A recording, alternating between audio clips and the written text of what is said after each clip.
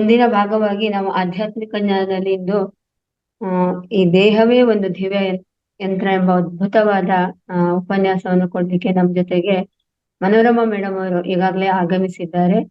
ಅವರನ್ನು ನಮ್ಮ ಈ ಜೂಮ್ ವೇದಿಕೆಗೆ ಅವರನ್ನು ಆಹ್ವಾನಿಸೋಣ. ಮನೋರಮಾ ಮೇಡಮ್, ನಿಮಗೆ ಆತ್ಮೀಯವಾದ ಸ್ವಾಗತ. ನಮಸ್ತೆ ಮೇಡಮ್.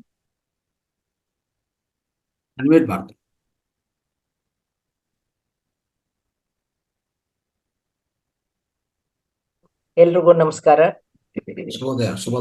ಶುಭೋದಯ. ಎಲ್ರು ವಿಡಿಯೋ ಆನ್ ಮಾಡ್ಕೊಳ್ಳಿ ಮಾಸ್ಟರ್ಸ್. ಇವತ್ತು ಅದ್ಭುತವಾದ ಒಂದು ಜ್ಞಾನ ಹಂಚ್ತಾ ಇದ್ದಾರೆ ಮನೋರಮಾ ಮೇಡಮ್ ಅವರು. ಮನೋರಮಾ ಮೇಡಮ್ ಅಂದ್ರೆ ನಮ್ಗಷ್ಟು ಖುಷಿ. ಎಲ್ರು ವಿಡಿಯೋ ಆನ್ ಮಾಡ್ಕೊಳ್ಳಿ, ಅಷ್ಟು ಜ್ಞಾನ ಹಂಚ್ತಾ ಇದ್ದಾರೆ. ನೀವೆಲ್ಲ ವಿಡಿಯೋ ಆನ್ ಮಾಡ್ಕೊಂಡು ಕೇಳಿ. ಮೇಡಮ್ ಮುಂದುವರಿಸಿ. Thank you madam. ಎಲ್ರಿಗೂ ನಮಸ್ಕಾರ. ಎಲ್ಲ ಆತ್ಮ ಬಂಧುಗಳಿಗೂ ನಮಸ್ಕಾರ.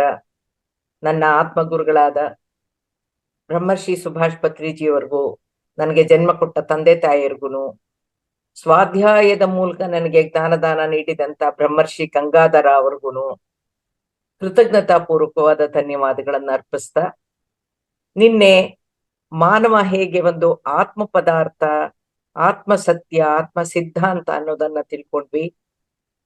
ಪರಬ್ರಹ್ಮನ ಸೃಷ್ಟಿಯಲ್ಲಿ ಈ ಮಾನವನ ಶರೀರ ಹೇಗೆ ಒಂದು ದಿವ್ಯ ಯಂತ್ರವಾಗಿ ರಚಿತವಾಗಿದೆ ಅನ್ನೋದ್ರ ಬಗ್ಗೆ ಇವತ್ತು ತಿಳ್ಕೊಳ್ಳೋಣ. ಲಾಬ್ಸಾಂಗ್ ರಾಂಪಾ ಅವರ ಯು ಫಾರ್ ಎವರ್ ಅನ್ನೋ ಪುಸ್ತಕ ಹೇಗೆ ಪತ್ರಿಜಿಯವರ ಜೀವನದಲ್ಲಿ ಒಂದು ಟರ್ನಿಂಗ್ ಪಾಯಿಂಟ್ ಆಯ್ತೋ, ಹಾಗೆ ಬ್ರಹ್ಮರ್ಷಿ ಗಂಗಾಧರ ಅವರು ರಚಿಸಿರುವಂತಹ ಪರಬ್ರಹ್ಮ ವಿಜ್ಞಾನ ಅನ್ನೋ ಗ್ರಂಥ ಕೂಡ ಬಹಳ ಮಹತ್ವ ಉಳ್ಳದ್ದು. ಪರಬ್ರಹ್ಮ ವಿಜ್ಞಾನ ಅಂತ ಬಹಳ ಒಳ್ಳೆ ಪುಸ್ತಕ ಇದು. ಆಧ್ಯಾತ್ಮದ ಹೆಚ್ಚು ವಿವರಣೆಗಳಿಗೆ, ಕಾನ್ಸೆಪ್ಟ್ ಪರಿಕಲ್ಪನೆಗಳಿಗೆ ವೈಜ್ಞಾನಿಕ ವಿವರಣೆಯನ್ನ ವಿವರಿಸಿರುವಂತ ಗ್ರಂಥ. ಅದು ಕೂಡ ತುಂಬಾ ಚೆನ್ನಾಗಿದೆ.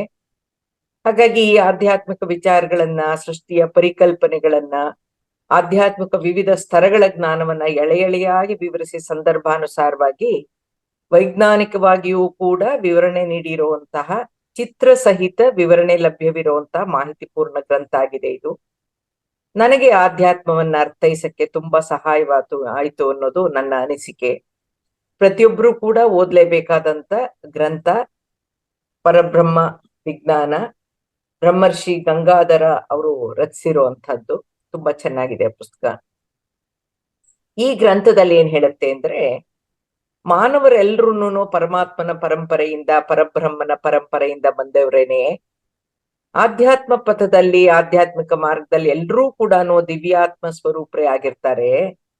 ಗಂಡು ಅನ್ನೋ ಹೆಣ್ಣು ಅನ್ನುವಂತ ಭೇದ ಇಲ್ದೇನೆ ಎಲ್ರೂ ಆಧ್ಯಾತ್ಮಿಕ ಸಾಧನೆಗಳಿಂದ, ಸನ್ಮಾರ್ಗ ಸದಾಚಾರಗಳಿಂದ ಬ್ರಹ್ಮಜ್ಞಾನಿಗಳಾಗಿ, ಋಷಿಗಳಾಗಿ, ಮಹರ್ಷಿಗಳಾಗಿ, ಬ್ರಹ್ಮರ್ಷಿಗಳಾಗಿ ಈ ಭೂಮಿಯಲ್ಲಿ ಲೌಕಿಕ ಜೀವನವನ್ನ ನಡೆಸಿ ಜೀವನ್ ಮುಕ್ತಿ ಸಾಧಿಸಿ ಲೋಕ ಕಲ್ಯಾಣಕ್ಕಾಗಿ ಶ್ರಮಿಸ್ತಾರೆ ಅಂತ ಹೇಳಿದ್ದಾರೆ. ನಮ್ಮ ಗುರುಗಳಾದ ಬ್ರಹ್ಮರ್ಷಿ ಸುಭಾಷ್ ಪತ್ರಿಜಿಯವರು ಸುಮಾರು 40 ವರ್ಷಗಳು ಧ್ಯಾನ ಸಾಧನೆಗಾಗಿ, ಧ್ಯಾನ ಪ್ರಚಾರಕ್ಕಾಗಿ, ಆಧ್ಯಾತ್ಮಿಕ ಜ್ಞಾನ ಪ್ರಸಾರಕ್ಕಾಗಿ ನಿಸ್ವಾರ್ಥವಾಗಿ ಆಧ್ಯಾತ್ಮಿಕ ವಿಜ್ಞಾನದ ಮೂಲವಾದ ಧ್ಯಾನವನ್ನ ಕೋಟ್ಯಂತರ ಜನರಿಗೆ ಪರಿಚಯಿಸಿದವರು ನಮ್ಮ ಗುರುಗಳಾದ ಬ್ರಹ್ಮರ್ಷಿ ಪತ್ರಿ ಸರ್. ಸೃಷ್ಟಿಯ ಮೂಲ ಪರಬ್ರಹ್ಮ ಪ್ರಕಾಶ, ಅದರಲ್ಲಿ ಅಂತರ್ಗತವಾಗಿರೋದು ವಿಶ್ವ ಪ್ರಜ್ಞೆ, ದಿವ್ಯ ಪ್ರಜ್ಞೆ. ಇವತ್ತಿನ ವಿಷಯದಲ್ಲಿ ಈ ದಿವ್ಯ ಪ್ರಜ್ಞೆ ಹೇಗೆ ಮಾನವನ ದೇಹದಲ್ಲಿ ಕೆಲಸ ಮಾಡುತ್ತೆ, ನಾವ್ ಹೇಗೆ ಒಂದು ದೈವಿ ಮಾನವರಾಗಿದ್ದೀವಿ ಅನ್ನೋದನ್ನ ಅರ್ಥ ಮಾಡ್ಕೊಳ್ಳಕ್ಕೆ ಕೆಲವು ಉದಾಹರಣೆಗಳನ್ನು ಕೂಡ ಕೊಟ್ಟಿದ್ದೀನಿ. ಈ ಜಗತ್ತನ್ನ, ಈ ಬ್ರಹ್ಮಾಂಡದಲ್ಲಿರುವಂತಹ ಎಲ್ಲಾ ಚರಾಚರ ವಸ್ತುಗಳನ್ನ ವಿಶ್ವ ಪ್ರಜ್ಞೆಯಿಂದ ಸೃಷ್ಟಿಸಿ ಎಲ್ಲದರಲ್ಲೂ ವಿಶ್ವಶಕ್ತಿಯನ್ನ ತುಂಬಿರೋನು, ವಿಶ್ವಶಕ್ತಿ ಚೈತನ್ಯ ಮಾನವನ ದೇಹದಲ್ಲಿ ಪ್ರವಹಿಸುವಂತೆ ವ್ಯವಸ್ಥೆ ಮಾಡಿರೋನು ಒಬ್ಬನೇ ದೇವರು. ಅವನೇ ಸುಪ್ರೀಂ ಸೋಲ್, ಅವನೇ ಪರಬ್ರಹ್ಮ, ಅವನೇ ಪರಮಾತ್ಮ. ದೇವನೊಬ್ಬ ನಾಮ ಹಲವು ಅಂತ ನಾವು 10 ಹಲವು ರೀತಿಯಲ್ಲಿ ಕರೆದ್ರೂ ಕೂಡ ಆ ಒಂದು ಸುಪ್ರೀಂ ಎನರ್ಜಿನೇ ನಮ್ಗೆ ಈ ತರಹದ ಒಂದು ವ್ಯವಸ್ಥೆಗಳನ್ನ ಮಾಡಿಕೊಟ್ಟಿರುವಂತದ್ದು. ಈ ಪರಬ್ರಹ್ಮ ತೇಜೋರೂಪಿ, ಈ ದೇವರು ಸರ್ವಜ್ಞ, ಸರ್ವಶಕ್ತ ಹಾಗೂ ಸರ್ವವ್ಯಾಪಿ. ನಾವೆಲ್ಲರೂ ಈ ಪರಮಾತ್ಮನ ಅಂಶಾತ್ಮಗಳೇನೆ. ಆ ಸರ್ವಾತ್ಮನ ಅಂಶ ದಿವ್ಯಾತ್ಮಗಳು ನಾವು. ನಮ್ಮಲ್ಲೂ ಕೂಡ ಅದೇ ಸರ್ವಾತ್ಮನ ದಿವ್ಯಾತ್ಮ ನಮ್ಮಲ್ಲಿದೆ. ಹಾಗಾಗಿ ನಾವೆಲ್ಲರೂ ಕೂಡ ಈ ಜಗತ್ತಿನಲ್ಲಿ ಜೀವಿಸುವಂತ ಮಾನವ ಜೀವಿಗಳು ಹಾಗೂ ದಿವ್ಯಾತ್ಮ ಸ್ವರೂಪಿಗಳು, ದಿವ್ಯಾಂಶ ಸಂಭೂತರು ಅಂತ ಹೇಳ್ಬೋದು. ಅಂದ್ರೆ ನಾವು ಹ್ಯೂಮನ್ ಬೀಯಿಂಗ್ಸ್ ಹಾಗೂ ಸ್ಪಿರಿಚುವಲ್ ಬೀಯಿಂಗ್ಸ್. ನಾವು ಹಂತ ಹಂತವಾಗಿ ನಮ್ಮಲ್ಲಿ ಅಡಗಿರುವಂತಹ ದಿವ್ಯ ಅಸ್ತಿತ್ವವನ್ನ ತಿಳ್ಕೊಳ್ಳೇಬೇಕು. ನಮ್ಮ ಸುಪ್ತ ಶಕ್ತಿ ಸಾಮರ್ಥ್ಯಗಳನ್ನ ನಾವು ತಿಳ್ಕೊಳ್ಳೇಬೇಕು. ಪ್ರತಿಯೊಬ್ಬನಲ್ಲಿರುವಂತಹ ದೈವತ್ವವನ್ನ, ದಿವ್ಯ ಅಸ್ತಿತ್ವವನ್ನ ತಿಳ್ಕೊಳ್ಳೇಬೇಕು ಅಂತಾನೆ ಪತ್ರಿ ಸರ್ ಅವರು ಕಾರ್ಯಕ್ರಮವನ್ನ ಪ್ರಾರಂಭಿಸಕ್ ಮುಂಚೆ my dear friends, my dear masters and my dear God's ಅಂತ ಸಂಬೋಧಿಸ್ತಾ ಇದ್ರು. ಮೈಸೂರಿನಲ್ಲಿ ಕಾರ್ಯಕ್ರಮ ಮಾಡಿದ್ರೆ ಮೈ ಡಿಯರ್ ಮೈಸೂರ್ ಗಾಡ್ಸ್ ಅಂತಿದ್ರು, ಬೆಂಗಳೂರು ಮಾಡಿದ್ರೆ ಬೆಂಗಳೂರು ಗಾಡ್ಸ್ ಅಂತಿದ್ರು. ಒಟ್ಟಲ್ಲಿ ಯಾವುದೇ ಊರಲ್ಲಿ ಎಲ್ಲೇ ಇರ್ಲಿ ಈ ಭೂಮಿ ಮೇಲಿರೋರೆಲ್ರೂ ದೈವಾಂಶ ಸಂಭೂತರೆ ಅನ್ನೋದನ್ನ ಹೇಳ್ತಾ ಇದ್ರು. ಆ ಭಗವಂತನ ಚೈತನ್ಯ ನಮ್ಮಲ್ಲಿ ಇಲ್ದೇ ಇದ್ದಿದ್ರೆ ನಾವೆಲ್ಲ ಕೇವಲ ವಸ್ತುಗಳಾಗಿರ್ತಾ ಇದ್ವಿ, ಜಡ ವಸ್ತುಗಳಾಗಿರ್ತಿದ್ವಿ. ನಾವು ನಮ್ಮ ದೇಹದಲ್ಲಿ ಏನೇನು ಈಗ ಪ್ರಕ್ರಿಯೆಗಳು, ರಿಯಾಕ್ಷನ್ಸ್ ಏನೇನ್ ನಡೀತಾ ಇರುತ್ತೋ, ಪ್ರಾಸೆಸ್ ಏನೇನ್ ನಡೀತಿರುತ್ತೋ ಅವೆಲ್ಲಾನು ಕೂಡ ನಡೀತಾ ಇರ್ಲಿಲ್ಲ. ಜ್ಞಾನೇಂದ್ರಿಯ ಮತ್ತು ಕರ್ಮೇಂದ್ರಿಯ ಕೆಲಸ ಮಾಡ್ತಾ ಇರ್ಲಿಲ್ಲ. ಕಲಿಕೆ, ಜ್ಞಾನ, ನೆನಪು, ಪಾಪ ಪುಣ್ಯ ಯಾವುದೂ ಕೂಡ ಇರ್ತಾ ಇರ್ಲಿಲ್ಲ. ನಮ್ಮ ಆತ್ಮದ ಮಾನವ ಜೀವನದ ಸೂತ್ರಧಾರನೇ ಆ ಪರಬ್ರಹ್ಮ, ಅವನ ದಿವ್ಯ ಪ್ರಜ್ಞೆ, ಅವನ ದಿವ್ಯ ಚೈತನ್ಯ. ಆ ದಿವ್ಯ ಚೈತನ್ಯದಿಂದ ಸೃಷ್ಟಿಯಾಗಿರುವಂತ ಈ ದೇಹ ಮತ್ತು ದೇಹದ ಅಂಗಾಂಗಗಳು, ಈ ಅಂಗಾಂಗಗಳನ್ನ, ಮೆದುಳನ್ನ, ಹೃದಯವನ್ನ, ದುಗ್ಧ ಗ್ರಂಥಿಗಳನ್ನ ನಿರಂತರವಾಗಿ ಚಾಲನೆಯಲ್ಲಿಟ್ಟಿರುವಂತಹ ದಿವ್ಯ ಪ್ರಜ್ಞೆಯ ಮೂಲದಿಂದ ನಮ್ಮ ಮಾನವನ ದೇಹವೇ ಒಂದು ದಿವ್ಯ ಯಂತ್ರವಾಗಿ ಪರಿಣಮಿಸಿದೆ, ಕಾರ್ಯನಿರ್ವಹಿಸ್ತಾ ಇದೆ. ಈ ವಿಜ್ಞಾನ ಯುಗದಲ್ಲಿ ಇದುವರೆಗೂ ಮುಂದುವರೆದಿರುವಂತ ವಿಜ್ಞಾನ ಈ ದಿವ್ಯ ಪ್ರಜ್ಞೆಯನ್ನ ಮೀರಿ ಮೇಲೇರಿ ಜೀವ ಮತ್ತು ಜೀವನ ಅನ್ನೋ ಕ್ಷೇತ್ರದಲ್ಲಿ ತಮ್ಮ ಭೌತ ವಿಜ್ಞಾನದ, ವೈದ್ಯಕೀಯ ವಿಜ್ಞಾನದ ಬಾವುಟವನ್ನ ಹಾರಿಸಕ್ಕೆ ಸಾಧ್ಯವಾಗಿಲ್ಲ, ಸಾಧ್ಯವಾಗೋದು ಕೂಡ ಇಲ್ಲ. ಪರಮಾತ್ಮನ ಸೃಷ್ಟಿಗಳಲ್ಲಿ ಅತ್ಯದ್ಭುತವಾದ ಸೃಷ್ಟಿ ಅಂದ್ರೆ ಮಾನವ. ಎಲ್ಲಾ ಜೀವರಾಶಿಗಳಿಗಿಂತ ಮಾನವ ಜೀವಿಯಲ್ಲಿ ವಿಶಿಷ್ಟವಾದ ಶರೀರ ರಚನೆ ಇದೆ, ವಿಶೇಷವಾದ ದಿವ್ಯ ಪ್ರಜ್ಞೆಯ ಅಸ್ತಿತ್ವವನ್ನ ಅಳವಡಿಸಿದಾನೆ. ಈ ಮಾನವನ ಶರೀರದಲ್ಲಿ ಸ್ಥೂಲ ರೂಪದಲ್ಲಿ ಹಾಗೂ ಸೂಕ್ಷ್ಮ ರೂಪದಲ್ಲಿ ಎಲ್ಲಾ ವಿಧದ ತಾಂತ್ರಿಕತೆ ಹಾಗೂ ಯಾಂತ್ರಿಕತೆಯನ್ನು ರೂಪಿಸಿ ಆ ಜೈವಿಕ ಯಂತ್ರಗಳು ತನ್ನಂತೆ ತಾನೇ ಚಾಲನೆಗೊಳ್ಳುವಂತ ವ್ಯವಸ್ಥೆಯನ್ನು ಕೂಡ ಅಳವಡಿಸಲಾಗಿದೆ. ನಮ್ಮ ಋಷಿಗಳು ಈ ಮಾನವನ ಶರೀರವನ್ನ ಒಂದು ವಿಶಿಷ್ಟ ದಿವ್ಯ ಜೀವಂತ ಯಂತ್ರ ಅಂತಾನು, ಆಧ್ಯಾತ್ಮಿಕವಾಗಿ ಆತ್ಮ ಮೇಲೇರಕ್ಕೆ ಬೇಕಿರುವಂತಹ ಪರಿಕರಗಳನ್ನೆಲ್ಲ ಈ ಮಾನವನ ದೇಹದಲ್ಲಿ ಅಳವಡಿಸಿ ಅದಕ್ಕೆ ಅವಶ್ಯವಾಗಿರುವಂತಹ ದೈವೀ ಗುಣಗಳನ್ನೂ ಕೂಡ ಅವನ ಆಂತರ್ಯದಲ್ಲಿಟ್ಟು ಅವುಗಳೆಲ್ಲಕ್ಕೂ ಚಾಲನೆ ಅವನ ಮನಸ್ಸಿನಿಂದನೇ ಆಗುವಂತೇನು, ಅವನ ಹಣೆ ಬರವನ್ನ ಅವನೇ ಸ್ವತಃ ಬರ್ಕೊಳ್ಳೋ ಹಾಗೂನು, ಅವನ ಜೀವನಕ್ಕೆ ಅವನೇ ಸ್ವಯಂ ಚಾಲಕನಂತೆನೂ ಪರಿಗಣಿಸಿದ್ದಾರೆ. ಈ ದಿವ್ಯ ಸೃಷ್ಟಿ, ದಿವ್ಯ ಪ್ರಜ್ಞೆ, ದಿವ್ಯ ಶಕ್ತಿ, ದಿವ್ಯ ಜ್ಞಾನ, ದಿವ್ಯತ್ವ, ದೈವೀ ಗುಣಗಳನ್ನ ವಿವರಿಸುವಂತ ವಿಜ್ಞಾನನೇ ಆಧ್ಯಾತ್ಮಿಕ ವಿಜ್ಞಾನ. ಇವುಗಳ ಅರಿವಿನಿಂದ ಜೀವಿಸುವಂತಹ ಜೀವನನೇ ಆಧ್ಯಾತ್ಮಿಕ ಜೀವನ. ಈ ದಿವ್ಯತ್ವದ ಬಗ್ಗೆ, ದಿವ್ಯತ್ವ ಅಂದ್ರೆ ಡಿವಿನಿಟಿ ಬಗ್ಗೆ, ಸೃಷ್ಟಿಯ ಬಗ್ಗೆ, ಆತ್ಮ ವಿಕಸನದ ಬಗ್ಗೆ ತಿಳಿಸ್ಕೊಡುವಂತ ವಿಜ್ಞಾನನೇ ಆಧ್ಯಾತ್ಮಿಕ ಶಾಸ್ತ್ರ.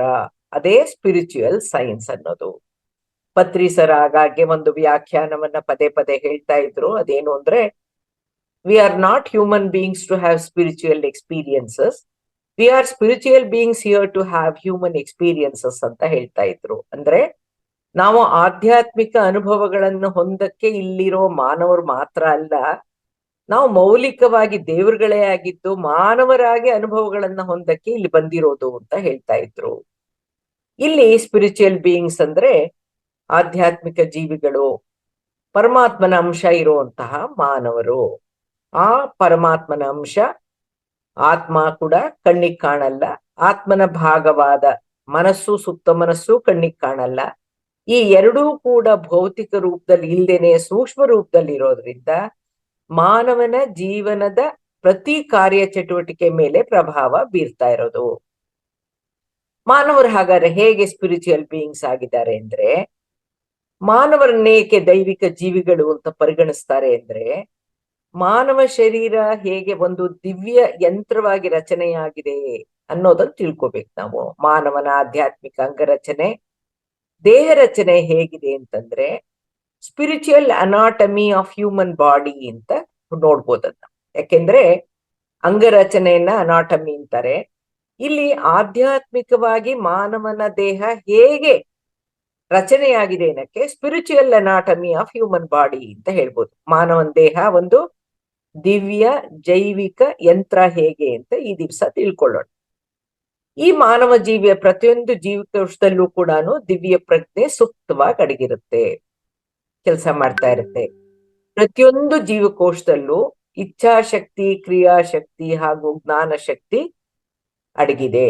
ಈ ಸುಪ್ತ ಪ್ರಜ್ಞೆಯನ್ನ ಸರಿಯಾದ ರೀತಿಯಲ್ಲಿ ಪ್ರಚೋದನೆಗೊಳಿಸಿ ಈ ಶರೀರ ಯಂತ್ರವನ್ನ ಸೂಕ್ತವಾಗಿ ಚಾಲನೆಗೊಳಿಸಿ ಜೋಪಾನ್ವ ಕಾಪಾಡಿಕೊಂಡು ಮಾನವ ಮಾಧವನಾಗಕ್ಕೆ ಬಳಸಕ್ಕೆ ಸಾಧ್ಯ ಇದೆ.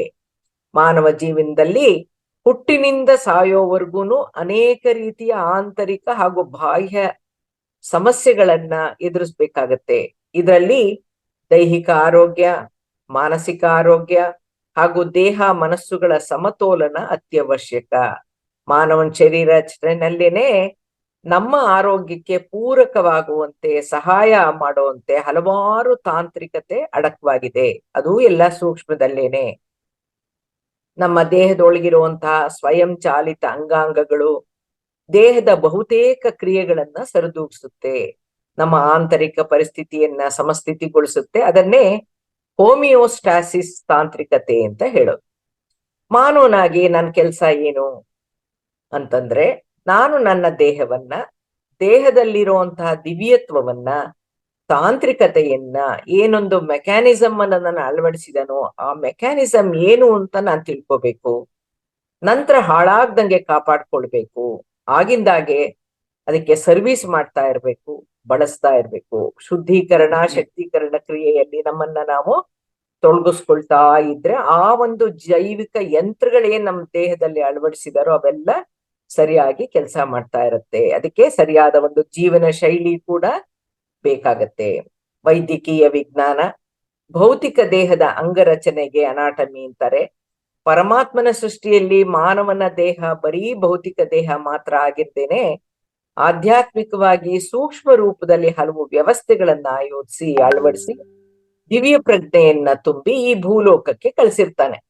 ಇದು ಪರಮಾತ್ಮನ ಸ್ಪಿರಿಚುವಲ್ ಅನಾಟಮಿ, ಅಂದ್ರೆ ಮಾನವನ ಆಧ್ಯಾತ್ಮಿಕ ಅಂಗರಚನೆ.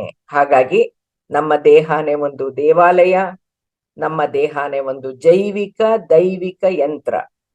ಕೂಸು ಜನ್ಮ ತಾಳಿದ ಗಳಿಗೆಯಿಂದ ಅಳುವಿನ ಮೂಲಕ ತಗೊಳ್ಳುವಂತ ಮೊದಲನೇ ಉಸಿರಾಟದಿಂದ ಪ್ರಾರಂಭವಾದ ದೇಹದಲ್ಲಿ ಅಂಗಾಂಗಗಳ ಮೂಲಕ ಜರುಗುವಂತ ಜೈವಿಕ ಯಾಂತ್ರಿಕತೆ, ತಾಂತ್ರಿಕತೆ, ನಿರಂತರ ಕಾರ್ಯತತ್ಪರತೆ ಮೂಲ ಏನು? ಒಂದು ವೇಳೆ ಆ ಕೂಸು ಅಳದೇನೆ ಉಸಿರಾಡದೇನೆ ಇದ್ರೆ ಏನಾಗತ್ತೆ, ಏನ್ ಗತಿ ಆಗತ್ತೆ ಅನ್ನೋ ಪ್ರಶ್ನೆ ನಮ್ಮಲ್ಲಿ ಮೂಡಬೇಕು. ಈ ಜೀವ ಸಂಬಂಧಿತ ವಿಚಾರಗಳನ್ನ ಜ್ಞಾನವನ್ನ ಪಡೆದು ದೇವರನ್ನು ಹಾಗೂ ಈ ದೇಹವನ್ನು ಗೌರವಿಸಲೂಬೇಕು, ಕೃತಜ್ಞತಾಪೂರ್ವಕವಾದ ಧನ್ಯವಾದಗಳನ್ನು ಅರ್ಪಿಸ್ಬೇಕು. ಇವೆಲ್ಲದರ ಹಿಂದಿರುವಂತಹದ್ದೇ ದಿವ್ಯ ಪ್ರಜ್ಞೆ. ಮಾನವನ ಜನ್ಮ ಹಲವಾರು ಕಾರಣಗಳಿಂದ ಶ್ರೇಷ್ಠ ಅಂತ ಪರಿಗಣಿಸಿದ್ದಾರೆ. ಮಾನವರಲ್ಲಿರುವಂತಹ ದಿವ್ಯ ಪ್ರಜ್ಞೆ, ದಿವ್ಯ ಪ್ರೀತಿ, ದಿವ್ಯ ಶಕ್ತಿ, ದಿವ್ಯತ್ವ, ದೈವಿ ಗುಣ ಮಾನವ ಜೀವಿಗಳ ತಳಿ ಮೂಲಾಂಶದಲ್ಲಿರುವಂತ DNA, ತಳಿ ಸಂಕೇತದಲ್ಲಿರುವಂತ DNA ಕೋಡ್ಸ್ ಅಂತ ಏನ್ ಹೇಳ್ತಾರೋ, ವಂಶಾವಳಿಯಾಗಿ ಬಂದಿರೋದ್ರಿಂದಾನೇ ಮಾನವರು ಈ ಸೃಷ್ಟಿಯಲ್ಲಿ ದೈವಿಕ ಜೀವಿಗಳು, ಸ್ಪಿರಿಚುವಲ್ ಬೀಯಿಂಗ್ಸ್. ಈ ತಳಿ ಮೂಲಾಂಶದಲ್ಲಿ DNA ಮತ್ತು DNA ಕೋಡ್ಸ್ ಮೂಲಕ ಬಂದಿರೋದ್ರಿಂದ ನಮ್ಮಲ್ಲಿ ದೈವಿಕತೆ ಇರೋದು. ಆ ತಳಿ ಮೂಲಾಂಶ ಮತ್ತೆ ತಳಿ ಸಂಕೇತದಲ್ಲಿ ಇಲ್ಲದೆ ಇದ್ದಿದ್ರೆ ನಮ್ಮಲ್ಲಿ ಆ ಒಂದು ದೈವತ್ವ ಅಥವಾ ಒಂದು ಜೈವಿಕ ಯಂತ್ರ ಅಂತ ಹೇಳುವಂತಹದ್ದು ನಮ್ಮಲ್ಲಿ ಇರ್ತಾ ಇರ್ಲಿಲ್ಲ. ಈ ಮಾನವ ದಿವ್ಯಾಂಶ ಸಂಭೂತನಾಗಿರೋದ್ರಿಂದಾನೇ ಮಾನವನು ಕೂಡ ಒಬ್ಬ ಸೃಷ್ಟಿಕರ್ತ. ಮಾನವನ ಮೂಲಕ ಮತ್ತೊಂದು ಮಾನವ ಜೀವಿಯ ಸೃಷ್ಟಿ ಹೇಗಾಗತ್ತೆ ಅಂತ ನೋಡೋಣ. ವೈಜ್ಞಾನಿಕವಾಗಿ, ವೈದ್ಯಕೀಯವಾಗಿ ಪುರುಷನ ವೀರ್ಯಾಣು ಮತ್ತು ಸ್ತ್ರೀಯ ಅಂಡಾಣುವಿನ ಮಿಲನದಿಂದ ರೂಪುಗೊಳ್ಳುವಂತ ಜೀವಕೋಶವು ತಳಿ ಮೂಲಾಂಶ ಅಂದ್ರೆ DNA, ತಳಿ ಸಂಕೇತ ಅಂದ್ರೆ DNA ಕೋಡ್ಸ್ ಅಂತ ಹೇಳ್ತೀವಿ. ಅದ್ರ ಮೂಲಕ ಎಲ್ಲಿಂದ ಬಂದಿರುತ್ತದು? ಪೂರ್ವಜರಿಂದ, ಅಂದ್ರೆ ನಮ್ಮ ಪಿತೃಗಳಿಂದ ವಂಶವಾಹಿನಿ ಜೀನ್ಗಳನ್ನ ಹೊತ್ತು ತರುತ್ತೆ. ಮಾನವರು ಯಾವ ಋಷಿಯ ತಳಿ ಮೂಲಾಂಶ ಅಂತ ಗುರುತಿಸ್ಕೊಳ್ಳೋಕಿರೋದೇನೆ ಗೋತ್ರಗಳು. ಈ ಒಂದು ಹುಟ್ಟಿನಲ್ಲಿ ಯಾವ ಗೋತ್ರ ಅಂತ ಮಾತಾಡ್ತೀವಿ. ಹೋದ ಜನ್ಮದಲ್ಲಿ ಮತ್ಯಾವುದೋ ಗೋತ್ರದ ಪರಂಪರೆಯಲ್ಲಿ ನಾವು ಹುಟ್ಟಿರಬಹುದು. ಒಟ್ಟಿನಲ್ಲಿ ನಮ್ಮ ಪಿತೃಗಳಿಂದ ವಂಶವಾಹಿನಿ ಜೀನ್ಗಳು ಮುಂದಿನ ಪೀಳಿಗೆಗೆ ಹರಿದು ಬರ್ತಾ ಇರುತ್ತೆ. ಪುರುಷನ ವೀರ್ಯಾಣು ಮತ್ತು ಸ್ತ್ರೀಯ ಅಂಡಾಣುವಿನ ಮಿಲನದಿಂದ ರೂಪುಗೊಂಡಂತಹ ಜೀವಕೋಶ ಏನಿರುತ್ತೋ ಅಂತಿಮವಾಗಿ ತಾಯಿಯ ಗರ್ಭದಲ್ಲೇ ಪರಿಪೂರ್ಣ ದೇಹವಾಗಿ ರೂಪುಗೊಳ್ಳುತ್ತೆ. ಆ ಮಾನವನ ದೇಹ ರಚನೆಯಲ್ಲಿ ಆ ಒಂದು ಜೀವಕೋಶವು ದ್ವಿಗುಣಗೊಳ್ತಾ ಮಲ್ಟಿಪ್ಲೈ ಆಗ್ತಾ ಹೋಗ್ತಾ ಇರುವಂತ ನಿರಂತರ ಪ್ರಕ್ರಿಯೆಯಲ್ಲಿ 13 ಅಂಗಾಂಗಗಳ ವ್ಯವಸ್ಥೆಗಳು ರೂಪುಗೊಂಡು ಎಲ್ಲವೂ ಸುಸ್ಥಿತಿಯಲ್ಲಿ ಜೀವಂತವಾಗಿ ಒಂದು ಮಾನವ ಜೀವಿಯಾಗಿ ಹೊರಹೊಮ್ಮಕ್ಕೆ ರೂಪುಗೊಳ್ಳೋಕೆ ಅವಶ್ಯವಿರೋದೇನೆ ದಿವ್ಯ ಪ್ರಜ್ಞೆ, ಡಿವೈನ್ ಕಾನ್ಶಿಯಸ್ನೆಸ್.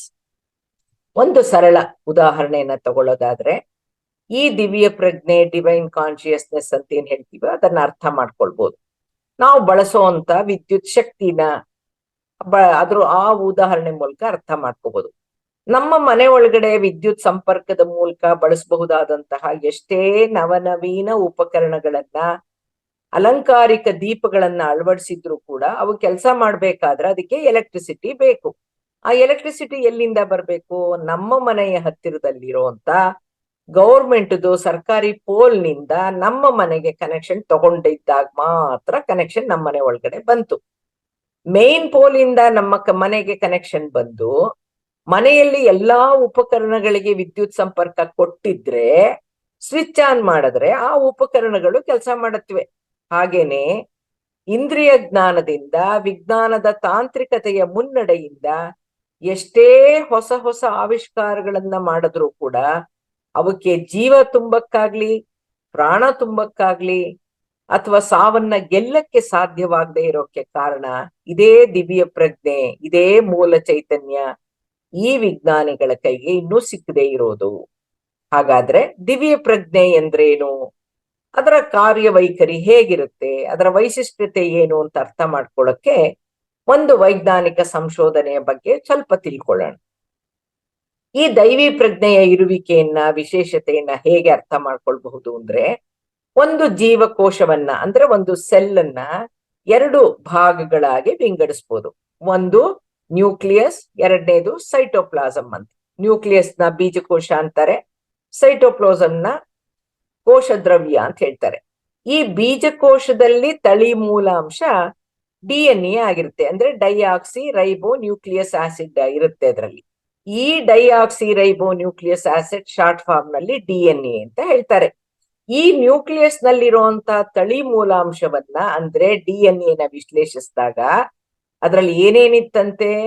ಅದರಲ್ಲಿ ಇಂಗಾಲ, ರಂಜಕ, ಸಸಾರಜನಕ, ಆಮ್ಲಜನಕ, ಅದು ಅದರ ಪರಮಾಣುಗಳ ಸಂಯೋಗ ಇತ್ತಂತೆ. ಅಂದ್ರೆ ಕಾರ್ಬನ್, ಸಲ್ಫರ್, ನೈಟ್ರೋಜನ್, ಆಕ್ಸಿಜನ್ದು ಪರಮಾಣುಗಳ ಸಂಯೋಗ ಇದ್ದು ಇವು ದೇಹದ ರಚನಾ ಕಾರ್ಯವನ್ನ ನಿರ್ವಹಿಸುವಂತಹ ಕೆಮಿಕಲ್ಸ್, ರಾಸಾಯನಿಕಗಳಾಗಿರೋದ್ರಿಂದ ರಚನಾ ಕಾರ್ಯ ಸೂತ್ರಬದ್ಧವಾಗಿ, ಅವ್ಯಾಹತವಾಗಿ ಅಂದ್ರೆ ನಿರಂತರವಾಗಿ ನಡೀತಾ ಇರುತ್ತೆ ಅಂತ ವಿಜ್ಞಾನ ಕಂಡುಕೊಂಡಿದೆ. ಸರಿ, ಏನೇನಿದೆ ಅಂತ ತಿಳ್ಕೊಳ್ತು. ಈಗ ಅವನ್ನೆಲ್ಲ ಸೇರ್ಸಿದ್ರೆ ದೇಹದ ರಚನೆ ಆಗುತ್ತಾ, ಅಂಗಾಂಗಗಳ ರಚನೆ ಆಗುತ್ತಾ ಅಂತ ಇದೇ ಪರಮಾಣುಗಳನ್ನ ಅಂದ್ರೆ ಕಾರ್ಬನ್, ಸಲ್ಫರ್, ನೈಟ್ರೋಜನ್, ಆಕ್ಸಿಜನ್ ರಾಸಾಯನಿಕಗಳನ್ನ ಪ್ರಯೋಗಶಾಲೆಯಲ್ಲಿ ಮಿಶ್ರಣ ಮಾಡಿದಾಗೆ ನಮ್ಗೆ ಸಂಯುಕ್ತ ವಸ್ತುಗಳು ಅಂದ್ರೆ ಕಾಂಪೌಂಡ್ ಮೆಟೀರಿಯಲ್ ಸಿಕ್ತು. ನಮ್ಗೆ ಸಿಗೋದು ಸಹಜನೇ ಹೊರತು ಯಾವುದೇ ರಚನಾ ಕಾರ್ಯ ನಡೀಲಿಲ್ಲ. ಇದನ್ನ ಎಕ್ಸ್ಪೆರಿಮೆಂಟ್ ಮಾಡಿದ್ರು. ಆ DNA ಒಳಗಡೆ ಏನಿರುತ್ತೆ, ಸೆಲ್ ಅಲ್ಲಿ ಏನಿರುತ್ತೆ ಅನ್ನೋದನ್ನೆಲ್ಲ ಬೈಫರ್ಕೇಟ್ ಮಾಡ್ಬಿಟ್ಟು ಇನ್ನು ಫರ್ದರ್ ಸ್ಪ್ಲಿಟ್ ಮಾಡ್ತಾ ಹೋದ್ರೆ 4 ಕೆಮಿಕಲ್ ಸಿಕ್ತು ಅವ್ರಿಗೆ, ರಾಸಾಯನಿಕಗಳು. Carbon, sulphur, nitrogen. ಅದನ್ನ 4ನ್ನ ಆಡ್ ಮಾಡಿದ್ರೆ ಈ 4ರಿಂದ ದೇಹದ ರಚನೆ ಬೆಳೆಯೋದು, ರೂಪ ಆಗೋದು, ಅದ್ರ ಫಂಕ್ಷನ್ಸ್ ಅನ್ನ ಆಕ್ಟಿವೇಟ್ ಮಾಡ್ಕೊಳ್ಳೋದು ಎಲ್ಲ ಆಗತ್ತೆ ಅಂತ ಏನ್ ಹೇಳಿದ್ರು. ಈ 4 ರಾಸಾಯನಿಕಗಳನ್ನ ಪ್ರಯೋಗಶಾಲೆಯಲ್ಲಿ ಮಿಕ್ಸ್ ಮಾಡಿದಾಗ ಆ ಸಂಯುಕ್ತ ವಸ್ತುಗಳು ಸಿಕ್ತೇ ವಿನಃ ರಚನೆ ಕಾರ್ಯ ನಡೀಲಿಲ್ಲ. ಯಾಕೆಂದ್ರೆ ಮಿಶ್ರಣದಿಂದ ದೊರೆತಂತ ಸಂಯುಕ್ತ ವಸ್ತುಗಳೆಲ್ಲಾನು ಪ್ರಜ್ಞಾರಹಿತವಾಗಿ, ಅಂದ್ರೆ ಪ್ರಜ್ಞೆ ಇಲ್ಲೇ ಇರುವಂತ ಕೇವಲ ರಾಸಾಯನಿಕಗಳಾಗಿದ್ವೇ ಹೊರತು ಇವುಗಳಲ್ಲಿ ಪ್ರಜ್ಞೆಯನ್ನ ವಿಜ್ಞಾನಿಗಳು ತುಂಬಕ್ಕೆ ಅಸಾಧ್ಯನೂ ಇಲ್ಲ. ಪ್ರತಿಯೊಂದು ಜೀವಕೋಶದ ತಳಿ ಮೂಲಾಂಶದಲ್ಲಿ DNA ಪ್ರಜ್ಞೆಯ ಅಂಶ ಇದ್ರೆ ಮಾತ್ರ ಸ್ವಯಂ ಕಾರ್ಯಾಚರಣೆ ಸಾಧ್ಯ, ಹೊಸ ಜೀವಿಯ ಸೃಷ್ಟಿ ಕಾರ್ಯ ಚಟುವಟಿಕೆಗಳು ಸಾಧ್ಯ, ಬೆಳವಣಿಗೆ ಸಾಧ್ಯ, ಅಂಗಾಂಗಗಳ ರೂಪುಗೊಳ್ಳುವಿಕೆ ಸಾಧ್ಯ. ಅಂದ್ರೆ ಅರ್ಥ, DNA ನಲ್ಲಿರೋದು ರಾಸಾಯನಿಕಗಳು ಮಾತ್ರ ಆಗಿರದೇನೆ ಪ್ಲಸ್ ಇನ್ನೇನೋ ಒಂದು ಕಾಣದ ಕೈ, ದಿವ್ಯ ಹಸ್ತದ ಪ್ರೇರಣೆ, ಚಾಲನೆ ಅಲ್ಲಿದೆ ಅನ್ನೋದು ನಮ್ಗೆ ಅರ್ಥ ಆಗುತ್ತೆ. ಅದೇ ಪರಮಾತ್ಮನ ದಿವ್ಯ ಚೈತನ್ಯ, ಮಾನವನಿಗೆ ಎಟಕದೇ ಇರುವಂತಹ, ಮಾನವ ಸೃಷ್ಟಿಸಲಾಗದೆ ಇರುವಂತಹ ಭೌತ ರೂಪದಲ್ಲಿ ಇಲ್ಲದೆ ಇರುವಂತಹ ಒಂದು ಶಕ್ತಿ ಚೈತನ್ಯ. ಈ DNA ಪ್ರಜ್ಞೆಯನ್ನ ಸಾಮಾನ್ಯ ವಿಜ್ಞಾನ ಪ್ರಯೋಗಾಲಯದಲ್ಲಿ ತುಂಬಕ್ಕೆ ಸಾಧ್ಯ ಇಲ್ಲ. ಇದೇ ದಿವ್ಯ ಪ್ರಜ್ಞೆ, ಜೈವಿಕ ಪ್ರಜ್ಞೆ. ಇದನ್ನ ಬಯೋ ಕಾನ್ಶಿಯಸ್ನೆಸ್ ಅಂತ ಕೂಡ ಹೇಳ್ತಾರೆ. ಮಾನವರಲ್ಲಿ ಈ ದಿವ್ಯ ಪ್ರಜ್ಞೆನೆ, ಜೈವಿಕ ಪ್ರಜ್ಞೆನೆ ವಿಶೇಷ ಹಾಗೂ ವಿಶಿಷ್ಟ. ಮಾನವನಲ್ಲಿರುವಂತ ಈ ಪ್ರಜ್ಞೆ, ತಳಿ ಮೂಲಾಂಶ DNA ಪ್ರಜ್ಞೆ ಅಂತ ಏನ್ ಹೇಳ್ತೀವೋ ಅದರ ವೈಶಿಷ್ಟ್ಯತೆ ಏನಂದ್ರೆ, ಈ DNA ಪ್ರಜ್ಞೆಯು ಜೀವಕೋಶದಲ್ಲಿನ ಪ್ರತಿಯೊಂದು ಕ್ರಿಯೆಗೂ ಆದೇಶವನ್ನ ನೀಡುತ್ತಂತೆ. ಶರೀರದ ಬೆಳವಣಿಗೆಯ ಕಾರ್ಯವನ್ನ, ವಿಧ ವಿಧವಾದ ಅಂಗಾಂಗಗಳ ಕಾರ್ಯ ಚಟುವಟಿಕೆಗಳನ್ನ ನಿಯಂತ್ರಿಸುತ್ತಂತೆ. ಹೇಗೆ? ಸೂಕ್ಷ್ಮ ರೂಪದಲ್ಲಿ ಮಾನವ ಜೀವಿಯ ಭೌತಿಕ ಗುಣಲಕ್ಷಣಗಳಾದ ಚರ್ಮ, ಕೂದಲು, ಸ್ನಾಯುಗಳ ರಚನೆ, ಮೂಳೆಗಳ ರಚನೆ, ವ್ಯಕ್ತಿಯ ಎತ್ತರ, ತೂಕ, ಸ್ವರೂಪ, ವ್ಯಕ್ತಿಯ ನಡವಳಿಕೆ, ಬುದ್ಧಿಶಕ್ತಿ, ಮನೋವಿಕಾಸ ಹಾಗೂ ಭಾವನಾತ್ಮಕ ಗುಣಗಳನ್ನ ನಿರ್ದೇಶಿಸುತ್ತಂತೆ. ಅಷ್ಟೇ ಅಲ್ಲದೆ ಅನುವಂಶೀಯ ಕಾಯಿಲೆಗಳನ್ನು ಕೂಡ ಸೂಚಿಸುತ್ತಂತೆ. ಅಂದ್ರೆ ಆ DNA ಮೂಲಕ ಏನೊಂದು ಹೊಸದಾದ ಮಗು ಭ್ರೂಣದ ಮೂಲಕ ಒಂದು ಮಗುವಾಗಿ, ಒಂದು ದೇಹವಾಗಿ ರಚನೆ ಆಗುತ್ತೋ, ಅದ್ರೊಳಗಡೆ ಇಷ್ಟು ಗುಣಗಳನ್ನ, ಗುಣ ಸ್ವರೂಪಗಳನ್ನ ದೇಹದಲ್ಲಿ ಸೇರ್ಸೋದಲ್ದೇನೆ, ಅಂದ್ರೇನು, ಆ ವ್ಯಕ್ತಿ ಎಷ್ಟೇ, ಅವ್ರ ತಾತನಂಗೆ ಕುಳ್ಳ ಇವನು, ಇವ್ರ ತಾತನಂಗೆ ಎತ್ತರ, ಇವ್ರ ತಾತನಂಗೆ ಗುಂಗುರು ಕೂದ್ಲು ಅಂತ ನಾವ್ ಏನೇನ್ ಹೇಳ್ತೀವೋ, ಇವೆಲ್ಲ ಒಂದು ಎತ್ತರ, ತೂಕ, ಸ್ವರೂಪ, ವ್ಯಕ್ತಿ ನಡವಳಿಕೆ, ಬುದ್ಧಿಶಕ್ತಿ, ಇಮೋಷನಲ್ ಒಂದು ಕ್ಯಾರೆಕ್ಟರ್ಸ್, ಇವೆಲ್ಲಾನು ಆ DNA ಸೂಚಿಸೋದು. ಇಷ್ಟಲ್ದೇನೆ ಕಾಯಿಲೆಗಳನ್ನು ಕೂಡ ಅನುವಂಶೀಯವಾಗಿರುವಂತ ಕಾಯಿಲೆಗಳನ್ನು ಸೂಚಿಸುತ್ತಂತೆ. ಫಸ್ಟ್ ಇವಾಗ ಟೆಸ್ಟಿಗೆ ಹೋದಾಗ ಡಯಾಬಿಟಿಸ್ ಇದೆ, ನಿಮ್ಮನೇಲಿ ಯಾರಿಗಾರ ಡಯಾಬಿಟಿಸ್ ಇತ್ತ, ನಿಮ್ ತಂದೆ ತಾಯಿಗೆ, ಅಜ್ಜಿ ತಾತನ್ಗೆ ಅಂತ ತಕ್ಷಣ ಕೇಳ್ತಾರೆ. ಹಾಗಾಗಿ ಅನುವಂಶೀಯ ಕಾಯಿಲೆಗಳು ಕೂಡ ಈ DNA ಸೂಚಿಸುತ್ತೆ. ಪೂರ್ವಜರ ಜೊತೆಗೆ ಪೂರ್ವಜರ ಪಿತೃಗಳ ಪಾಪ ಪುಣ್ಯದ ಫಲಗಳು ಕೂಡ ಮುಂದಿನ ಪೀಳಿಗೆಗೆ ಹರಿಸುತ್ತಂತೆ. ನಾವೇನ್ ಮಾಡ್ತೀವಿ ಹೇಳುವ, ಒಳ್ಳೆ ತರದಲ್ಲಿದ್ದಾಗ ಎಲ್ಲ ನಮ್ಮ ಅಜ್ಜಿ ತಾತಂದ್ರು, ಹಿರಿಯರು, ಪೂರ್ವಿಕರು ಮಾಡದಂತ ಪುಣ್ಯದ ಫಲ ನಾವಿವತ್ತು ಅನುಭವಿಸ್ತಾ ಇದೀವಿ. ಅದೇ ಅವ್ರು ಕೆಟ್ಟ ಕೆಲಸ ಮಾಡಿದ್ರು, ಅವ್ರು ಏನೇನ್ ಮಾಡಬಾರದ್ ಮಾಡಿದ್ರು, ಅದ್ರ ಫಲ ನಾವಿವತ್ತು ಅನುಭವಿಸ್ತಾ ಇದೀವಿ ಅಂತ ಹೇಳ್ತೀವಿ. ಅದೇ ತರ ನಾವು ಇನ್ನು ನಮ್ಮ ಮುಂದಿನ ಪೀಳಿಗೆಗೆ ನಾವು ಪಿತೃಗಳು. ಹಾಗಾಗಿ ಈ ಜನ್ಮದಲ್ಲಿ ನಾವು ನಮ್ಮ ನಡವಳಿಕೆ, ಗುಣ ಸ್ವಭಾವಗಳನ್ನ, ಆಧ್ಯಾತ್ಮಿಕತೆನ ನಾವು ಬೆಳೆಸ್ಕೊಂಡಿದ್ದೆ ಆದ್ರೆ ಅದರದ್ದು ಫಲ ಕೂಡ ನಮ್ಮ ಮಕ್ಕಳು ಮೊಮ್ಮಕ್ಳಿಗೆ ಸಿಗುತ್ತೆ. ಹಾಗಾಗಿ ನಮ್ಮ ಪಾತ್ರ ಬಹಳ ಇಂಪಾರ್ಟೆಂಟು. ಈ ಎಲ್ಲಾ ಸೂಕ್ಷ್ಮ ಪ್ರಕ್ರಿಯೆಗಳನ್ನ ಸೂತ್ರಬದ್ಧವಾಗಿ ನಿರ್ವಹಿಸುತ್ತಂತೆ. ಈ ಎಲ್ಲಾ ವಿಚಾರಗಳು, ಸಂಶೋಧನೆಗಳು ನಮ್ಗೆ ತಿಳುವಳಿಕೆಗಳೇ. ಇದೇ ನಮ್ಗೆ ದಿವ್ಯ ಜ್ಞಾನ. ಅದನ್ನೇ ದಿವ್ಯ ಅರಿವು ಅಂತಾನು ಹೇಳ್ಬೋದು, ದಿವ್ಯ ಪ್ರಜ್ಞೆ ಅಂತಾನು ಹೇಳ್ಬೋದು. ಈ ಭಗವಂತ ಎಂತಹ ರಚನಾತ್ಮಕ ಬಯೋ ಇಂಜಿನಿಯರ್ ಆಗಿದ್ದಾನೆ, ಡಿಸೈನರು, ಬಯೋ ಆರ್ಕಿಟೆಕ್ಟು, ಪ್ಲಾನರು, ಎಕ್ಸಿಕ್ಯೂಟರು ಅಂತಂದ್ರೆ ಸೂಕ್ಷ್ಮದಿಂದ ಸ್ಥೂಲ ದೇಹ ರಚನೆ, ಅಂಗಾಂಗ ರಚನೆ, ಸುಂದರ ವ್ಯವಸ್ಥೆಗಳಿರುವಂತಹ ದಿವ್ಯ ಪ್ರಜ್ಞಾ ಸಹಿತ ಇರುವಂತಹ ಜೈವಿಕ ಯಂತ್ರಗಳನ್ನ, ಬಯೋ ಯಂತ್ರಗಳನ್ನ ಹೇಗೆ ರೂಪಿಸಿದಾನೆ ಅನ್ನೋದನ್ನ, ಆ ಭಗವಂತ ಯಾವ ತರ ನಮ್ಮನ್ನ ರಚನೆ ಮಾಡಿದಾನೆ ಅನ್ನೋದನ್ನ ಅರ್ಥ ಮಾಡ್ಕೋಬೇಕು. ನಾವು ಈ ಹಬ್ಬ ಹರಿದಿನಗಳಲ್ಲಿ ಮನೆ ಮುಂದೆ ಒಂದ್ ದೊಡ್ಡದೊಂದು ರಂಗೋಲಿ ಹಾಕ್ತಿವಿ. ಹಾಕದ್ಮೇಲೆ ಹೇಗ್ ಬಂದಿದೆ ಅಂತ ಹಿಂದೆ ಬಂದು ನಿಂತ್ಕೊಂಡು ನೋಡಿದಾಗ ಚುಕ್ಕಿ ರಂಗೋಲಿ ಇಟ್ಟಿದ್ರೆ ನಮ್ಗೆ ಅರ್ಥ ಆಗುತ್ತೆ, ಓ ಎಲ್ಲೆಲ್ಲಿ ಚುಕ್ಕಿಗಳ ಅಂತರ ಸರಿ ಇಲ್ಲ, ಎಲ್ಲೆಲ್ಲಿ ಸಾಲು ಸೊಟ್ಟಾಗಿದೆ, ಎಲ್ಲಿ ಸಿಮೆಟ್ರಿಕಲ್ ಆಗಿ ಬಂದಿಲ್ಲ, ಅಥವಾ ಎಲ್ಲಿ ಚುಕ್ಕಿಗಳ ಜೋಡಣೆ ಎಲ್ಲಿ ತಪ್ಪಾಗಿದೆ, ಎಲ್ಲಿ ಪ್ರಪೋರ್ಷನೇಟ್ ಆಗಿ ಬಂದಿಲ್ಲ ಅಂತ ನಮ್ಗೆ ಅರ್ಥ ಆಗುತ್ತೆ. ಅದನ್ನ ಸರಿ ಮಾಡಕ್ಕಾಗತ್ತಾ? ನೀರ್ ಹಾಕಿದ್ರೆ ತಿರ್ಗಿ ಹೊಸದಾಗಿ ರಚನೆ ಮಾಡ್ಬೇಕು, ಅಳಿಸ್ಬೇಕೆಲ್ಲಾನು. ಇಲ್ಲ ಅಂದ್ರೆ ಅಲ್ಲೇ ತಿದ್ದುತ್ತೀನಿ ಅಂದ್ರೆ ಅಲ್ಲೊಂದು ಏನೋ ಒಂದು ವ್ಯತ್ಯಾಸ ಆಗಿದೆ ಅನ್ನೋದು ಅವ್ರಿಗೂ ಗೊತ್ತಾಗುತ್ತೆ, ಯಾರೇ ನೋಡಿದ್ರು ಗೊತ್ತಾಗತ್ತೆ, ನಮ್ಗೂ ಗೊತ್ತಾಗತ್ತೆ ಅಲ್ವಾ? ಆ ಪರಮಾತ್ಮ ಅವನ ದಿವ್ಯ ಪ್ರಜ್ಞೆಯಿಂದ ಯಾವ ರೀತಿ ಮಾನವನ ಭೌತ ದೇಹವನ್ನ, ಅಂಗಾಂಗ ರಚನೆಯನ್ನ ಎಷ್ಟು ಸಿಮೆಟ್ರಿಕಲ್ ಆಗಿ, ಎಷ್ಟು ಪ್ರಪೋರ್ಷನೇಟ್ ಆಗಿ ರಚಿಸೋ ಹಾಗೆ ಆಯೋಜನೆಯನ್ನ ಮಾಡಿದಾನೆ. ಅವನಿಗೆ ನಾವು ಎಷ್ಟು ಥ್ಯಾಂಕ್ಸ್ ಹೇಳಿದ್ರು ಕೂಡ ಸಾಲದು. ಅವನನ್ನ ಬೈದೇ ಇದ್ರೆ ಸಾಕು. ಸೂಕ್ಷ್ಮದಿಂದ ಸ್ಥೂಲ ಸೃಷ್ಟಿಯ ನಿರ್ಮಾಣ ಹೇಗಾಗತ್ತೆ ಅಂದ್ರೆ, ಪುರುಷನ ವೀರ್ಯಾಣು ಮತ್ತು ಸ್ತ್ರೀಯ ಅಂಡಾಣುವಿನ ಬೆಲದಿಂದ ರೂಪುಗೊಂಡಂತ ಜೀವಕೋಶವು ಅಂತ ಹೇಳಿದ್ವಲ್ಲ, ಅದು ಒಂದು ಭ್ರೂಣವಾಗಿ ಗರ್ಭ ನಿಂತು ಮುಂದೆ ಒಂದು ದೇಹವಾಗಿ ರಚನೆಯಾಗುವಾಗ ಮೊಟ್ಟ ಮೊದಲ ಅಂಗದ ಸೃಷ್ಟಿಯೇ ಹೃದಯ. ಹಾಗಾಗಿ ನಮ್ಗೆ ಕಾಣೋ ಕೇಳೋ ಆ ಹೃದಯದ ಬಡಿತದ ವ್ಯವಸ್ಥೆಯನ್ನೇ ಹೃದಯ ಮತ್ತು ರಕ್ತ ಪರಿಚಲನ ವ್ಯವಸ್ಥೆ ಅಂತ ಹೇಳ್ಬಹುದು.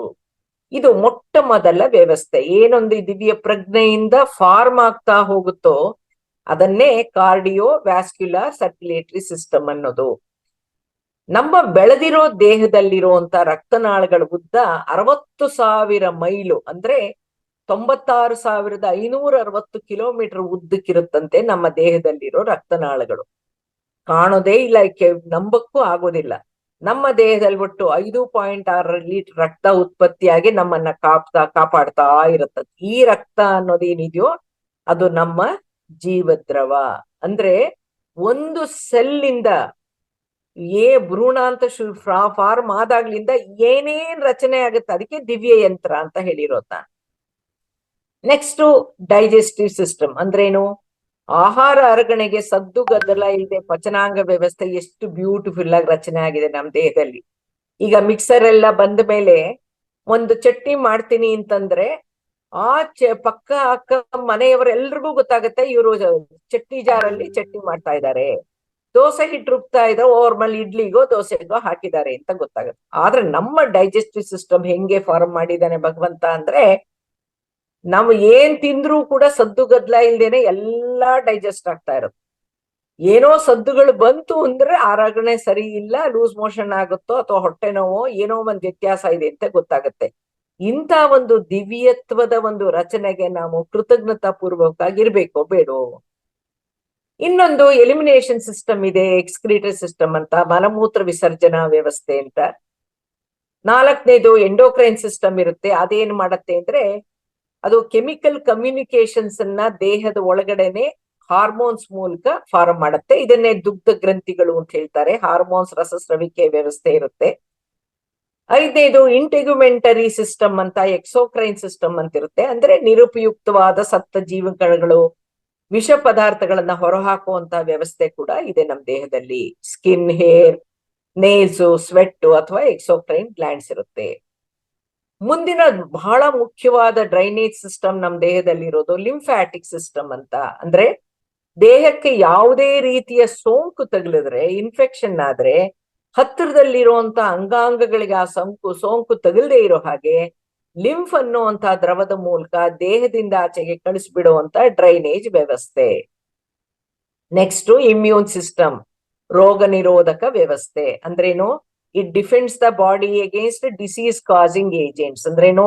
ಕಾಯಿಲೆಗಳನ್ನು ತರುವಂತಹ ಯಾವ ಒಂದು ಏಜೆಂಟ್ಸ್ ಗಳು ನಮ್ಮ ದೇಹದಲ್ಲಿ ಕೆಲಸ ಮಾಡುತ್ತೋ ಅದು ಬರದೇ ಇರೋ ತರ ರೋಗ ನಿರೋಧಕ ವ್ಯವಸ್ಥೆನೂ ಕೂಡ ಇದೆ. Muscular system enables the body to move using muscles. ಅಂದ್ರೇನು? ನಮ್ಮ ದೇಹದಲ್ಲಿ 640 ಸ್ನಾಯುವಿನ ವ್ಯವಸ್ಥೆ ಇದೆಯಂತೆ. ಸ್ಕೆಲಿಟಲ್ ಸಿಸ್ಟಮ್ ಇದು ನಮ್ಮ ದೇಹಕ್ಕೆ ಮತ್ತು ಅಂಗಾಂಗಗಳಿಗೆ ಆಧಾರವಾಗಿರುವಂತಹ ಮೂಳೆಗಳ ಅಸ್ಥಿಪಂಜರಗಳ ವ್ಯವಸ್ಥೆ ಇದೆ. ನಮ್ಮ ದೇಹದಲ್ಲಿ ಒಟ್ಟು 206 ಮೂಳೆಗಳಿವೆ. ನರ್ವಸ್ ಸಿಸ್ಟಮ್ ನೆಕ್ಸ್ಟ್ ನರಮಂಡಲ ವ್ಯವಸ್ಥೆ. ಇಂದ್ರಿಯಗಳಿಂದ ಮಾಹಿತಿಗಳನ್ನ ಸಂಗ್ರಹಿಸಿ ನರಗಳ ಮೂಲಕ ಮೆದುಳಿಗೆ ಮಾಹಿತಿ ರವಾನಿಸಿ, ಮಾಂಸಖಂಡಗಳಿಗೆ ಸೂಕ್ತ ನರಗಳ ಮೂಲಕ ಮೆದುಳಿಗೆ ಮಾಹಿತಿ ರವಾನಿಸಿ, ಮಾಂಸಖಂಡಗಳಿಗೆ ಸೂಕ್ತ ಭೌತಿಕ ಚಲನೆಗಳಾಗುವಂತೆ ಸೂಚಿಸುತ್ತೆ. ಇಡೀ ದೇಹದ ವ್ಯವಸ್ಥೆಗಳನ್ನ ಮಾನಿಟರ್ ಮಾಡೋದೇನೆ ಈ ನರಮಂಡಲ. ಅದು ಇಡೀ ದೇಹವನ್ನ ವ್ಯಾಪಿಸಿರುತ್ತೆ. ಅದನ್ನೇ ಸ್ಟಿಮ್ಯುಲೈ ಅಂಡ್ ರೆಸ್ಪಾನ್ಸ್ ಅಂತ. ಈಗ ನಮ್ ಕೈ ಮೇಲೆ ಸೊಳ್ಳೆ ಕೂತ್ಕೊಂಡ್ರೆ ಸೊಳ್ಳೆ ಕೂತಿದೆ ಅಂತ ನಮಗ್ ಗೊತ್ತಾಗುತ್ತೆ, ಯಾವ ಜಾಗದಲ್ಲಿ ಕೂತಿದೆ ಅಂತ ಗೊತ್ತಾಗುತ್ತೆ. ನಾವು ನೋಡ್ಲೂ ಕೂಡ ನೋಡ್ದೇನೆ ಆ ಸೊಳ್ಳೆನ ಹೊಡಿಯಕ್ಕೆ ಸಾಧ್ಯ. ಹಾಗಾಗಿ ಇದೆಲ್ಲಾನು SR ಬಾಂಡ್ ಥಿಯರಿ ಅಂತ ಸ್ಟಿಮ್ಯುಲೈ ಅಂಡ್ ರೆಸ್ಪಾನ್ಸ್ ಅನ್ನೋದ್ರ ಮೂಲಕ ಆ ಕೆಲಸ ಮಾಡೋ ಸಿಸ್ಟಮ್ ಯಾವುದು? Nervous system. 11ನೇ ಸಿಸ್ಟಮ್ ಯಾವುದು? ರೀನಲ್ ಸಿಸ್ಟಮ್ ಅಥವಾ ಯೂರಿನರಿ ಸಿಸ್ಟಮ್. ರಕ್ತದ ಶುದ್ಧೀಕರಣ ಈ ಮೂತ್ರಪಿಂಡದ ಮೂಲಕ, ವ್ಯವಸ್ಥೆಯ ಮೂಲಕ ಆಗ್ತಾ ಇರುತ್ತೆ. ಕಿಡ್ನಿ ಏನಾರ ಕೆಟ್ಟೋಯ್ತು ಅಂತಂದ್ರೆ ಮನುಷ್ಯನ ಅದರಲ್ಲಿ ಇರುವಂತ ರಕ್ತ ಶುದ್ಧೀಕರಣ ಮಾಡೋದಿರ್ಬೋದು, ಉಪ್ಪಿನ ಅಂಶ ಇರ್ಬೋದು, ಆಚೆ ಹಾಕಕ್ಕಾಗ್ದೇನೆ, ಅದನ್ನ ಶೋಧನೆ ಮಾಡಕ್ಕಾಗ್ದೇನೆ ಆದಾಗ ದೇಹದಲ್ಲಿ ಅನಾರೋಗ್ಯ ಖಂಡಿತ ಬರುತ್ತೆ. ನೆಕ್ಸ್ಟ್ ರೀಪ್ರೊಡಕ್ಟಿವ್ ಸಿಸ್ಟಮ್, ಸಂತಾನೋತ್ಪತ್ತಿ ವ್ಯವಸ್ಥೆ. ಅತಿ ಮುಖ್ಯವಾಗಿರೋದು ರೆಸ್ಪಿರೇಟರಿ ಸಿಸ್ಟಮ್. ಯಾವಾಗ ನಾವು ಉಸಿರಾಡ್ತಾ ಇರ್ತೀವೋ, ಉಸಿರಿನ ಮೂಲಕ ನಾವು ಪ್ರಾಣವನ್ನ ರಕ್ಷಿಸ್ಕೊಳ್ತಾ ಇರ್ತೀವೋ, ಆಗ ನಮ್ಮಲ್ಲಿರುವಂತ ಆತ್ಮನ ಅಂಶ, ದೈವತ್ವದ ಅಂಶ ಕೆಲಸ ಮಾಡ್ತಾ ಇರುತ್ತೆ. ನಮ್ಮ ಜೀವವನ್ನ ಜೀವಂತವಾಗಿಡುವಂತಹ ಒಂದು ವ್ಯವಸ್ಥೆ ಇರುತ್ತೆ. ಈ 13 ವ್ಯವಸ್ಥೆಗಳ ಅಂಗಾಂಗಗಳ ರೂಪ, ಆಕಾರ ಬೇರೆ ಬೇರೆ, ಬಣ್ಣ ಬೇರೆ, ಅವುಗಳ ಕಾರ್ಯವೈಖರಿ ಬೇರೆ, ಬೇರೆ ಬೇರೆ ಹಾರ್ಮೋನ್ಸು, ಚೋದಕಗಳು, ಇಂದ್ರಿಯಗಳ ಮೆದುಳು ಇತ್ಯಾದಿ ಎಲ್ಲವೂ ಕೂಡ ತಂತಾನೇ ಕಾರ್ಯನಿರ್ವಹಿಸ್ಕೊಂಡು ಹೋಗ್ತಾ ಇರುವಂತಹ ಒಂದು ಮಾನವ ದೇಹನ ಪರಮಾತ್ಮ ಸೃಷ್ಟಿ ಮಾಡಿ, ಬೊಂಬೆಗೆ ಕೀ ಕೊಟ್ಬಿಟ್ಟು ನೆಲದ ಮೇಲೆ ಬೊಂಬೆ ಕುಣಿಯೋದನ್ನ ನಾವು ನೋಡೋ ಹಾಗೆ ಆ ಪರಮಾತ್ಮ ನಮ್ಮ ಆತ್ಮಕ್ಕೆ ಒಂದು ದೇಹವನ್ನು ಕೊಟ್ಟು, ದಿವ್ಯ ಪ್ರಜ್ಞೆಯನ್ನು ಕೊಟ್ಟು, ನಮ್ಮನ್ನ ಕರ್ಮಭೂಮಿ ಮೇಲ್ ಬಿಟ್ಟು, ಜೊತೆಗೆ ವಿವೇಕ ಕೊಟ್ಟ, ಸರ್ವ ಸ್ವತಂತ್ರವನ್ನು ಕೊಟ್ಟ. ಮೇಲಿಂದ ಮೇಲೆ ನಮ್ಮ ಆಟ ನೋಡ್ತಾ ಇದ್ದಾನೆ, ಗಮನಿಸ್ತಾ ಇದ್ದಾನೆ. ನಮ್ಮ ಕಷ್ಟಗಳಿಗೆ, ನೋವು ದುಃಖಗಳಿಗೆ ಭಗವಂತ ಕಾರಣ ಅಲ್ವೇ ಇಲ್ಲ. ಭಗವಂತನ ಬುದ್ಧಿ ಇಲ್ವಾ, ಅವನಿಗೆ ಕಾಣಲ್ವಾ ಅಂತೀವಲ್ಲ, ಅವನು ಏನೂ ಮಾಡಲ್ಲ. ಎಲ್ಲ ನಮಗ್ ಕೊಟ್ಟು, ದಿವ್ಯ ಪ್ರಜ್ಞೆಯನ್ನು ಕೊಟ್ಟು, ಬುದ್ಧಿ ವಿವೇಕ ಕೊಟ್ಟು, ಸರ್ವ ಸ್ವತಂತ್ರ ಕೊಟ್ಬಿಟ್ಟು, ನಿನ್ಗೇನ್ ಮಾಡ್ಕೋತೀಯ ಅವನು ಮಾಡ್ಕೊ, ವಾಪಸ್ ನೀ ಬರುವಾಗ ಅದೇ ಪ್ಯೂರ್ ಕಾನ್ಶಿಯಸ್ನೆಸ್ ಇಂದ ನೀನ್ ನನ್ನ ಹತ್ರಕ್ ವಾಪಸ್ ಬರ್ಬೇಕು ಅಂತ ಹೇಳುದು. ಹಾಗಾಗಿ ಮಾನವನ ಹಾಗೂ ಅಂಗಾಂಗಗಳ ರಚನೆ ಆಗೋದೇ ತಳಿ ಮೂಲಾಂಶ DNA ಮತ್ತು DNA ಕೋಡ್ಸ್ ಮೂಲಕ, ಜೊತೆಗೆ ಅದರಲ್ಲಿ ಇರುವಂತ ದಿವ್ಯ ಪ್ರಜ್ಞೆಯಿಂದ. ಈ ವಿಶಿಷ್ಟ ಆಧ್ಯಾತ್ಮಿಕ ಅಂಗರಚನೆಯನ್ನ ಇನ್ನು ಹೇಗೆ ಅರ್ಥ ಮಾಡ್ಕೋಬಹುದು ಅಂದ್ರೆ 50 ಶಾರ್ಟ್ಸ್ ಪಟಾಕಿಯ ತಂತ್ರಜ್ಞಾನದಿಂದಾನು ಕೂಡ ನಾವು ಅರ್ಥ ಮಾಡ್ಕೋಬಹುದು. 50 ವಿವಿಧ ಬಣ್ಣದ ವಿವಿಧ ಪಟಾಕಿಗಳನ್ನ ಡಬ್ಬದಲ್ಲಿ ಜೋಡಿಸಿದ್ರು ಕೂಡ ನಾವು ಹಚ್ಚೋದು, ಅಗ್ನಿ ಸ್ಪರ್ಶ ಮಾಡೋದು ಮಾತ್ರ ಮೊದಲ ಪಟಾಕಿಗೆ ಮಾತ್ರನೇ, ಒಂದೇ ಪಟಾಕಿಗೆ. ಹಾಗೆ ಪುರುಷನ ವೀರ್ಯಾಣು ಮತ್ತು ಸ್ತ್ರೀಯ ಅಂಡಾಣುವಿನ ಮಿಲನದಿಂದ ರೂಪುಗೊಳ್ಳುವಂತ ಒಂದು ಜೀವಕೋಶ ಅಂತಿಮವಾಗಿ 13 ವಿಭಿನ್ನ ಅಂಗಾಂಗಗಳಾಗಿ ರೂಪುಗೊಳ್ಳೋಕೆ ಸಾಧ್ಯವಿರೋದು ಆ ಪರಮಾತ್ಮನ ದಿವ್ಯ ಪ್ರಜ್ಞೆಯ ಅಂಶದಿಂದ ಮಾತ್ರ. ಈ ಎಲ್ಲಾ ಅಂಗಾಂಗಗಳ ವ್ಯವಸ್ಥೆಗಳಲ್ಲಿ ಹಾಗೂ ಅವುಗಳ ಕಾರ್ಯತತ್ಪರತೆಯಲ್ಲಿ ಯಾವುದೇ ವ್ಯತ್ಯಾಸ ಉಂಟಾಗದೇ ಇರ್ಲಿ ಅಂತ, ದೇಹದಲ್ಲಿ ಅನಾರೋಗ್ಯ ಉಂಟಾಗದೇ ಇರ್ಲಿ ಅಂತ ಭಗವಂತ ನಮ್ಮ ದೇಹದಲ್ಲಿ ಸ್ಥೂಲ ದೇಹದ ಜೊತೆಗೆ ಸೂಕ್ಷ್ಮ ರೂಪದಲ್ಲಿ 7 ಶಕ್ತಿ ಕೇಂದ್ರಗಳನ್ನ ಜೋಡಿಸಿಟ್ಟಿದ್ದು, ಒಂದೊಂದು ಚಕ್ರ ಒಂದೊಂದು ದುಗ್ಧ ಗ್ರಂಥಿಗಳಿಗೆ ಜೋಡಣೆ ಆಗಿರುತ್ತೆ. ಚೋದಕಗಳು ನಿರಂತರವಾಗಿ ಉತ್ಪತ್ತಿಯಾಗುವಂತ ವ್ಯವಸ್ಥೆಯನ್ನು ಕಲ್ಪಿಸಿ ಮಾನವನ ಆರೋಗ್ಯವನ್ನ ರಕ್ಷಿಸೋ ವ್ಯವಸ್ಥೆ ಕೂಡ ಮಾಡಿದ್ದಾನೆ. ಎಲ್ಲವೂ ತನ್ನಂತೆ ತಾನೇ ಕೆಲಸ ಮಾಡ್ಕೊಂಡು ಹೋಗುವ ಹಾಗೆ ಯೋಜನೆ ವ್ಯವಸ್ಥೆ ಮಾಡಿದ್ದಾನೆ. ಈ 7 ಶಕ್ತಿ ಕೇಂದ್ರಗಳು ಯಾವುದು? 7 ದುಗ್ಧ ಗ್ರಂಥಿಗಳು ಯಾವುದು?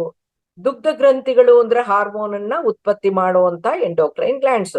ಯಾವ ಚಕ್ರಗಳು ಯಾವ್ಯಾವ ಅಂಗಗಳನ್ನ ನೋಡ್ಕೊಳ್ಳುತ್ತೆ, ಯಾವ ಚಕ್ರಕ್ಕೆ ಯಾವ ದುಗ್ಧ ಗ್ರಂಥಿಗಳ ಸಂಪರ್ಕ ಹೊಂದಿರುತ್ತೆ ಅಂತ ನೋಡೋದಾದ್ರೆ, ಚಕ್ರಗಳು ನಿಮಗ್ ಗೊತ್ತು. ಸಹಸ್ರಾರ, ಆಜ್ಞಾ, ವಿಶುದ್ಧ, ಅನಾಹತ, ಮಣಿಪುರಕ, ಸ್ವಾದಿಷ್ಠಾನ, ಮೂಲಾಧಾರ. ಈ ಸಹಸ್ರಾರ ಪೀನಿಯಲ್ ಗ್ರಂಥಿಗೆ ಸಂಬಂಧಪಟ್ಟಿರುವಂತದ್ದು, ಹೊಂದಾಣಿಕೆ ಇರುವಂತದ್ದು. ಅದಕ್ಕೆ ಏನ್ ನೋಡ್ಕೊಳ್ಳುತ್ತೆ? ಮೇಲ್ಮೆದುಳು, ಬಲಗಣ್ಣನ್ನ. ಆಜ್ಞಾ ಚಕ್ರ ಪಿಟ್ಯುಟರಿಗೆ ಸಂಬಂಧಪಟ್ಟಿರೋದು, ನರಮಂಡಲ, ಕಣ್ಣು, ಮೂಗನ್ ನೋಡ್ಕೊತ್ತೆ. ವಿಶುದ್ಧ ಥೈರಾಯ್ಡ್, ಬಾಯಿ, ನಾಲಿಗೆ, ಕೈ ಕೆಲ್ಸಕ್ಕೆ ನೋಡ್ಕೊತ್ತೆ. ಅನಾಹತ ಥೈಮಸ್ ಗ್ಲ್ಯಾಂಡ್ಸ್, ಹೃದಯ, ಲಂಗ್ಸ್ ಮತ್ತೆ ಬ್ಲಡ್ ಸರ್ಕ್ಯುಲೇಷನ್. ಮಣಿಪೂರಕ ಪ್ಯಾಂಕ್ರಿಯಾಸು, ಹೊಟ್ಟೆ, ಲಿವರ್, ಗುಲ್ಮ ನೋಡ್ಕೊಳ್ಳುತ್ತೆ. ಸ್ವಾದಿಷ್ಠಾನ ಗೊನಾಡ್ ಗ್ರಂಥಿಗಳು, ಲೈಂಗಿಕ ಅಂಗಗಳು ಹಾಗೂ ಕಿಡ್ನಿ. ಮೂಲಾಧಾರ ಅಡ್ರೆನಲ್ಲು, ರಕ್ತ, ಬೆನ್ನು, ಮೂಳೆ ಮತ್ತು ಮಸಲ್ಸ್ ಅನ್ನ ನೋಡ್ಕೊಳ್ಳುತ್ತೆ. ಈ ಚಕ್ರಗಳನ್ನ ಶಕ್ತಿ ಕೇಂದ್ರ ಅಂತ ಕರೀತಾರೆ. ಇವು ಮೊಬೈಲ್ ಬ್ಯಾಟ್ರಿ ಇದ್ದ ಹಾಗೆ. ಬ್ಯಾಟ್ರಿನಲ್ಲಿ ಚಾರ್ಜ್ ಇಲ್ದಿದ್ರೆ ಮೊಬೈಲ್ ಉಪಯೋಗಿಸಕ್ಕಾಗತ್ತಾ, ವಿಡಿಯೋ ನೋಡಕ್ಕಾಗತ್ತಾ? ಇಲ್ಲ. ಅದೇ ಮೊಬೈಲ್ ಚಾರ್ಜ್ ಮಾಡಿದ್ಮೇಲೆ ನೋಡ್ಬೋದು ಅಲ್ವಾ? ಹಾಗೇನೆ ಆ ಭಗವಂತ ನಮ್ಮ ದೇಹದಲ್ಲಿರುವಂತ ಚಕ್ರಗಳನ್ನ ತಂತಾನೆ ಚಾರ್ಜ್ ಆಗೋ ಹಾಗೂ ತಂತಾನೆ ಡಿಸ್ಚಾರ್ಜ್ ಆಗೋ ಹೋಗು ವ್ಯವಸ್ಥೆ ಮಾಡಿದ್ದಾನೆ. ಪ್ರತಿಯೊಂದು ಚಕ್ರಾನು ಪ್ರದಕ್ಷಿಣಾಕಾರದಲ್ಲಿ 4 ಸಲ ತಿರುಗೋ ಹಾಗೂನು, 1 ಸಲ ಅಪ್ರದಕ್ಷಿಣಾಕಾರದಲ್ಲಿ ತಿರುಗೋ ಹಾಗೂನು ವ್ಯವಸ್ಥೆ ಮಾಡಲಾಗಿದೆ. ಪ್ರದಕ್ಷಿಣಾಕಾರದಲ್ಲಿ 4 ಸಲ ತಿರುಗಿದಾಗ ಚಕ್ರಗಳು ಶಕ್ತೀಕರಣಗೊಳ್ಳುತ್ತೆ, ಎನರ್ಜೈಸ್ ಆಗುತ್ತೆ. 1 ಸಲ ಅಪ್ರದಕ್ಷಿಣಾಕಾರದಲ್ಲಿ ತಿರುಗುವಾಗ ಚಕ್ರಗಳು ಶುದ್ಧೀಕರಣಗೊಳ್ಳುತ್ತೆ. ಈ ಸಪ್ತ ಚಕ್ರಗಳ ವಿಶೇಷತೆ ಏನು ಅಂದ್ರೆ, ಪ್ರಕೃತಿಯಲ್ಲಿ ಕಾಮನ ಬಿಲ್ಲಿನ ಬಣ್ಣಗಳು ವಿಬ್ಗಯಾರ್ ಅಂತ ಯಾವ ಆರ್ಡರ್ ನಲ್ಲಿ ಇರುತ್ತೋ ಅದೇ ಕ್ರಮಾಂಕದಲ್ಲಿ ನಮ್ಮ 7 ಚಕ್ರಗಳು ಅದೇ 7 ಬಣ್ಣಗಳನ್ನ ಹೊಂದಿದ್ದು ವರ್ಣಗಳಲ್ಲಿರುವಂತಹ ಶಕ್ತಿಯನ್ನು ಕೂಡ ಹೀರ್ಕೊಳ್ಳುವಂತ ಶಕ್ತಿಯನ್ನ ಚಕ್ರಗಳಿಗೆ ಕೊಟ್ಟಿದ್ದಾನೆ. ಯಾವ್ಯಾವ ಚಕ್ರದ ಮೂಲ ವಸ್ತು ಯಾವ ಪಂಚಭೂತ ತತ್ವಗಳಿಂದ ಆಯೋಜಿಸಿದೆ, ಯಾವ್ಯಾವ ಪಂಚಭೂತ ತತ್ವ ದೇಹದ ಯಾವ ಕಾರ್ಯವನ್ನ ನಿಭಾಯಿಸುತ್ತೆ ಅನ್ನೋದನ್ನು ಕೂಡ ಆ ಪರಬ್ರಹ್ಮ ದಿವ್ಯ ಪ್ರಜ್ಞೆಯ ಮೂಲಕ ನಮ್ಮಲ್ಲಿ ಆಯೋಜಿಸಿದಾನೆ ಅಂತಂದ್ರೆ ಯಾವ್ದ್ರಲ್ಲಿ ಎಲ್ಲ ಇಡೀ ಪ್ರಪಂಚದಲ್ಲಿ ಏನೇನಿದೆಯೋ ಪ್ರತಿಯೊಂದು ಕೂಡ ವೈಬ್ರೇಷನ್ ರೂಪದಲ್ಲೇ ಇರೋದು. ಹಾಗಾಗಿ ಸ್ಥೂಲ ವಸ್ತುವಿನಲ್ಲಿ ಕಂಪನದ ತರಂಗಗಳಿರುತ್ತೆ. ನಮ್ಮ ದೇಹ ಪಂಚಭೂತಗಳಿಂದ ಆಗಿದೀವಿ ಅಂತೀವೆಲ್ಲ, ಅದರಿಂದ ನಮ್ಗೆ ಯಾವ ತರ ದೇಹದಲ್ಲಿ ಏನಕ್ಕೆ ಲಿಂಕ್ ಮಾಡಿದ್ದಾರೆ ಅಂದ್ರೆ ಗಾಳಿಯಲ್ಲಿ ಚಲನೆಯ ತರಂಗಗಳಿದೆ, ನೀರಿನಲ್ಲಿ ಅಲೆಗಳ ತರಂಗ ಇದೆ, ಬೆಂಕಿನಲ್ಲಿ ಬೆಳಕು ಮತ್ತು ಶಾಖದ ತರಂಗಗಳಿದೆ, ಬೆಳಕಿನಲ್ಲಿ ಕಿರಣಗಳ ತರಂಗಗಳಿದೆ, ಜೀವಕೋಶದಲ್ಲಿ ಸ್ಪಂದನದ ತರಂಗಗಳಿವೆ, ಆಕಾಶದಲ್ಲಿ ಅನೇಕಾನೇಕ ಸೂಕ್ಷ್ಮಾತಿ ಸೂಕ್ಷ್ಮ ತರಂಗಗಳು ನಿರಂತರವಾಗಿ ವಿಶ್ವಪ್ರಾಣ ಶಕ್ತಿಯಾಗಿ ಪ್ರವಹಿಸ್ತಾ ಇದೆ. ಈ ವಿಶ್ವಪ್ರಾಣ ಶಕ್ತಿಯನ್ನೇ ನಾವು ಧ್ಯಾನದಲ್ಲಿ ನಾವು ಕಾಸ್ಮಾಸ್ಗೆ ಕನೆಕ್ಟ್ ಆಗಿ ಆ ವಿಶ್ವಪ್ರಾಣ ಶಕ್ತಿ ನಮ್ಮ ದೇಹದಲ್ಲಿ ಸಹಸ್ರಾರ ಚಕ್ರದ ಮೂಲಕ ನಮ್ಮ ಪ್ರಾಣಮಯ ಕೋಶದಲ್ಲಿ ಹರಿಯುವಂತ ವ್ಯವಸ್ಥೆಯನ್ನು ಕೂಡ ಆ ಪರಬ್ರಹ್ಮ ಮಾಡಿದಾನೆ. ನಮ್ಮ ದೇಹ ಈ ಪಂಚಭೂತ ತತ್ವಗಳಿಂದ ಆಯಾ ಕಂಪನಿಗಳಿಂದ ಹೇಗೆ ನಿರ್ಮಿಸಲ್ಪಟ್ಟಿದೆ ಅಂದ್ರೆ ಸಹಸ್ರಾರ ಚಕ್ರ ವಿಬ್ಗಯಾರ್ ಅಂತ ತಗೊಂಡಾಗ ನೇರಳೆ ಬಣ್ಣ, ಅಲ್ಲಿ ಇದರಲ್ಲಿ ಇರುವಂತಹ ತತ್ವ ಆಕಾಶ ತತ್ವ, ಅದು ನಮ್ಗೆ ಜ್ಞಾನೋದಯ ಪಡ್ಕೊಳ್ಳಕ್ಕೆ ಸಹಾಯ ಮಾಡುತ್ತೆ. ಆಜ್ಞಾ ಚಕ್ರ ಕಡು ನೀಲಿ ಬಣ್ಣದ್ದು, ಅದು ಕೂಡ ಆಕಾಶ ದ್ರವ್ಯ ಈಥರಿಂದ ಮಾಡಿರುವಂತದ್ದು, ದಿವ್ಯ ಚಕ್ಷುನ ಆಕ್ಟಿವೇಟ್ ಮಾಡಕ್ ಹೆಲ್ಪ್ ಮಾಡುತ್ತೆ. ಮೂರನೇದು ವಿಶುದ್ಧ ಚಕ್ರ ಆಕಾಶ ನೀಲಿ, ಅದರಲ್ಲಿರೋದು ಆಕಾಶ ತತ್ವ, ಸತ್ಯವಾಕ್ ಪರಿಪಾಲನೆ ಅಂತ ಹೇಳಿ ಗಾಂಧೀಜಿಯವರು ಪತ್ರಿ ಸರ್ ಹೇಳ್ತಿದ್ರು, ವಿಶುದ್ಧದಲ್ಲಿದ್ರು ಅಂತ ಹೇಳ್ತಾ ಇದ್ರು. ಅನಾಹತ ಚಕ್ರ ಹಸಿರು ಬಣ್ಣದ್ದು, ವಾಯು ಇದ್ರದ್ದು ಮೂಲ ವಸ್ತು, ಲಂಗ್ಸ್ ನೋಡ್ಕೊಳ್ಳುತ್ತೆ, ಲಂಗ್ಸ್ ಕಾರ್ಯಾಚರಣೆಗೆ ಪ್ರೇರಣೆ ಅದು, ಪ್ರೀತಿ ಕರುಣೆ ಮಮತೆ ದಿವ್ಯ ಗುಣಗಳು ಅಂತ ಏನ್ ಹೇಳೋದು ಅದಕ್ಕೆ ಸಹಾಯ ಮಾಡುತ್ತೆ. ಮುಂದಿನದು ಮಣಿಪುರ ಚಕ್ರ ಹಳದಿ ಬಣ್ಣ, ಬೆಂಕಿ ಅದರ ಮೂಲ ವಸ್ತು, ಅದಕ್ಕೆ ಅದನ್ನ ಉದರಾಗ್ನಿ ಅಂತ ಹೇಳುವಂಥದ್ದು, ಆಹಾರ ಅರಗಣೆಗೆ ಸಹಾಯ ಮಾಡುತ್ತೆ. ಸ್ವಾದಿಷ್ಠಾನ ಚಕ್ರ ಕಿತ್ತಳೆ ಬಣ್ಣ, ನೀರು ಮೂಲ ವಸ್ತು, ಅದು ಕಿಡ್ನಿಯನ್ನ ನೋಡ್ಕೊಳ್ಳುತ್ತೆ. ಮೂಲಾಧಾರ ಚಕ್ರ ಕೆಂಪು, ಭೂಮಿ ಮೂಲ ವಸ್ತು, ಅರ್ತ್ ಮ್ಯಾಟರ್ ಅದರಲ್ಲಿರೋದು, ರಕ್ತ ಮೂಳೆ ಮಾಂಸ ಮಜ್ಜೆ ಸ್ನಾಯು ಸಂಪೂರ್ಣ ಭೌತಿಕ ಸ್ತರದಲ್ಲಿರುವಂತವ್ರು ಮೂಲಾಧಾರ ಚಕ್ರದಲ್ಲಿ ಇರ್ತಾರೆ. ಬ್ರಹ್ಮಾಂಡದಲ್ಲಿ ಏನೇನಿದೆಯೋ ಅವೆಲ್ಲವೂ ಬ್ರಹ್ಮಾಂಡದಲ್ಲಿದೆ ಅಂತ ಹೇಳ್ತಾರೆ. ಯಾವ ಅಂಗಾಂಗ ಯಾವ ತತ್ವವನ್ನ ಸೂಚಿಸುತ್ತೆ ಅನ್ನೋದನ್ನ ತಿಳ್ಕೊಂಡ್ವಿ. ಈ ಪಂಚಭೂತ ತತ್ವಗಳನ್ನ ಸಮತೋಲನ ಅಥವಾ ಹೆಚ್ಚು ಮಾಡ್ಕೊಳಕ್ಕೆ ಅಥವಾ ಕಡಿಮೆ ಮಾಡ್ಕೊಳಕ್ಕೆ ನಮ್ಮ ಕೈ ಬೆರಳುಗಳೇ ಸ್ವಿಚ್ ಬೋರ್ಡ್. ಯಾವ ಕೈ ಬೆರಳು ಯಾವ ತತ್ವವನ್ನ ಸೂಚಿಸುತ್ತೆ ಅಂದ್ರೆ ಕಿರುಬೆರಳು ಜಲ, ಆ ನೀರು ಎಲ್ಲಿದೆ ಭೂಮಿ ಮೇಲಿದೆ. ಹಾಗಾಗಿ ಕಿರುಬೆರಳಿನ ಪಕ್ಕದ ಬೆಟ್ಟು ಅಂದ್ರೆ ಉಂಗುರದ ಬೆಟ್ಟು ಪೃಥ್ವಿ. 5 ಬೆರಳುಗಳಲ್ಲಿ ಯಾವ ಬೆರಳು ಅತಿ ಎತ್ತರದ ಬೆರಳು ಆಕಾಶ ಎತ್ತರದಲ್ಲಿದೆ, ಹಾಗೇನೆ ಕೈ ಬೆರಳು ಎತ್ತರಕ್ಕಿರೋದು ಆಕಾಶ ತತ್ವ. ಮಧ್ಯದ ಬೆರಳು ಆಕಾಶ ತತ್ವವನ್ನ ಸೂಚಿಸುತ್ತೆ, ತೋರ್ ಬೆರಳು ವಾಯು, ಹೆಬ್ಬೆರಳು ಅಗ್ನಿ. ದೇಹದ ಆರೋಗ್ಯಕ್ಕೆ ಅವಶ್ಯಕತೆಗೆ ತಕ್ಕಂತೆ ಈ ಬೆರಳುಗಳನ್ನ ಅಗ್ನಿಯ ಜೊತೆ ಸೇರಿಸಿ ಮುದ್ರೆಗಳನ್ನ ಮಾಡೋ ಮೂಲಕ ಪಂಚಭೂತ ತತ್ವಗಳಲ್ಲಿ ಉಂಟಾಗಿರುವಂತಹ ಅಸಮತೋಲನವನ್ನ ಸರಿಪಡಿಸ್ಕೋಬಹುದು. ಅದನ್ನ ಈ ಒಂದು ಯೋಗದ ಭಾಗವಾಗಿರುವಂತಹ ಮುದ್ರಾ ವಿಜ್ಞಾನದ ಮೂಲಕ ನಾವು ಜ್ಞಾನವನ್ನ ಪಡ್ಕೊಳ್ಳೋಕೆ ಸಾಧ್ಯ. ಡಾಕ್ಟರ್ ಅವರು ಪ್ರತಿ ಸಲನು ಅವರು ಒಂದು ಮುದ್ರೆಗಳನ್ನ ವಿವರಿಸ್ತಾ ಇರ್ತಾರೆ. ಮುದ್ರೆಯಿಂದ ಹೇಗೆ ನಮ್ಮ ಆರೋಗ್ಯವನ್ನ ಪಡ್ಕೋಬಹುದು ಅಂತ ಹೇಳ್ತಾ ಇರ್ತಾರೆ. ಇನ್ನು ನಮ್ಮಲ್ಲಿರುವಂತ ಪ್ರಾಣ ಅನ್ನೋ ಪರಿಕಲ್ಪನೆಯನ್ನ ನಾವು ಹೇಗೆ ಅರ್ಥ ಮಾಡ್ಕೊಂಡಿದೀವಿ ಅಂದ್ರೆ, ನಾವು ಉಸಿರಾಡ್ತಾ ಇದ್ದಾಗ ನಮ್ ದೇಹ ಬೆಚ್ಚಗಿದ್ದಾಗ ನಮ್ಮಲ್ಲಿ ಪ್ರಾಣ ಇದೆ ಅಂತನೂ, ಇವೆರಡೂ ಇಲ್ಲದೆ ಇದ್ದಾಗ ಪ್ರಾಣದ ಅಸ್ತಿತ್ವ ಆ ದೇಹದಲ್ಲಿ ಇಲ್ಲ ಅಂತ ಅರ್ಥ ಮಾಡ್ಕೊಂಡಿದೀವಿ.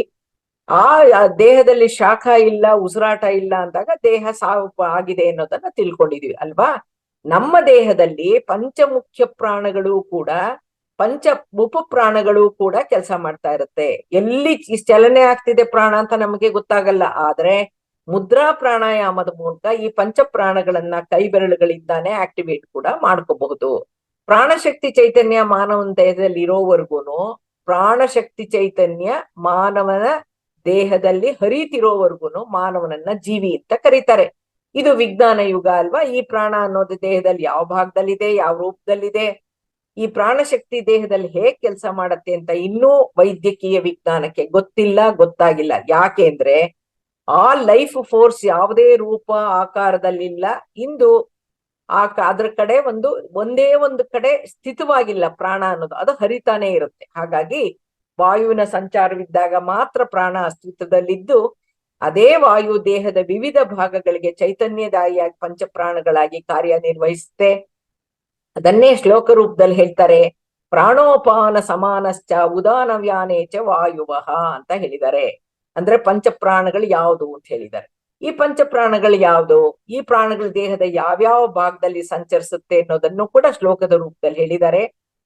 ಹೃದ ಪ್ರಾಣೋ ಗುದೇ ಅಪಾನಃ ಸಮಾನೋ ನಾಭಿ ಸಂಸ್ಥಿತಃ ಉದಾನಃ ಕಂಠದೇಶಸ್ಥಃ ವ್ಯಾನಸ್ಸರ್ವ ಶರೀರಗಃ ಅಂತ ಹೇಳಿದ್ದಾರೆ. ಅಂದ್ರೆ ಆ ಪ್ರಾಣವಾಯು ಅನ್ನೋದು ಹೃದಯ ಪ್ರದೇಶದಲ್ಲಿ ಸಂಚರಿಸುತ್ತೆ, ಅಪಾನ ಗುದ ಪ್ರದೇಶ, ಸಮಾನ ನಾಭಿ ಪ್ರದೇಶ, ಉದಾನ ಕಂಠ ಶಿರಸ್ಸು ಪ್ರದೇಶ, ವ್ಯಾನ ಅನ್ನೋದು ಸಂಪೂರ್ಣ ದೇಹದಲ್ಲಿ ಸಂಚರಿಸುತ್ತೆ. ಇದ್ರ ಜೊತೆಗೆ ಪಂಚ ಉಪಪ್ರಾಣಗಳು ಯಾವ್ಯಾವಿದೆ ಅಂತಂದ್ರೆ ನಾಗ, ಕ್ರಕರ, ದೇವದತ್ತ, ಕೂರ್ಮ, ಧನಂಜಯ. ಅಂದ್ರೆ ಊಟದ ಜೊತೆ ಗಾಳಿ ಸೇರುತ್ತೆ. ಇವಾಗ ನಾವು ಮಾತಾಡ್ಬೇಕಾದ್ರೆ ಉಸಿರನ್ನ ಆಚೆ ಹಾಕ್ಬೇಕು, ಊಟ ಮಾಡ್ಬೇಕಾದ್ರೆ ನಾವು ಉಸಿರು ಜೊತೆನಲ್ಲಿ ಆಹಾರವನ್ನ ಒಳಗ್ ಕಳಿಸ್ಬೇಕು. ಹಾಗಾಗಿ ಆಹಾರದ ಜೊತೆನೂ ಗಾಳಿ ಸೇರ್ಕೋತಾ ಇರುತ್ತೆ. ಈ ಊಟದ ಜೊತೆ ಸೇರಿರುವಂತ ಗಾಳಿನ ತೇಗಿನ ಮೂಲಕ ಹೊರ ಹಾಕುತ್ತೆ. ನೋಡಿ, ತೇಗ್ ಬರದೇ ಇದ್ರೆ ಅದ್ ಬರೋವರ್ಗುನು ಪ್ರಾಣ ಸಂಕಟ ಆಗೋಯ್ತು ಅಂತ ಹೇಳ್ತೀವಿ ನಾವು. ಅಂದ್ರೆ ಅಷ್ಟು ಕಷ್ಟ ಆಗುತ್ತೆ. ಅದನ್ನ ಆಚೆ ಹಾಕಿದ್ಮೇಲೆ ನಾವು ಸುಖವಾಗಿರ್ತೀವಿ. ಅದೇ ತರ ಕ್ರಕರ ಅನ್ನೋದು ಮೂಗಿನಲ್ಲಿ ಸೂಕ್ಷ್ಮ ಅತಿ ಸೂಕ್ಷ್ಮ ವಸ್ತು ಇರ್ಬೋದು, ಕ್ರಿಮಿ ಇರ್ಬೋದು, ಹುಳು ಇರ್ಬೋದು ಹೋದಾಗ ಸೀನಿನ ಮೂಲಕ ಹೊರಹಾಕಿ ಉಸಿರಾಟನ ಸಲೀಸ್ ಮಾಡುತ್ತೆ. ದೇವದತ್ತ ಅಂತ ಅನ್ನೋದು ದೇಹಕ್ಕೆ ವಿಶ್ರಾಂತಿ ಬೇಕು ಅಂತ ಆಕಳಿಕೆ ರೂಪದಲ್ಲಿ ಸೂಚಿಸುತ್ತೆ. ಕೂರ್ಮ ಅನ್ನೋ ಪ್ರಾಣ ಕಣ್ಣನ್ನ ರಕ್ಷಿಸುತ್ತೆ. ಕಣ್ಣನ್ನ ಬಡಿಯೋ ಚಟುವಟಿಕೆ, ಧೂಳು ಮಣ್ಣಿನಿಂದ ರಕ್ಷಣೆಗೆ, ಅದ್ರ ರಕ್ಷಣೆಗೋಸ್ಕರ ಜಿಬುರ್ ಬರ್ಸೋಂತ ಕೆಲಸವನ್ನ ಕೂರ್ಮ ಪ್ರಾಣ ಮಾಡತ್ತೆ. ಕಣ್ಣು ಬಾಯಿಯ ತೆರೆಯುವಿಕೆ ಮತ್ತು ಮುಚ್ಚುವಿಕೆನ ನೋಡ್ಕೊಳ್ಳೋದು ಈ ಕೂರ್ಮ ಉಪಪ್ರಾಣ. ಧನಂಜಯ ಅಂದ್ರೆ ಮರಣದ ನಂತರ ದೇಹದ ನಶಿಸುವಿಕೆ ಕಾರ್ಯ ಪಂಚಭೂತಗಳಲ್ಲಿ ಸೇರಕ್ಕೆ, ದೇಹ ಕೊಳೆಯಕ್ಕೆ. ಹಾಗಾಗಿ ನಾವು ಪಂಚಭೂತಗಳಲ್ಲಿ ವಿಲೀನ ಆಗೋದು ಅಂದ್ರೆ ಮಣ್ಣಲ್ಲಿ ಹೂತಾಗ ಅವು ಕೊಳೆಯಕ್ಕೆ 13 ದಿನ ಬೇಕಾಗುತ್ತದೆ. ಹಾಗಾಗಿ ಮುಂದಿನ ಸೂಕ್ಷ್ಮ ರಚನೆ ಪ್ರಾಣಮಯ ಕೋಶದಲ್ಲಿರುವಂತ ನಾಡಿ ಮಂಡಲ. ನಮ್ಮ ಪ್ರಾಣಮಯ ಕೋಶದಲ್ಲಿ 72,000 ನಾಡಿಗಳಿದೆ. ಯೋಗ ವಿಜ್ಞಾನದ ಪ್ರಕಾರ ಇಡ, ಪಿಂಗಳ ಮತ್ತು ಸುಷುಮ್ನ ಅನ್ನೋದು ಪ್ರಮುಖ ನಾಡಿಗಳು. ಬೆನ್ನು ಹುರಿನಲ್ಲಿ ಹಾದು ಹೋಗುತ್ತೆ. ಅದಕ್ಕೆ ರಜನೀಶ್ ಓಶೋ ಹೇಳ್ತಾರೆ, ನಾವು ಪಾಪಕರ್ಮಗಳನ್ನ ಮಾಡಿದಾಗ, ಕಾಯ ವಾಚ ಮನಸ್ಸ ತಪ್ಪೆ ಮಾಡಿದಾಗ ಆ ತಪ್ಪುಗಳು ನಮ್ಮ ನಾಡಿ ಮಂಡಲದಲ್ಲಿ ಸಣ್ಣ ಸಣ್ಣ ಗಂಟುಗಳಾಗಿ ಪ್ರಾಣಶಕ್ತಿ ಚೈತನ್ಯದ ಹರಿಯುವಿಕೆಗೆ ಅಡಚಣೆ ಉಂಟು ಮಾಡತ್ತೆ ಅಂತಾನೋ, ಅದರಿಂದಾಗೇನೆ ನೋವುಗಳನ್ನ ಅನುಭವಿಸ್ಬೇಕಾಗಿ ಬರುತ್ತೆ ಅಂತಾನೋ, ಆನಾಪಾನ ಸತಿ ಧ್ಯಾನದಿಂದ ಈ ಗಂಟುಗಳನ್ನ, ಪಾಪಕರ್ಮದ ಗಂಟುಗಳನ್ನ, ನಮ್ಮ ತಪ್ಪುಗಳನ್ನೇನು ಮಾಡಿಯೋದು ನಾಡಿ ಮಂಡಲದಲ್ಲಿ ಗಂಟುಗಳಾಗಿರುತ್ತೋ ಆ ಗಂಟುಗಳನ್ನ ಭೇದಿಸಕ್ಕೆ ಧ್ಯಾನದ ಮೂಲಕ ಸಾಧ್ಯ ಅಂತ ತಿಳಿಸಿದ್ದಾರೆ. ಪತ್ರಿ ಸರ್ ಹೇಳ್ತಾ ಇದ್ರು, ಕೃತಜನ್ಮ ಪಾಪಂ ವ್ಯಾಧಿ ರೂಪೇಣ ಪೀಡತೆ ಅಂತ. ಹಾಗಾಗಿ ನಾವು ಮಾಡಿರೋ ಪಾಪಗಳು ತಿರುಗಿ ನಮ್ಮ ಗಂಟುಗಳನ್ನೇ ನಾಡಿ ಮಂಡಲದಲ್ಲೇ ಗಂಟುಗಳಾಗಿ ಕಾಯಿಲೆ ರೂಪಲ್ಲಿ ಬರುತ್ತೆ ಅಂತ. ಹಾಗಾಗಿ ಭೌತಿಕವಾಗಿ ಹಾಗೂ ಆಧ್ಯಾತ್ಮಿಕವಾಗಿ ಅತ್ಯಂತ ಪ್ರಮುಖವಾದ ದೇಹದ ಭಾಗ ಅಂದ್ರೆ ನಮ್ಮ ಬೆನ್ನು ಹುರಿ ಹಾಗೂ ಮೆದುಳು ಬಳ್ಳಿ. ಅದನ್ನ ಬಹಳ ಎಚ್ಚರವಾಗಿ ಕಾಪಾಡ್ಕೋಬೇಕಾಗತ್ತೆ. ದೇಹದ ಎಲ್ಲಾ ಅಂಗಾಂಗಗಳು, ಕುತ್ತಿಗೆ, ಬೆನ್ನಿನ ಸ್ನಾಯುಗಳು, 7 ಪ್ರಮುಖ ಚಕ್ರಗಳು, 7 ಸೂಕ್ಷ್ಮ ಶರೀರದ ವಲಯಗಳು ಹಾಗೂ ಇಡ, ಪಿಂಗಳ ಮತ್ತು ಸುಷುಮ್ನ ನಾಡಿಗಳು ಈ ಬೆನ್ನು ಹುರಿಯ ಮುಖಾಂತರ ಹಾದು ಹೋಗೋದ್ರಿಂದ ಆಧ್ಯಾತ್ಮಿಕ ಬೆಳವಣಿಗೆಗೂ ಅತೀಂದ್ರಿಯ ಅನುಭವಗಳಿಗೂ ಕೂಡ ನಾವು ಕುಂಡಲಿನಿ ಜಾಗೃತ ಮಾಡ್ಕೊಳ್ಳೋಕ್ಕೂ ಧ್ಯಾನ ಸಾಧನೆಗೂ ಈ ಬೆನ್ನು ಹುರಿಯನ್ನ ನೇರವಾಗಿ ಇಟ್ಕೊಂಡು ಧ್ಯಾನಕ್ಕೆ ಸಾಧನೆಗೆ ಕೂರ್ಬೇಕು. ಅದಕ್ಕೆ ಬೆನ್ನು ನೇರವಾಗಿರ್ಲಿ ಅಂತ ಧ್ಯಾನಕ್ಕೆ ಕೂಡಿಸ್ತೀವಿ. ನಮ್ಮ ಜನ ಹೇಗೆ ಅಂತಂದ್ರೆ ಧ್ಯಾನದಲ್ಲಿ ಉಸಿರು ಮಾತ್ರ ತಾನೇ ನಾವು ನೋಡೋದು, ಹಾಗಾಗಿ ಮಲಕೊಂಡು ಮಾಡಬಹುದಲ್ವಾ ಅಂತ ನನ್ನನ್ನೇ ಎಷ್ಟೋ ಜನ ಕೇಳಿದ್ದಾರೆ. ನಾವ್ ಅರ್ಥ ಮಾಡ್ಕೋಬೇಕಾದ್ದೇನಂದ್ರೆ ನಮ್ಮ ರಚನೆಯಲ್ಲಿ ಆಧ್ಯಾತ್ಮಿಕ ಅನುಭವಗಳಿಗೆ, ಅತೀಂದ್ರಿಯ ಅನುಭವಗಳಿಗೆ, ಕುಂಡಲಿನಿ ಜಾಗೃತಕ್ಕೆ ಅಥವಾ ಪ್ರಕೃತಿಯಲ್ಲಿರುವಂತ ವಿಶ್ವಶಕ್ತಿ ಚೈತನ್ಯ ನಮ್ಮ ದೇಹದೊಳಕ್ಕೆ ಹರಿದು ಅದರ ತನ್ನ ಕಾರ್ಯ ತತ್ಪರತೆಯನ್ನ ನಿಭಾಯಿಸಕ್ಕೆ ಬೆನ್ನು ಹುರಿ ನೇರವಾಗಿರ್ಬೇಕು. ಸಹಸ್ರಾರ ಚಕ್ರ ಆಕಾಶದ ಕಡೆಗಿರ್ಬೇಕು. ಹೋದ ತಿಂಗಳು 20ನೇ ತಾರೀಕು ಇದೇ ವೇದಿಕೆಯಲ್ಲಿ ಸೂಕ್ಷ್ಮ ಶರೀರಯಾನದ ಬಗ್ಗೆ ಒಂದು ಉಪನ್ಯಾಸವನ್ನು ಕೊಟ್ಟಿದ್ದೆ. ಅದರಲ್ಲಿ ಹೇಳಿದ್ದೆ, ಸ್ಥೂಲ ಶರೀರಕ್ಕೂ ಸೂಕ್ಷ್ಮ ಶರೀರಕ್ಕೂ ಸಂಪರ್ಕ ಕಲ್ಪಿಸೋದು ಸಿಲ್ವರ್ ಕಾರ್ಡ್. ಅದನ್ನ ಬೆಳ್ಳಿ ಹುರಿ ಅಂತಾರೆ, ಬೆಳ್ಳಿಯ ತಂತು ಅಂತಂತಾರೆ ಅಂತ ಹೇಳಿದ್ದೆ. ಈ ಬೆಳ್ಳಿಯ ಹುರಿ ಸೂಕ್ಷ್ಮ ಶರೀರದ ಹೊಕ್ಕಳಿನಿಂದ ಹೊರಟು ಎಲ್ಲಾ ಸೂಕ್ಷ್ಮ ಶರೀರಗಳಿಗೆ ಕನೆಕ್ಟ್ ಆಗಿ ಪರಮಾತ್ಮನಿಗೂ ಮಾನವನಿಗೂ ನೇರ ದಿವ್ಯ ಸಂಪರ್ಕ ಏರ್ಪಟ್ಟಿರೋದೇ ಈ ಸಿಲ್ವರ್ ಕಾರ್ಡ್ ಮೂಲಕ. ಹಾಗಾಗಿ ನಾವು ದಿವ್ಯಾಂಶ ಸಂಭೂತರು. ಈ ಸಿಲ್ವರ್ ಕಾರ್ಡ್ ಕಟ್ಟಾದ್ರೆ ಸಾವು. ಹಾಗಾಗಿ ಒಂದು ಕುತೂಹಲಕಾರಿ ವಿಷಯವೊಂದು ಇತ್ತೀಚೆಗೆ ನನಗೆ ಸತ್ಯಪಯಣ ಅನ್ನೋ ಗ್ರಂಥದಿಂದ ತಿಳಿಯಿತು. ಆತ್ಮ ತಾನೇ ತಯಾರಿಸ್ಕೊಂಡಂತ ನೀಲಿ ನಕ್ಷೆಯನ್ನ ತಾಯಿಯ ಗರ್ಭಕ್ಕೆ ರವಾನಿಸ್ಬಿಡತ್ತಂತೆ. ಮುಂದಿನ 4 ತಿಂಗಳವರೆಗೆ ಮುಂದೆ ಭೂಮಿಯಲ್ಲಿ ಅವತರಿಸಕ್ಕೆ ಅವಶ್ಯವಾಗಿರುವಂತ ಅನ್ನಮಯ ಕೋಶ, ಮನೋಮಯ ಕೋಶ, ಆನಂದಮಯ ಕೋಶ, ವಿಜ್ಞಾನಮಯ ಕೋಶವನ್ನ ಆತ್ಮ ಮೇಲಿನ ಲೋಕಗಳಲ್ಲಿ ಅಳವಡಿಸ್ಕೊಳ್ಳುತ್ತಂತೆ. ನೋಡಿ, ಇದು ಸತ್ಯಪಯಣ ಅನ್ನೋದು ರೂಪಾ ವೆಂಕಟೇಶ್ ಬರೆದಿರುವಂತ ಒಂದು ಪುಸ್ತಕ. ಇದು ಚಾನೆಲ್ ಆಗಿ ಇವರು ಭೃಗು ಮಹರ್ಷಿಗಳು ಮತ್ತು ಅತ್ರಿ ಮಹರ್ಷಿಗಳು ರೂಪಾ ವೆಂಕಟೇಶ್ ಅವರನ್ನ ಚಾನೆಲ್ ಮಾಡಿಕೊಂಡು ಅವರ ಮೂಲಕ ಈ ಒಂದು ಆಧ್ಯಾತ್ಮಿಕ ಜ್ಞಾನವನ್ನ ಕೊಟ್ಟಿರುವಂತಹದ್ದು. ಮಾನವ ಶರೀರದ ಪ್ರಮುಖ ಅಂಗಗಳಾದ ಮೆದುಳು, ಹೃದಯ, ಶ್ವಾಸಕೋಶ, ಪಿತ್ತಜನಕಾಂಗ, ಜಠರ, ಮೂತ್ರಕಂಡ, ಮೂತ್ರಪಿಂಡ, ಜನನಾಂಗಗಳನ್ನ ಎಲ್ಲಿ ತಯಾರಾಗುತ್ತೆ, ನಾವು DNA ಮೂಲಕ ಆಗುತ್ತೆ ಅಂತ ಹೇಳಿದ್ರು ಕೂಡ ಅದು ಕೂಡ ಊರ್ಧ್ವ ಲೋಕಗಳಿಗೆ ಸಂಬಂಧಪಟ್ಟಿದೆ ಸಿಲ್ವರ್ ಕಾರ್ಡ್ ಮೂಲಕ ಅನ್ನೋ ವಿಚಾರ ಅದ ಪುಸ್ತಕದಲ್ಲಿದೆ. ಈ ಅಂಗಾಂಗಗಳನ್ನ ಧನ್ಯ ತಥಾ ಧೃತ ಅನ್ನುವಂತ ಸೂಕ್ಷ್ಮ ಲೋಕಗಳಲ್ಲಿ ಧನ್ವಂತರಿ ಮಹಾಶಯರ ಮೇಲ್ವಿಚಾರಣೆಯಲ್ಲಿ ತಯಾರಾಗಿ ದಿವ್ಯ ಪ್ರಜ್ಞೆಯನ್ನ ಅಲ್ಲಿ ತುಂಬಲಾಗತ್ತೆ ಅಂತ ಹೇಳಿದ್ದಾರೆ. ಜನನ ಮತ್ತು ಮರಣಕ್ಕೆ ಸಂಬಂಧಿಸಿರುವಂತ ಮಾಹಿತಿಗಳನ್ನ ಚಾನೆಲಿಂಗ್ ಮೂಲಕ ಭೃಗು ಮಹರ್ಷಿಗಳು, ಅತ್ರಿ ಮಹರ್ಷಿಗಳು ಕೊಟ್ಟಿರುವಂತಹದ್ದು ಎಲ್ರೂ ಖಂಡಿತವಾಗ್ಲೂ ಓದ್ಲೇಬೇಕಾದಂತ ಪುಸ್ತಕ. ಇದರಲ್ಲಿ ದೇಹ, ಜನನ ಮತ್ತು ಮರಣ ಅನ್ನೋದ್ರ ಬಗ್ಗೆ ಮಾಹಿತಿಗಳು, ಹೇಗೆ ನಾವು ಸೂಕ್ಷ್ಮ ಜೀವಿಗಳಿಗೆ ದಿವ್ಯಾಂಶ ಸಂಭೂತರು ಅಂತ ನಾವೇನ್ ಹೇಳಿದ್ವು, ಹಾಗೆ ಸೂಕ್ಷ್ಮ ರೂಪದಲ್ಲಿ ಇರುವಂತವ್ರಿಗೆ ನಾವ್ ಹೇಗ್ ಕನೆಕ್ಟ್ ಆಗಿರ್ತೀವಿ, ಅವ್ರ ಸಹಾಯ ನಮಗೆ ಹೇಗಾಗತ್ತೆ ಅನ್ನೋದನ್ನ ಈ ವಿಚಾರದಲ್ಲಿ ಕೊಟ್ಟಿರೋದು. ಹಾಗಾಗಿ ಮಾಸ್ಟರ್ಸ್, ಭಗವಂತನ ಸೃಷ್ಟಿಯಲ್ಲಿ ಮಾನವನ ಸೃಷ್ಟಿ ಅತ್ಯದ್ಭುತ ಸೃಷ್ಟಿ. ಮಾಧವನಾಗಕ್ಕೆ ಮಾನವನಲ್ಲಿರುವಂತ ದಿವ್ಯತ್ವವನ್ನ ಪರಮಾತ್ಮನ ದಿವ್ಯತ್ವಕ್ಕೆ ಏರ್ಸಕ್ಕೋಸ್ಕರ ಎಷ್ಟೆಲ್ಲಾ ಮುನ್ನೆಚ್ಚರಿಕೆ ತಗೊಂಡು ನಮ್ಮನ್ನ ಸೃಷ್ಟಿಸಿದಾನೆ. ನಾವ್ ಹೇಗೆ ದಿವ್ಯ ಯಂತ್ರವಾಗಿದ್ದೀವಿ ಅನ್ನೋದನ್ನ ಸ್ವಲ್ಪ ಮಟ್ಟಿಗೆ ನನಗ್ ತಿಳಿದಷ್ಟು ಮಟ್ಟಿಗೆ ನಾನು ತಿಳಿಸಿದ್ದೀನಿ. ಸ್ಥೂಲ ಮತ್ತು ಸೂಕ್ಷ್ಮ ಶರೀರಗಳನ್ನ, ಚಕ್ರಗಳನ್ನ, ದುಗ್ಧ ಗ್ರಂಥಿಗಳನ್ನ ಅದೇ ಕ್ರಮಾಂಕದಲ್ಲಿ ಕಾಮನ ಬಿಲ್ಲಿನ ಬಣ್ಣಗಳನ್ನು ಅಳವಡಿಸಿ, ಪಂಚಭೂತಗಳನ್ನು ಅಳವಡಿಸಿ ಅವನ ದಿವ್ಯ ಪ್ರಜ್ಞೆಯನ್ನ ಮೆರೆದಿದ್ದಾನಲ್ಲ ಪರಮಾತ್ಮ. ನಾವು ಅದನ್ನ ರಕ್ಷಿಸ್ಕೊಳ್ಳೋಕೆ ಒದ್ದಾಡ್ತಾ ಇದ್ದೀವಿ. ಈಗಲಾದ್ರೂ ಇನ್ನು ಮುಂದಾದ್ರೂ ಎಚ್ಚೆತ್ಕೊಂಡು ಅಜ್ಞಾನದಿಂದ ಹೊರಬಂದು ಆತ್ಮಜ್ಞಾನಿಗಳಾಗೋಣ, ಧ್ಯಾನ ಸಾಧನೆ ಮಾಡೋಣ, ಮಾನವರಾದಾಗ ಆಗೋಣ. ಮಾನವನ ಶರೀರ ಹೇಗೆ ದಿವ್ಯ ಯಂತ್ರವಾಗಿ ರಚನೆ ಆಗಿದೆ, ಮಾನವನ ಆಧ್ಯಾತ್ಮಿಕ ಅಂಗರಚನೆ, ದೇಹ ರಚನೆ ಹೇಗಿದೆ, ಸ್ಪಿರಿಚುವಲ್ ಅನಾಟಮಿ ಅನ್ನೋದು ಹೇಗಿದೆ, ಮಾನವನ ದೇಹ ಒಂದು ದಿವ್ಯಾತ್ಮ ಸಂಯೋಜಿತ ಜೈವಿಕ ಯಂತ್ರ ಅಂತ ತಿಳಿಸೋಕೆ ಅವಕಾಶ ಮಾಡಿಕೊಟ್ಟಂತ ಡಾಕ್ಟರ್ ರಂಗನಾಥ್ ಸರ್ಗೆ ಧನ್ಯವಾದಗಳನ್ನ ಅರ್ಪಿಸ್ತಾ ಈ ದಿನದ ಉಪನ್ಯಾಸವನ್ನ ಮುಗಿಸ್ತಾ ಇದ್ದೀನಿ. ಧನ್ಯವಾದಗಳು, ಧನ್ಯವಾದಗಳು, ಧನ್ಯವಾದಗಳು. Thank you madam, thank you so much. ತುಂಬಾ ಅದ್ಭುತವಾದ ಆಳವಾದ ಸಬ್ಜೆಕ್ಟ್ ಇದು. ಅಂದ್ರೆ ನಾವು ಡೈಜೆಷನ್ ಮಾಡ್ಕೋಬೇಕಂದ್ರೂ, ಜೀರ್ಣ ಮಾಡ್ಕೋಬೇಕಂದ್ರೂ ಇದು ಮತ್ತೆ ಮತ್ತೆ ವಿಡಿಯೋ ನೋಡ್ಲೇಬೇಕು. ಯಾಕಂದ್ರೆ ಇದರಲ್ಲಿ ಅದ್ಭುತವಾದ ಜ್ಞಾನ, ಎಷ್ಟೋ ಅಂಶಗಳು ನೀವು ಕವರ್ ಮಾಡಿದ್ರಿ. ಇದು ನಿಜವಾದ ಒಂದು ಅಸೆಟ್ ಅಂತ ಹೇಳ್ಬೋದು. ನಮ್ಮ ಈ ವೇದಿಕದಲ್ಲಿ ಮಾತಾರ್ ಫೌಂಡೇಶನ್ ಅಲ್ಲಿ ನೀವು ಕೊಡ್ತಾ ಇರುವಂತ ಎಲ್ಲಾ ಜ್ಞಾನ, ಸೊ ಮುಂದಿನ ಕಾಲದಲ್ಲಿ ಎಷ್ಟೋ ಜನಕ್ಕೆ ಇದು ತುಂಬಾ ಉಪಯೋಗ ಆಗತ್ತಂತ ನಾನು ಭಾವಿಸ್ತೀನಿ ಮೇಡಮ್. ಯಾಕಂದ್ರೆ ಸ್ವಂತ ಅದ್ಭುತವಾದ ಜ್ಞಾನ ಸಿಗ್ಬೇಕಂದ್ರೆ, ಅರ್ಥ ಮಾಡ್ಕೋಬೇಕಂದ್ರೂ ಹಲವಾರು ಬುಕ್ಸ್ಗಳನ್ನ ಓದಬೇಕಾಗತ್ತೆ. ಅದು ಓದಿದ್ರೂ ಎಷ್ಟೋರ್ಗೆ ಅರ್ಥ ಆಗುತ್ತೋ ಗೊತ್ತಿಲ್ಲ. ಸೊ ಅದಕ್ಕೋಸ್ಕರ ಇಂಥ ಅದ್ಭುತವಾದ ಜ್ಞಾನವನ್ನು ಒಂದೇ ಕಡೆ ಕ್ರೋಢೀಕರಿಸಿ, ಸೊ ಒಂದೇ ಧಾರಾವಾಹಿಕವಾಗಿ ನೀವು ಹೇಳಿದಕ್ಕೂ ನಾವು ತುಂಬಾ ಕೃತಜ್ಞತೆ ಮೇಡಮ್. ಧನ್ಯವಾದ. Thank you sir. ದೀಪಾ ಅವರೇ. ನಮಸ್ತೆ ಗುರುಜಿ. ನಮಸ್ತೆ ಮನೋರಮಾ ಅಮ್ಮ. ನಮಸ್ತೆ. ನಮಸ್ತೆ. ಇದು 84 ವರ್ಷ ಕೋಟಿ ಜೀವ ರಾಶಿಯನ್ನು ದಾಟಿ ಬಂದ ಈ ಮಾನವನ ದೇಹ ಒಂದು ಅದ್ಭುತವಾದ ದಿವ್ಯ ಯಂತ್ರ. ದೈವಿ ಪ್ರಜ್ಞೆಯಲ್ಲಿ ಇರುವುದು ಈ ಮಾನವನ ದೇಹ ಮಾತ್ರ. ಈ ದೇಹವೇ ದೇವಾಲಯ. ನಮ್ಮ ಅಂತರಂಗದಲ್ಲಿಯೇ ಸುಪ್ರೀಂ ಸೌಲ್ ಇದೆ, ಅದೇ ಪರಮಾತ್ಮನ ಅಂಶ.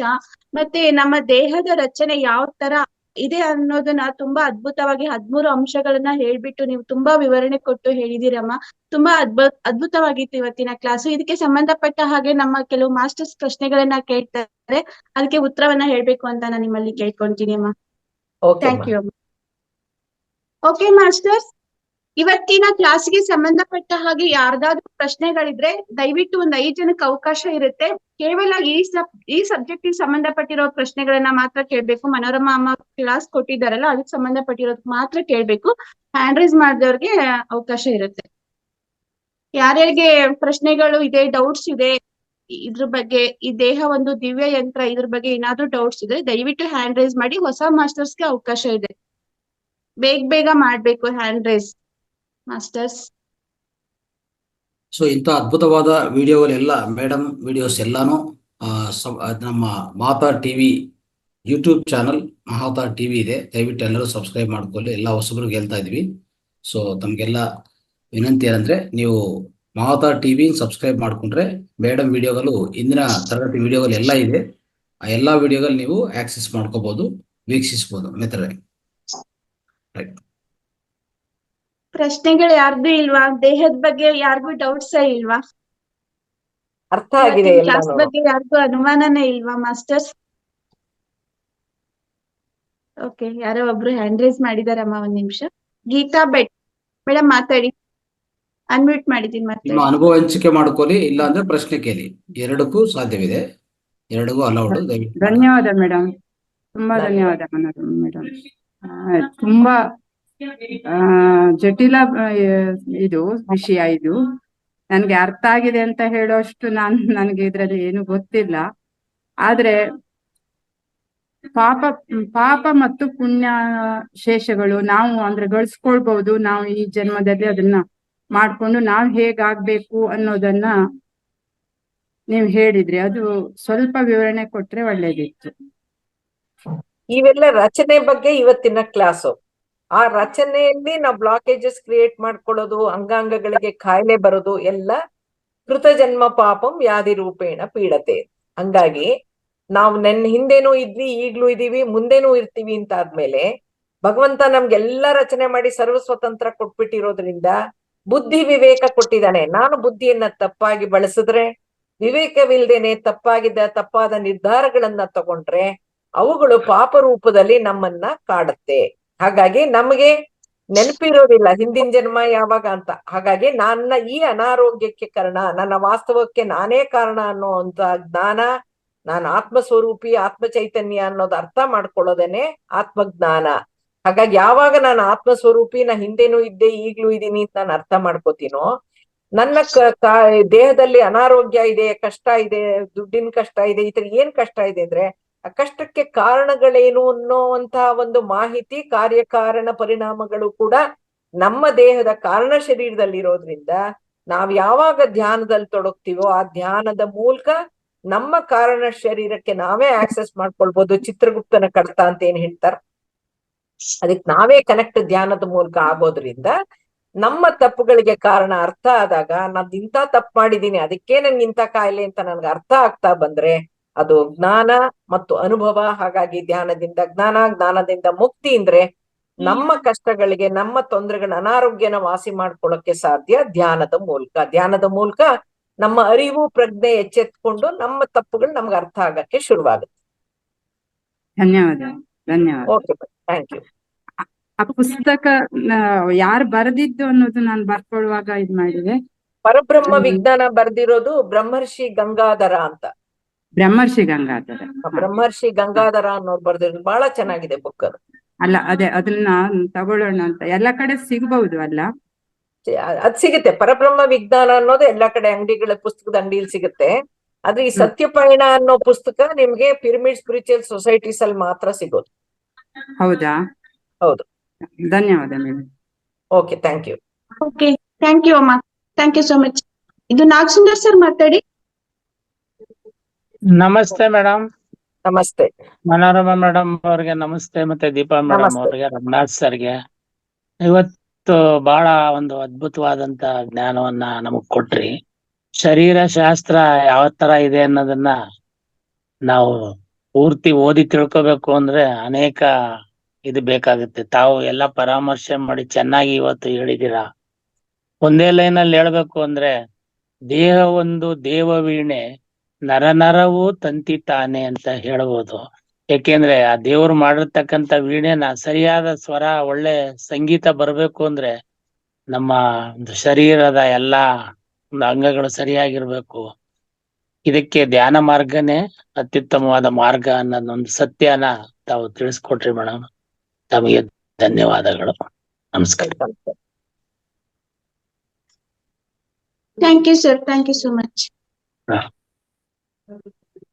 ಓಂ ಅಂತ ಇದ್ದಾರಲ್ಲ, ಹ್ಯಾಂಡ್ ರೈಸ್ ಮಾಡಿದಿರಲ್ಲ, ಅನ್ಮ್ಯೂಟ್ ಮಾಡಿದೀನಿ, ಮಾತಾಡಿ ಸರ್. ಓಂ ಅಂತ ಹ್ಯಾಂಡ್ ರೈಸ್ ಮಾಡಿದವರು ಅನ್ಮ್ಯೂಟ್ ಮಾಡ್ಕೊಳ್ಳಿ. ನಮಸ್ತೆ ಮೇಡಮ್. ನಮಸ್ತೆ ಸರ್. ಮೇಡಮ್, ನಾನು ಹೊಸದಾಗಿ ಜಾಯ್ನ್ ಆಗಿರೋದು ಮೇಡಮ್. ಬಟ್ ಇವತ್ತು ನಿಮ್ ಕ್ಲಾಸ್ ಕೇಳಿ ಕೆಲವೊಂದು ಬಹಳ ವಿಚಾರನ ತಿಳ್ಕೊಂಡೆ ಮೇಡಮ್. ಅದು 7 ಚಕ್ರಸ್ ಅದ್ರ ಬಗ್ಗೆ. ಅದೇ ಪರಬ್ರಹ್ಮ ಬುಕ್ ಬೇಕಿತ್ತು ಮೇಡಮ್. ಅದೇ ನೀವ್ ಹೇಳಿದ್ದು ಅದ್ರಲ್ಲಿ ಇತ್ತ ಮೇಡಮ್ ಇದೆಲ್ಲ? ಅದ ಬುಕ್ ಎಲ್ಲಿ ಸಿಗುತ್ತೆ ಅಂತ ಕೇಳ್ಬೇಕು. ನಾನು 10 ಪುಸ್ತಕನ ಕವರ್ ಮಾಡಿರ್ತೀನಿ. ಪರಬ್ರಹ್ಮ ಸಾರಿ ವಿಜ್ಞಾನ, ಆ DNA ವಿಚಾರ ಇದೆಯಲ್ಲ, ಅದಕ್ಕೆ ಆ ಪರಬ್ರಹ್ಮ ವಿಜ್ಞಾನ ಅಂತ ಹೇಳಿದ್ರೆ, ಅದಲ್ದೇನೆ ಅದ್ ಹೆಚ್ಚಿನ ಆಧ್ಯಾತ್ಮಿಕ ವಿಚಾರಗಳು ಅದ್ರಲ್ಲಿ ಇದೆ. ಆಧ್ಯಾತ್ಮ ಅಂತ ಹಾಗೆ ಏನ್ ವಿವರಣೆ ಮಾಡ್ತೇವೆ ಒಂದು ಪುಸ್ತಕದಲ್ಲಿ ಸಿಕ್ಕೋದಿಲ್ಲ ಸರ್. ಅದು ಪುಸ್ತಕಗಳು ಹಲವಾರು ಪುಸ್ತಕಗಳಿದೆ. ಪಿರಮಿಡ್ ಆಧ್ಯಾತ್ಮಿಕ ಸಂಸ್ಥೆಯಿಂದ ಹೊರತಂದಿರುವಂತ ಪುಸ್ತಕ ಸುಮಾರು ಒಂದು 150-200 ಪುಸ್ತಕಗಳಿದೆ. ಹಾಗಾಗಿ ಅವುಗಳ ನಿಧಾನಕ್ಕೆ ನೀವು ಧ್ಯಾನ ಮಾಡ್ತಾ ಮಾಡ್ತಾ ಒಂದೊಂದೇ ಪುಸ್ತಕಕ್ಕೆ ಒಂದೊಂದೇ ಕಾನ್ಸೆಪ್ಟ್, ಪರಿಕಲ್ಪನೆಗಳಿಗೆ ನೀವು ಲಿಂಕ್ ಆಗ್ತಾ ಹೋದ್ರೆ ಹೆಚ್ಚಿನ ವಿಚಾರಗಳನ್ನ ತಿಳ್ಕೊಳಕ್ಕಾಗತ್ತೆ. ಮಹಾವತಾರ ಟಿವಿ ನೀವು ಚಾನೆಲ್ ಸಬ್ಸ್ಕ್ರೈಬ್ ಮಾಡಿ 1 hour ಮೆಡಿಟೇಷನ್ ಜೊತೆಗೆ ಜ್ಞಾನವನ್ನ ನೀವು ಪಡ್ಕೊಳ್ತಾ ಬಂದ್ರೆ ಎಲ್ಲಾ ಚಕ್ರಗಳು ವಿಚಾರ, ಹಾರ್ಮೋನ್ಸ್, ನೆನ್ನೆ ದಿವಸ ಎಲ್ಲಾನು ಪೂರ್ತಿ ಈ ಚೋದಕಗಳ ಬಗ್ಗೆ, ಹಾರ್ಮೋನ್ಸ್ ಹೇಗೆ, ಒಂದು ಎಂಡೋಕ್ರೈನ್ ಗ್ಲ್ಯಾಂಡ್ಸ್ ಬಗ್ಗೆ ಕ್ಲಾಸ್ ಇತ್ತು. ಹಾಗಾಗಿ ನೀವು ದಿನಾ ಒಂದು 2-3 hours ಅನ್ನ ಸ್ಪೇರ್ ಮಾಡಿದ್ರೆ ಒಂದೊಂದೇ ಜ್ಞಾನ ಹಂತ ಹಂತದಲ್ಲಿ ತಿಳಿಯಕ್ಕೆ ಸಾಧ್ಯ ಸರ್. ಮೇಡಮ್, ಆತ್ಮನ ನಾವೇ ಎಲ್ಲ ನಮ್ಮ ಹತ್ರ ಇದಾವೆ ಅಂತ, ಪರಮಾತ್ಮನ ಬೇರೆ ಇದಾರ ಮೇಡಮ್? ಬೇರೆ ಆಯ್ತಾ ಸರ್? ನೀವು ಉಪನ್ಯಾಸ ಕೇಳಿಸ್ಕೊಂಡಿಲ್ಲ, ಹೊಸದಾಗಿ ಬಂದಿದ್ದೀರಾ. ಭಗವಂತನ ನಾವೆಲ್ಲರೂ ದಿವ್ಯಾತ್ಮರೇ ಅನ್ನೋದೇ ವಿಚಾರ ಇವತ್ತು. ಹಾಗಾಗಿ ಪರಮಾತ್ಮ ಅನ್ನೋನು ಒಬ್ಬನೇ, ಅದೊಂದು ಹೈಯೆಸ್ಟ್ ಎನರ್ಜಿ, ಸುಪ್ರೀಂ ಸೋಲ್. ಅವನ ಅಂಶ ನಮ್ಮಲ್ಲಿರೋದ್ರಿಂದಾನೇ ನಾವು ಅಂಶ ಆತ್ಮರು ಅಂತ. ಹಾಗಾಗಿ we are part of the great soul. Thank you madam. Thank you. ಪುಸ್ತಕಗಳು ತುಂಬಾ ಸಿಂಪಲ್ ಆಗಿರೋ ಪುಸ್ತಕಗಳಿದೆ ಸರ್ ಪಿರಮಿಡ್ ಆಧ್ಯಾತ್ಮಿಕ ಸಂಸ್ಥೆಯಲ್ಲಿ. ಒಂದೊಂದಾಗಿ ಓದ್ತಾ ಹೋಗಿ ಚಿಕ್ಕ ಚಿಕ್ಕ ಪುಸ್ತಕಗಳಿದೆ, ಅದರಿಂದ ಶುರು ಮಾಡ್ಕೊಳ್ಳಿ. ಆಮೇಲಿಂದ ಹೆಚ್ಚಿನ ವಿಚಾರಗಳನ್ನ ತಿಳ್ಕೊಳಕ್ಕೆ ಸಾಧ್ಯ. ಅರ್ಥ ಆಗ್ಬೇಕಾದ್ರೆ ಕೆಲವು ಮಾಹಿತಿಗಳನ್ನ ನಮ್ಮ ಮನಸ್ಸು ಒಪ್ಕೋಬೇಕು. ಧ್ಯಾನದ ಮೂಲಕ ಅನುಭವಗಳಾದಾಗ ಮಾತ್ರನೇ ಅರ್ಥ ಆಗುತ್ತೆ. Thank you madam. Thank you. Okay sir, ನಮಸ್ಕಾರ. Thank you. Om sir. Rekha madam ಮಾತಾಡಿ. ರೇಖಾ ಹುಲಿಯಪ್ಪ ಗೌಡ. ನಮಸ್ತೆ ಮೇಡಮ್. ನಮಸ್ತೆ. ನಮಸ್ತೆ ಮೇಡಮ್. ತುಂಬಾ ಅದ್ಭುತವಾದಂತಹ ವಿಚಾರಗಳನ್ನ ತಿಳಿಸಿದ್ರಿ. ನೀವು ಮಾತಾಡ್ತಿದ್ರೆ ನನಗೆ ರೋಮಾಂಚನ ಆಗ್ತಾ ಇತ್ತು. ಎಷ್ಟು ಹೊಸ ಹೊಸ ವಿಚಾರಗಳನ್ನ ಈ ನಿಟ್ಟಿನಲ್ಲಿ ನಾವು ತಿಳ್ಕೊಳ್ಳುವಂತ ಪ್ರಯತ್ನನೇ ಮಾಡಿರ್ಲಿಲ್ಲ. ನಿಮ್ಮಿಂದ ಅಗಾಧವಾದಂತಹ ಜ್ಞಾನ ಭಂಡಾರವನ್ನ ನಮಗೆ ಇವತ್ತು ಕೊಟ್ಟಿದ್ದೀರಾ. ನೀವು ಆಡಿರುವಂತಹ ಇವತ್ತಿನ ಸ್ಪೀಚ್ ನ ಮತ್ತೆ ಮತ್ತೆ ಕೇಳ್ಬೇಕು ಅಂತ ಹೇಳಿ ಆಸೆ ಆಗ್ತಾ ಇದೆ. ಧನ್ಯವಾದ ಮೇಡಮ್, ಧನ್ಯವಾದ. ಅದಕ್ಕೆ ಮಹಾವತಾರ ಟಿವಿ ಯಾವಾಗ್ಲೂ ಹೇಳ್ತಾ ಇರ್ತಾರೆ, ಸಬ್ಸ್ಕ್ರೈಬ್ ಮಾಡ್ಕೊಳ್ಳಿ, ಯೂಟ್ಯೂಬ್ ಚಾನೆಲ್ಗೆ ಹೋಗಿ. ನಂದು 26 ಉಪನ್ಯಾಸಗಳಾಗಿದೆ ಈಗ. ಹಾಗಾಗಿ ಒಂದೊಂದು ಉಪನ್ಯಾಸದಲ್ಲಿ ಒಂದೊಂದು ಮಾಹಿತಿ ಸಿಗ್ತಾ ಹೋಗುತ್ತೆ. ನೀವು ಓದ್ತೀನಿ ಅಂದ್ರೆ ಎಷ್ಟು ಪುಸ್ತಕಗಳು ಓದ್ಬೇಕು, ಎಷ್ಟು ದಿನಗಳು, ವರ್ಷಗಳು ಓದ್ಬೇಕು, ಅವನ್ನೆಲ್ಲ ಕ್ರೋಢೀಕರಿಸಿ ನಾವು ಕೊಟ್ಟಿರ್ತೀವಿ. ಅದನ್ನ ಒಂದ್ಸಲ ಅಲ್ದೇನೆ ಮತ್ತೆ ಮತ್ತೆ ರಿಪೀಟ್ ಮಾಡಿ ಕೇಳ್ತಾ ಹೋದಾಗ ಅದನ್ನೇ ಜ್ಞಾನ ಅನ್ನೋದು, ನಾಲೆಡ್ಜ್ ಅನ್ನೋದು. ಹಾಗಾಗಿ knowledge flows from all sides ಅಂತ ಹೇಳೋ ಹಾಗೆ ಮಹಾವತಾರ ಟಿವಿಯಿಂದನೂ ಒಂದು ನಿಮ್ಗೆ ಸಾಕಷ್ಟು ಮಾಹಿತಿ ಸಿಗುತ್ತೆ. ಪಿರಮಿಡ್ ಕಾಲ್ ಸರ್ವಿಸಸ್, ಪಿರಮಿಡ್ PMC ಕನ್ನಡ ಎಲ್ಲ ಒಳ್ಳೆ ಆಧ್ಯಾತ್ಮಿಕ ವಿಚಾರಗಳನ್ನ ಕೊಡ್ತಾ ಇದೆ. ಸಮಯ ಮಾಡ್ಕೊಂಡು ಅದನ್ನ ಕೇಳ್ತಾ ಬನ್ನಿ, ನಿಮ್ಗೆ ಹೆಚ್ಚಿನ ಜ್ಞಾನ ನಿಮ್ಗೆ ಸಿಗುತ್ತೆ madam. Thank you madam. Madam, ನಮಸ್ತೆ. ನಮಸ್ತೆ. Okay, thank you madam. Thank you so much. ಇನ್ಯಾರ್ದು ಪ್ರಶ್ನೆಗಳಿಲ್ವಾ ಮಾಸ್ಟರ್ಸ್? ಎಸ್. ಸೊ ಹಲವರು ಓಲ್ಡ್ ಮಾಸ್ಟರ್ಸ್ ನಿಮ್ಮ ಅನುಭವ, ಅನಿಸಿಕೆ, ಇವತ್ತಿನ ಕಾರ್ಯಕ್ರಮದ ಬಗ್ಗೆ ಅನಿಸಿಕೆ ಬೇಕಾದ್ರೆ ಹಂಚ್ಕೊಳ್ಳಿ. ಇನ್ನೊಂದು 2-3 ಮಾಸ್ಟರ್ಸ್ಗೆ ಅವಕಾಶ ಇದೆ. ಓಕೆ, ಹಳೆ ಮಾಸ್ಟರ್ಸ್ ಈಗ ಪ್ರಶ್ನೆಗಳನ್ನ ಕೇಳ್ಬೋದು, ಅಟ್ಲೀಸ್ಟ್ ನಿಮ್ದು ಅನುಭವ ಆದ್ರೂ ಹೇಳ್ಬೋದು. ಓಕೆ, ಹಾ. ಅಶ್ವಿನಿ ಮೇಡಮ್ ಮಾತಾಡಿ. ಅನ್ಮ್ಯೂಟ್ ಮಾಡಿದಿ, ಮಾತಾಡಿ ಮೇಡಮ್.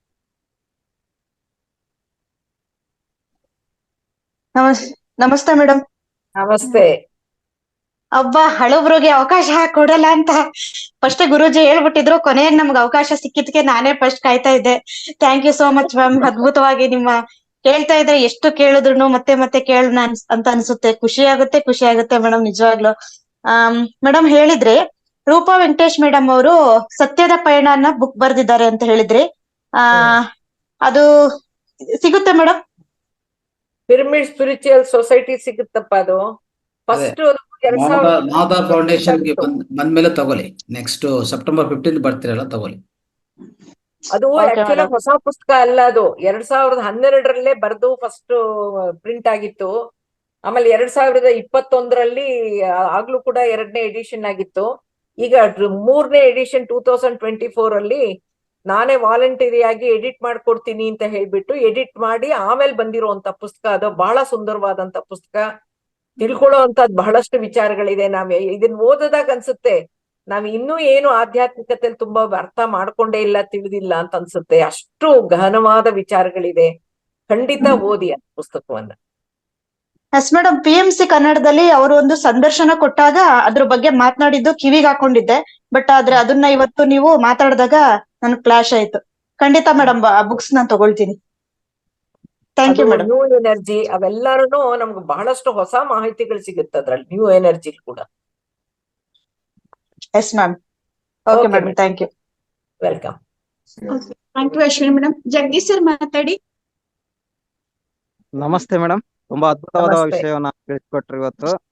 ನಿಜಕ್ಕೂ ಇಂಥ ಜ್ಞಾನ ನಾವು ಎಲ್ಲೂ ಬುಕ್ಕಲ್ಲಿ ಓದಿದ್ರು ಇಷ್ಟೊಂದು ಜ್ಞಾನ ಸಿಗ್ಲಿಕ್ಕೆ ಸಾಧ್ಯ ಇಲ್ಲ. ಯಾಕೆಂದ್ರೆ ಆ ಎಲ್ಲಾ ವಿಷಯಗಳನ್ನ ಕ್ರೋಢೀಕರಿಸಿ ನೀವು ಅದ್ಭುತವಾಗಿ ರಚನೆ ಮಾಡ್ಕೊಂಡು ಆ ವಿಷಯನ ಹೇಳ್ತಾ ಬರ್ತೀರಿ. ಪ್ರತಿಯೊಂದು ವಿಷಯನ ಆಗಿದೆ, ನಮ್ಮ ದೇಹದ ಪ್ರತಿಯೊಂದು ಭಾಗದ ಬಗ್ಗೆ ಎಷ್ಟು ಕ್ಲಾರಿಟಿಯಾಗಿ ತಿಳಿಸ್ಕೊಡ್ತೀರಿ ಅಂದ್ರೆ ನಿಜಕ್ಕೂ ಕೇಳಲಿಕ್ಕೆ ಒಂದು ಆನಂದ ಆಗುತ್ತೆ. ಆ ಒಂದು ವಿಷಯನ ಈ ತರ ನಮ್ಮ ದೇಹ ರಚನೆ ಆಗಿದೆ. ಮೊನ್ನೆ ರಂಗನಾಥ್ ಗುರುಜಿ ಅವ್ರು ಹೇಳ್ತಾ ಇದ್ರು, ಈ ದೇಹದ ಬಗ್ಗೆ ನಾವು ಎಷ್ಟೇ ಸಂಶೋಧನೆಗಳನ್ನ ಮಾಡಿದ್ರು ಅದ್ರ ಬಗ್ಗೆ ಸಂಪೂರ್ಣ ತಿಳಿಲಿಕ್ಕೆ ಯಾರಿಂದನೂ ಸಾಧ್ಯ ಇಲ್ಲ ಅಂದ್ರೆ. ಯಾಕಂದ್ರೆ ಪರಮಾತ್ಮನ ಒಂದು ಸೃಷ್ಟಿ ಇದು, ಇದರಲ್ಲಿ ಅಷ್ಟೊಂದು ಅದ್ಭುತಗಳು ಅಡಗಿದಾವೆ ಅನ್ನೋದನ್ನ ಅವಾಗಿವಾಗ ಹೇಳ್ತಾ ಇರ್ತಾರ. ಅದೇ ರೀತಿ ನೀವು ವಿಷಯನ ತುಂಬಾ ಚೆನ್ನಾಗಿ ತಿಳಿಸ್ಕೊಟ್ರಿ ಇವತ್ತು. ಎಲ್ರಿಗೂ ಈ ವಿಷಯ ಮನವರಿಕೆ ಆಗಿದೆ ದೇಹದ ಬಗ್ಗೆ. ಇನ್ನು ಎಷ್ಟು ತಿಳ್ಕೊಂಡ್ರೆ ಸಾಲದು. ಎಷ್ಟೇ ಸಂಶೋಧನೆಗಳನ್ನ ಮಾಡಿದ್ರು ಈ ಮನುಷ್ಯ ದೇಹನ ಸೃಷ್ಟಿ ಮಾಡ್ಲಿಕ್ಕೆ ಮನುಷ್ಯರಿಂದ ಸಾಧ್ಯ ಇಲ್ಲ ಅನ್ನೋದನ್ನ ಇವತ್ತು ನಾವು ಅರ್ಥ ಮಾಡ್ಕೊಂಡ್ವಿ ಮೇಡಮ್. ತುಂಬಾ ಚೆನ್ನಾಗಿ ತಿಳಿಸ್ಕೊಟ್ರಿ. ಅನಂತವಾದ ಧನ್ಯವಾದಗಳು. Thank you sir.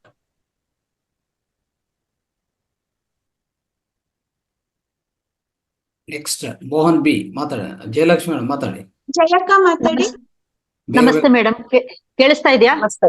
ನಮಸ್ತೆ ಮೇಡಮ್, ಹೇಳಿ. ನಾನು ನಿಮಗೆ ಮುಖತಃ ಧನ್ಯವಾದಗಳು ಹೇಳ್ಬೇಕು ಅಂತ ಇದು ಕೈ ಮೇಲೆ ಎತ್ತಿರೋದು. ನೀವು ಹೇಳಿರೋ ಅಫರ್ಮೇಶನ್ಸ್ ತುಂಬಾ ವರ್ಕ್ ಆಗುತ್ತೆ. ನನ್ನಲ್ಲಿ ಸೂಕ್ಷ್ಮ ಬದಲಾವಣೆಗಳು ಗೋಚರಿಸ್ತಾ ಇವೆ. ಅದು ಮೊದಲನೇದಾಗಿ ಅದಕ್ಕಾಗಿ ನಿಮಗೆ ಹೃತ್ಪೂರ್ವಕವಾದ ಧನ್ಯವಾದಗಳು. ಆಮೇಲೆ ಇವತ್ತು ನೀವು ಆಡಿದ ವಿಷಯಗಳು ಕಂಪ್ಲೀಟ್ ಆಗಿ ಅರ್ಥ ಆಗಿದೆ ಅಂತಲ್ಲ, ಸ್ಥೂಲವಾಗಿ ಅರ್ಥ ಆಗಿದೆ. ಏನ್ ಅರ್ಥ ಆಗಿದೆ ಅನ್ನೋದ್ರನ್ನ 3 ಕಗ್ಗಗಳಲ್ಲಿ ನಾನು ಕಮೆಂಟ್ ಬಾಕ್ಸ್ ಅಲ್ಲಿ ಹಾಕಿದ್ದೀನಿ. ಸ್ಥೂಲವಾಗಿ ಅರ್ಥ ಆಗಿದೆ. ಮತ್ತೆ ಕೇಳಿ ಮನನ ಮಾಡ್ಕೊಳ್ತೀನಿ. ತುಂಬಾ ಚೆನ್ನಾಗಿತ್ತು. ಧನ್ಯವಾದಗಳು. Welcome madam. ನಮಸ್ತೆ. ಥ್ಯಾಂಕ್ ಯು ಜಯಕ್ಕ. ಸ್ವಾಮಿ ಸರ್ ಮಾತಾಡಿ. ನಮಸ್ಕಾರ ಮೇಡಮ್. ಈ ಮನೋರಮ ಮೇಡಮ್ ಅಂದ್ರೆ ಏನ್ ಕೆಲಸ ಮಾಡ್ತಾ ಇದ್ರು ಬಿಟ್ಬಿಟ್ಟು ಕೇಳೋಣ ಅನ್ಸ್ತಾ ಸ್ಪೀಚ್ಗಳ. ಬಟ್ ಅರ್ಥ ಮಾಡ್ಕೊಂಡು ತುಂಬಾ ಕಷ್ಟ ಐತ್ ಮೇಡಮ್. ಇನ್ನ ಇದು ಒಂದು ದಿನದಲ್ಲಿ ಅರಸ್ಕೊಳಕಾಲ ಮತ್ತೆ ವಿಡಿಯೋಗಳು ನೋಡ್ತಲೇ ಇರ್ಬೇಕು. ಡೈಲಿ ನಾನು ಭಗವದ್ಗೀತೆ ಬುಕ್ ಓದ್ತಾ ಇದೀನಿ, ಬಟ್ ಅದ್ ಏನ್ ಓದ್ರು ನನ್ನ ತಲೆಗೆ ಹೋಗ್ತಾ ಇಲ್ಲ. ಇಷ್ಟೊಂದೆಲ್ಲ ನೀವು ತಿಳ್ಕೊಂಡಿದ್ರಲ್ಲ ಮೇಡಮ್, ಎಲ್ಲಿ ತಿಳ್ಕೊಂಡಿದ್ಯಾ ಅಷ್ಟು ದೊಡ್ಡ ಜ್ಞಾನ? ಇಲ್ಲ, ಟೈಮ್ ಬರ್ಬೇಕು ಸರ್. ಯಾವ್ದಕ್ಕೂ ಡೈಲಿ ನೆನ್ಸ್ಕೊಂತ ಇರ್ತೀನಿ, ಡೈಲಿ ಹೇಳ್ತಾ ಇರ್ತೀನಿ. ನಮ್ಮ ರಾಮನಾಮನ ನೆನ್ಸ್ಕೋಬೇಕಾದ್ರೆ ನಿಮ್ ಹೆಸರೇ ಬಂದ್ಬಿಡುತ್ತೆ. ಶ್ರೀರಾಮ ರಾಮ ರಮೇ ಮನೋರಮೆ ಸಹಸ್ರನಾಮ ತತ್ವಂ ಶ್ರೀರಾಮ ರಾಮ. ನಿಮ್ ಹೆಸರೇ ಬಂದ್ಬಿಡುತ್ತಲ್ಲಿ. ಡೈಲಿ ನಾನು ಗ್ಯಾಪ್ಸ್ಕೊಂತ ಇರ್ತೀನಿ ನಿಮ್ಮ ಹೆಸರ. ಸಂತೋಷ. ನೋಡ್ತೀವಿ madam. Thank you sir. Ranganath sir ಗುರುಗಳು. Okay, thank you Swamy sir. Thank you so much.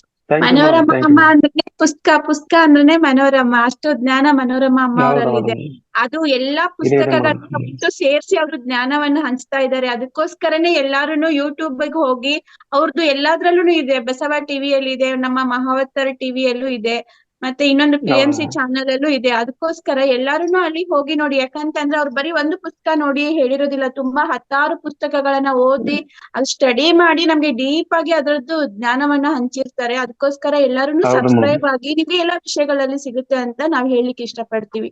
Okay, thank you. Okay thank you. Thank you. ಗುರುಜಿ, ಪ್ರಶ್ನೆಗಳು ಎಲ್ಲಾರ್ದು ಆಯ್ತು ಅನ್ಸುತ್ತೆ.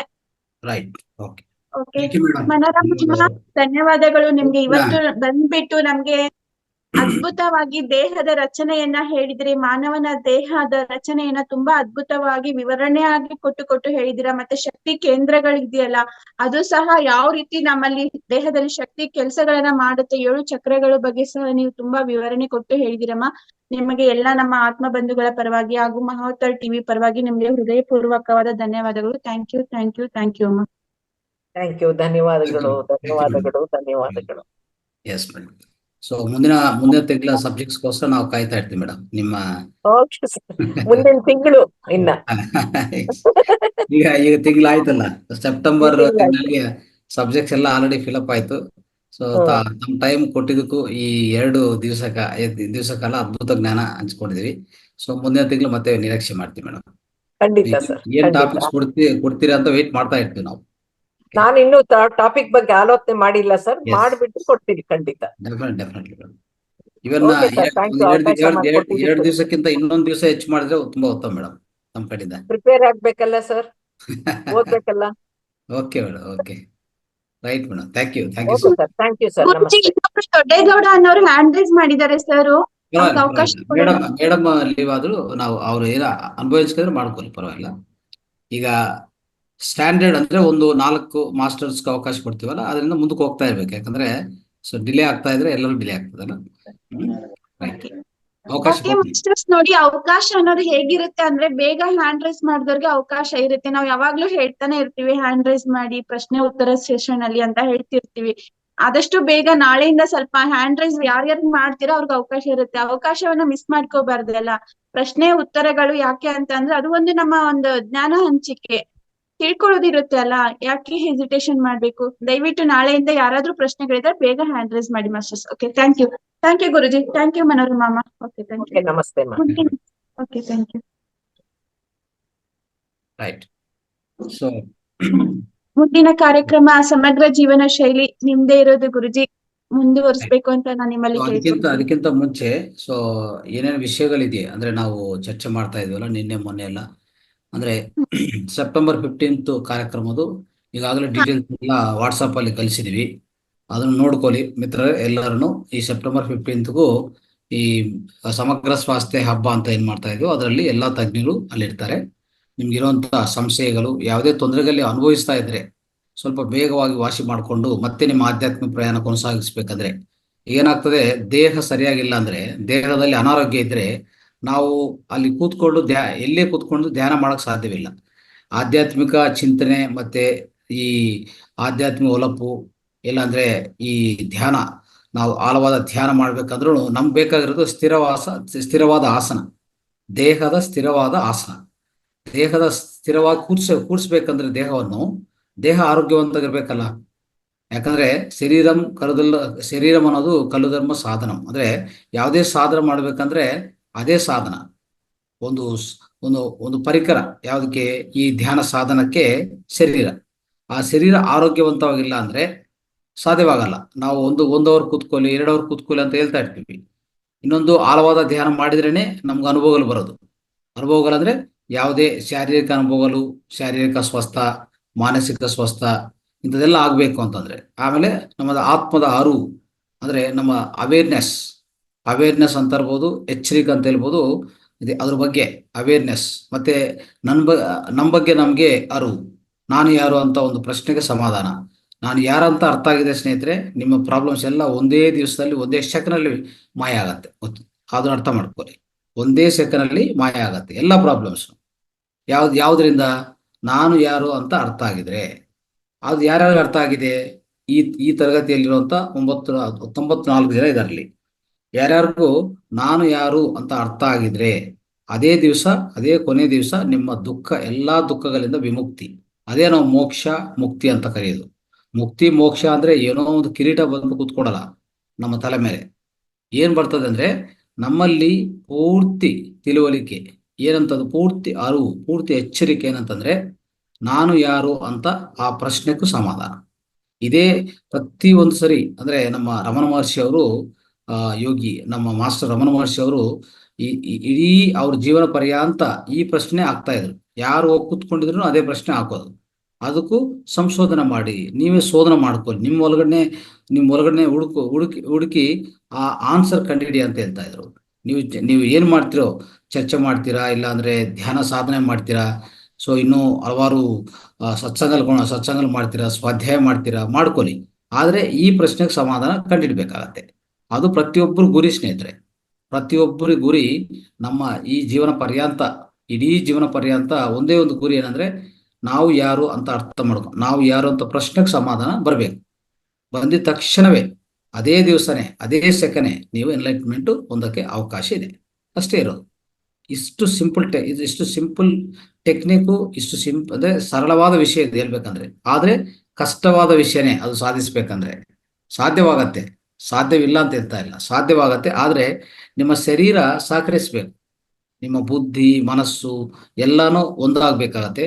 ಸೊ ಅದನ್ನೆಲ್ಲ ನಿಮ್ಮ ಆಧೀನದಲ್ಲಿ ಇಟ್ಕೊಂಡು ನೀವು ಮಾಡ್ತಾ ಹೋದ್ರೆ, ಸಾಧನೆ ಮಾಡ್ತಾ ಹೋದ್ರೆ ಖಂಡಿತ ಸಾಧ್ಯವಾಗತ್ತೆ.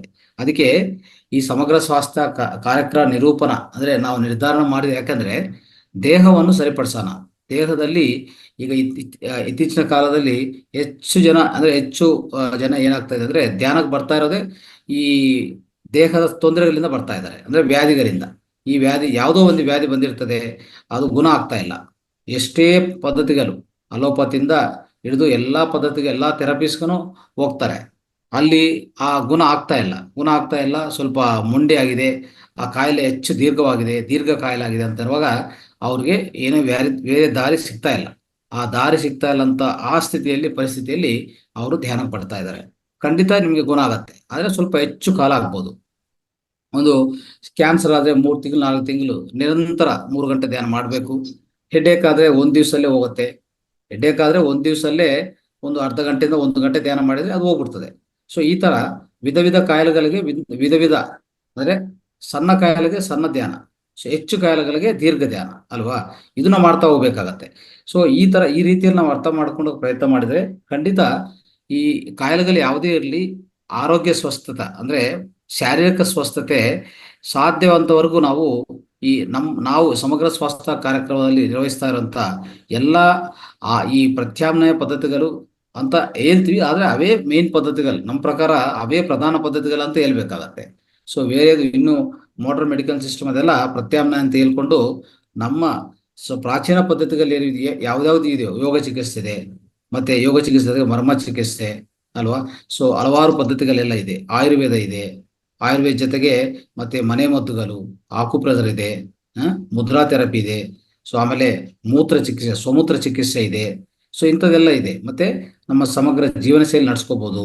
ಮನೆ ಮದ್ದುಗಳೇ ನಾವು ಮನೆಯಲ್ಲೇ ತಯಾರು ಮಾಡ್ಕೊಂಡು ಮನೆ ಮದ್ದುಗಳು ಉಪಯೋಗಿಸ್ಬೋದು. ಇವೆಲ್ಲ ಹಲವಾರು ಏನ್ ಪದ್ಧತಿಗಳಿದೆಯೋ ಈ ಪದ್ಧತಿಗಳಿಂದ ಇನ್ನು ಮ್ಯಾಗ್ನೆಟೋ ಥೆರಪಿ ಅಂತ, ಸೊ ಕಲರ್ ಥೆರಪಿ ಅಂತ, ಅಂದ್ರೆ ಈ ತರ ನಾವು ಹೇಳ್ಕೊಂತ ಹೋದ್ರೆ ಸೊ ಆಲ್ಮೋಸ್ಟ್ ಒಂದು 100 ಪದ್ಧತಿಗಳು ಬರ್ತದೆ ಸ್ನೇಹಿತರೆ. ಅದರಲ್ಲಿ ಪ್ರಧಾನ ಪದ್ಧತಿಗಳು ನಾವು ತಿಳ್ಕೊಬೇಕು. ಈಗ ಆಯುರ್ವೇದ, ಹೋಮಿಯೋ ಪ್ರಧಾನ ಪದ್ಧತಿಗಳಾಗಿದೆ. ಅವೆಲ್ಲ ಚೆನ್ನಾಗಿ ವಾಸಿ ಮಾಡುತ್ತೆ, ನಿಮ್ಗೆ ಯಾವ್ದು ತೊಂದರೆ ಕೊಡಲ್ಲ.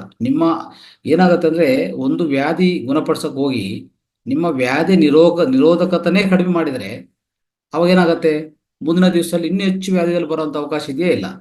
ಇದೇ ಪ್ರಾಬ್ಲಮ್ ಆಗ್ತಾ ಇರೋದು. ಈಗ ಏನಾಗ್ತದೆ ಅಂದ್ರೆ ಒಂದು ವ್ಯಾಧಿಗೆ ನಾವು ಯಾವುದೇ ಮಾಡರ್ನ್ ಸಿಸ್ಟಮ್ ಹತ್ರ ಹೋಗಿ ಕೂತ್ಕೊಂಡ್ರೆ ಅಲ್ಲಿ ನಾವು ಟೆಸ್ಟ್ಗಳು ಎಲ್ಲ ಡಯಾಗ್ನೋಸ್ ಆದ್ಮೇಲೆ ಅವ್ರು ಕೊಡುವಂತ ಮೆಡಿಸಿನ್ಸ್ ಏನಾಗ್ತಾ ಇದೆ, ನಿಮ್ಗೆ ತೊಂದರೆ ಆಗ್ತಾ ಇರೋ ರೀತಿ ಏನಂದ್ರೆ ಅದರಿಂದ ಸ್ವಲ್ಪ ಅಂದ್ರೆ ಟೆಂಪರರಿ ರಿಲೀಫ್ ಸಿಗ್ಬೋದು. ಒಂಥರ ಅಂದ್ರೆ ರಿಲೀಫ್ ಅಂದ್ರೆ ಆ ನೋವು ಕಡಿಮೆ ಆಗೋದು ಆ ಥರ ಆಗ್ತದೆ. ಆದ್ರೆ ಆ ಮೆಡಿಸಿನ್ಸ್ ಇಂದ ಮತ್ತೆ ಸೈಡ್ ಎಫೆಕ್ಟ್ಸ್ ಅಂದ್ರೆ ಏನ್ ಸೈಡ್ ಎಫೆಕ್ಟ್ಸ್ ಇರುತ್ತೆ, ನಿಮ್ಮ ಡೈಜೆಷನ್ ಸಿಸ್ಟಮ್, ಜೀರ್ಣಕೋಶ ವ್ಯವಸ್ಥೆ ಸ್ವಲ್ಪ ಅಲ್ಲಿ ತೊಂದರೆಗಳು ಶುರು ಆಗತ್ತೆ. ಹೇಳ್ಬೇಕಂದ್ರೆ ಅಸಿಡಿಟಿ ಹೆಚ್ಚಾಗೋದು ಆ ಮೆಡಿಸಿನ್ಸ್ ಇಂದ. ಇನ್ನು ಅದರಿಂದ ಹೆಚ್ಚು ಮೆಡಿಸಿನ್ ತಿಂತ ಸೇವನೆ ಮಾಡ್ತಾ ಹೋದ್ರೆ ಏನಾಗುತ್ತೆ, ಈ ನಿಮ್ಮ ಕಿಡ್ನಿಗೆ ಭಾರ ಆಗೋದು, ಕಿಡ್ನಿ ಫೇಲ್ಯೂರ್ಗೂ ಮತ್ತೆ ಕಿಡ್ನಿಯಲ್ಲಿ ಸ್ಟೋನ್ಸ್ ಬರೋದು ಕಾರಣ ಅದೇ. ಹೆಚ್ಚು ಕ್ಯಾಲ್ಸಿಯಂ ಸೇವನೆ ಮಾಡ್ತಾ ಹೋಗೋದು ಅಲ್ವಾ. ಇಂಥದ್ದೆಲ್ಲ ಹೆಚ್ಚು ಲವಣಗಳು ಮತ್ತೆ ಹೆಚ್ಚು ಟಾಕ್ಸಿನ್ಸ್ ಬರೋದು, ಇದೆಲ್ಲ ಇರುವಾಗ ಕಿಡ್ನಿಗೆ ಭಾರ ಆಗತ್ತೆ. ಅದರಿಂದನೇ ನಾವು ಕೆಮಿಕಲ್ ಮೆಡಿಸಿನ್ಸು, ಕೆಮಿಕಲ್ ಆಹಾರ ಇದೆಲ್ಲ ಕಮ್ಮಿ ಮಾಡ್ಬೇಕಂತ ಹೇಳೋದು. ಆದಷ್ಟು ಕಡಿಮೆ ಮಾಡಿದ್ರೆ ಕಿಡ್ನಿಗೆ ಭಾರ ಇರಲ್ಲ, ಅಲ್ಲಿ ಕಲ್ಲುಗಳು ಅದೆಲ್ಲ ಹರ್ಲುಗಳೆಲ್ಲ ಬರಲ್ಲ. ಓಕೆ, ಕಿಡ್ನಿ ಆರೋಗ್ಯ ಚೆನ್ನಾಗಿರ್ತದೆ. ಸೊ ಈ ರೀತಿಯಲ್ಲಿ ನೋಡ್ತಾ ಹೋದ್ರೆ ಖಂಡಿತ ನಾವು ಒಂದು ವ್ಯಾಧಿಗೆ ಒಂದು ಉಪಯೋಗಿಸಿ ಇನ್ನೊಂದು ವ್ಯಾಧಿ ತಂದುಕೊಳ್ಳುವಂತ ಅವಕಾಶ ಇಲ್ಲಿ ಆಗ್ತಾ ಇದೆ ಸ್ನೇಹಿತರೆ. ಈ ತರ ಆಗುವಂತ ಈ ಪರಿಸ್ಥಿತಿಯಲ್ಲಿ ನಾವು ಯಾವುದೇ ಒಂದು ಮದ್ದು ಕೊಟ್ಟಿದ್ರು, ಯಾವುದೇ ಒಂದು ವ್ಯವಸ್ಥೆ, ಯಾವುದೇ ಒಂದು ವೈದ್ಯಕೀಯ ಪದ್ಧತಿಯಲ್ಲಿ ಹೇಗಿರ್ಬೇಕಂದ್ರೆ ನಿಮ್ಮಲ್ಲಿರುವಂತ ಆ ವ್ಯಾಧಿ ನಿರೋಧಕ ಶಕ್ತಿಯಿಂದ ಆ ರೋಗವನ್ನು ಎದುರುಕೊಡುವಂತ ಆ ಶಕ್ತಿ ಆ ರೀತಿಯಲ್ಲಿ ನಾವು ಬಲ ಮಾಡ್ತಾ ಹೋಗ್ಬೇಕು. ಅಂದ್ರೆ ಈಗ ನೋಡಿ, ನಿಮ್ಮಲ್ಲಿ ಪಂಚಭೂತಗಳಿದೆ. ಆಯುರ್ವೇದದಲ್ಲಿ ಏನ್ ಮಾಡ್ತೀವಿ, ಪಂಚಭೂತಗಳನ್ನು ಸರಿ ಮಾಡ್ತಾರೆ, ಪಂಚಭೂತಗಳನ್ನು ಸಮತೋಲನ ಮಾಡ್ತಾರೆ. ಸೊ ಯಾವ್ದು ಹೆಚ್ಚಿದೆ, ಯಾವ್ದು ಕಡಿಮೆ ಇದೆ, ಯಾವ್ದು ಹೆಚ್ಚಿದೆ ಎಲ್ಲಾನು ಸಮತೋಲನಗೊಳಿಸೋದು, ಅಂದ್ರೆ ಬ್ಯಾಲೆನ್ಸ್ ಮಾಡೋದು. ಯಾವ್ದು ಹೆಚ್ಚಿರಬಾರ್ದು, ಯಾವ್ದು ತುಂಬಾ ಕಡಿಮೆ ಇರಬಾರ್ದು, ತೊಂದರೆ ಆಗ್ತದೆ. ಈಗ ನೀರು ಹೆಚ್ಚಿಗಿದೆ ಅಂತ ಇಟ್ಕೊಳ್ಳಿ, ಏನಾಗುತ್ತೆ, ಅದು ನೀರು ಹೆಚ್ಚಾಗಿರೋ ಬಾಡಿಯಲ್ಲಿ ಅಲ್ಲೇ ಉಬ್ಬು ಬರುತ್ತೆ, ಊತ ಬರುತ್ತೆ. ನೀರು ಹೆಚ್ಚಾಗಿರೋಕೆ ಸಾಧ್ಯವಿಲ್ಲ ಅಲ್ವಾ. ಮತ್ತೆ ಕಿಡ್ನಿ ಅಷ್ಟೇ, ಕಿಡ್ನಿಯಲ್ಲಿ ಯಾವಾಗ್ಲೂ ನೀರು ಹೋಗ್ತಾನೆ ಇರ್ತದೆ. ಸೊ ಆತರ ಮಾಡಕ್ ಸಾಧ್ಯವಿಲ್ಲ. ಅದಕ್ಕೆ ನೀರು ಹೆಚ್ಚಾಗಬಾರ್ದು, ಪೃಥ್ವಿ ಅಂಶನೂ ಹೆಚ್ಚಾಗಬಾರ್ದು. ಪೃಥ್ವಿ ಅಂಶನೂ ತುಂಬಾ ಹೆಚ್ಚಾಗಿದೆ ಕಷ್ಟ ಆಗತ್ತೆ ಅಲ್ವಾ. ಈಗ ಫ್ಯಾಟ್ ಹೆಚ್ಚಾಗೋದು, ಒಬೆಸಿಟಿ ಆಗೋದು ಇದೆಲ್ಲ ಆಗ್ತಾ ಇರ್ತದೆ. ಈ ತರ ಗಾಳಿ ಅಷ್ಟೇ, ಗಾಳಿ ಹೆಚ್ಚಾಗಬಾರ್ದು, ಅಗ್ನಿ ಹೆಚ್ಚಾಗಬಾರ್ದು. ಪ್ರತಿಯೊಂದಕ್ಕೂ ಒಂದೊಂದು ಆ ಸೈಡ್ ಎಫೆಕ್ಟ್ಸ್ ಅನ್ನೋದು ಇರ್ತದೆ ಸ್ನೇಹಿತರೆ. ಅದಕ್ಕೋಸ್ಕರ ಈ ಪಂಚಭೂತಗಳನ್ನು ಸರಿಯಾದ ರೀತಿಯಲ್ಲಿ ಸರಿಪಡಿಸುವಂತ ವಿಧಾನ ಆಯುರ್ವೇದದಲ್ಲಿ ಪ್ರಧಾನವಾಗಿ ಹೇಳ್ತಾರೆ ಅಲ್ವಾ. ಅಲ್ಲಿ ನಿಮ್ಮ ವ್ಯಾಧಿ ನಿರೋಧಕ ಶಕ್ತಿ ಯಾವುದೇ ರೀತಿಯಲ್ಲಿ ಎಫೆಕ್ಟ್ ಆಗಲ್ಲ. ನಿಮ್ಮ ಒಳಗಡೆ ಇರುವಂತ ವ್ಯಾಧಿ ನಿರೋಧಕ ಶಕ್ತಿಯನ್ನು, ಪ್ರತಿರಕ್ಷಕ ವ್ಯವಸ್ಥೆಯನ್ನು ಯಾವುದೇ ರೀತಿಯಲ್ಲಿ ಉಂಟಾಗಲ್ಲ, ತೊಂದರೆ ಆಗಲ್ಲ. ಅದಕ್ಕೂ ತೊಂದರೆ ಆಗಿಲ್ಲಂತಾನೆ ಈ ಪಂಚಭೂತಗಳನ್ನು ಸಮತೋಲನಗೊಳಿಸುವಂತ ವಿಧಾನಗಳು ನಮ್ಮ ಆಯುರ್ವೇದದಲ್ಲಿದೆ. ಮತ್ತೆ ಈಗ ನೋಡ್ತಾ ಹೋದ್ರೆ ಹೋಮಿಯೋಪತಿ ಅಷ್ಟೇ ಏನ್ ಮಾಡುತ್ತೆ, ಹೋಮಿಯೋಪತಿಯಲ್ಲಿ ಪಂಚಭೂತಗಳ ಬಗ್ಗೆ ಹೇಳಲ್ಲ. ಆದ್ರೆ ಅಲ್ಲಿ ಹೇಳುವಂತ ಪದ್ಧತಿ ಏನಂದ್ರೆ, ನಮ್ಮ ಈ ಪ್ರಾಣಮಯ ಕೋಶ, ವೈಟಲ್ ಬಾಡಿ ಅಂತ ಹೇಳ್ತಾರೆ, ವೈಟಲ್ ಫೋರ್ಸ್ ಅಂತ ಹೇಳ್ತಾರೆ, ವೈಟಲ್ ಎನರ್ಜಿ ಅಂತ ಹೇಳ್ತಾರೆ. ಆ ಎನರ್ಜಿಯನ್ನು ಹೆಚ್ಚು ಮಾಡ್ತಾ ಹೋಗ್ತಾರೆ. ಸೊ ಆ ಎನರ್ಜಿಯನ್ನು ಹೆಚ್ಚು ಮಾಡುವಾಗ ಪ್ರಾಣಮಯ ಕೋಶದಲ್ಲಿ ಪ್ರಾಣಶಕ್ತಿ ಹೆಚ್ಚಿರುತ್ತೆ. ಏನಾಗುತ್ತೆ, ಆ ಪ್ರಾಣಮಯ ಕೋಶದಲ್ಲಿರುವಂತ ಪ್ರಾಣಮಯ ಶಕ್ತಿ ಹೆಚ್ಚಾಗ್ತಾ ಹೋದ್ರೆ ಅದು ಎಲ್ಲಾ ಗ್ರಂಥಿಗಳಿಗೆ, ಈಗ ಹೇಳ್ಕೊಂಡಂತ ದುರ್ಗಸ್ಥ ಗ್ರಂಥಿ ಮತ್ತೆ ಎಲ್ಲಾ ವಿಧ ಗ್ರಂಥಿಗಳು, ಅಂತಃಸ್ರಾವಿ ಗ್ರಂಥಿಗಳಿದೆಲ್ಲ, ಎಲ್ಲಾ ಗ್ರಂಥಿಗಳನ್ನು ಸರಿಯಾದ ರೀತಿಯಲ್ಲಿ ಸಕ್ರಿಯಗೊಳಿಸೋದು, ಬ್ಯಾಲೆನ್ಸ್ ಮಾಡೋದು. ಅವಾಗ ಮತ್ತೆ ನಿಮ್ಗೆ ಅಲ್ಲಿ ವಾಸಿ ಆಗ್ತಾ ಇರ್ತದೆ, ಎಲ್ಲ ಕಾಯಿಲೆಗಳು ವಾಸಿ ಆಗ್ತಾ ಇರ್ತದೆ. ಅಲ್ಲಿ ನಿಮ್ಗೆ ಯಾವುದೇ ತೊಂದರೆ ಇಲ್ಲ. ನಾವೇಳೋದೇನಂದ್ರೆ, ಘನ ಪದಾರ್ಥವಾಗಿ ಒಂದು ಆಹಾರ ಮುಖಾಂತರ ಒಂದು ಟ್ಯಾಬ್ಲೆಟ್ ತಗೊಂಡಿದ್ರೆ ವಾಸಿ ಆಗತ್ತಂತ ಆ ಮೈಂಡ್ ಸೆಟ್ ಅಲ್ಲಿ ಇರಕ್ ಹೋಗ್ಬಿಡಿ.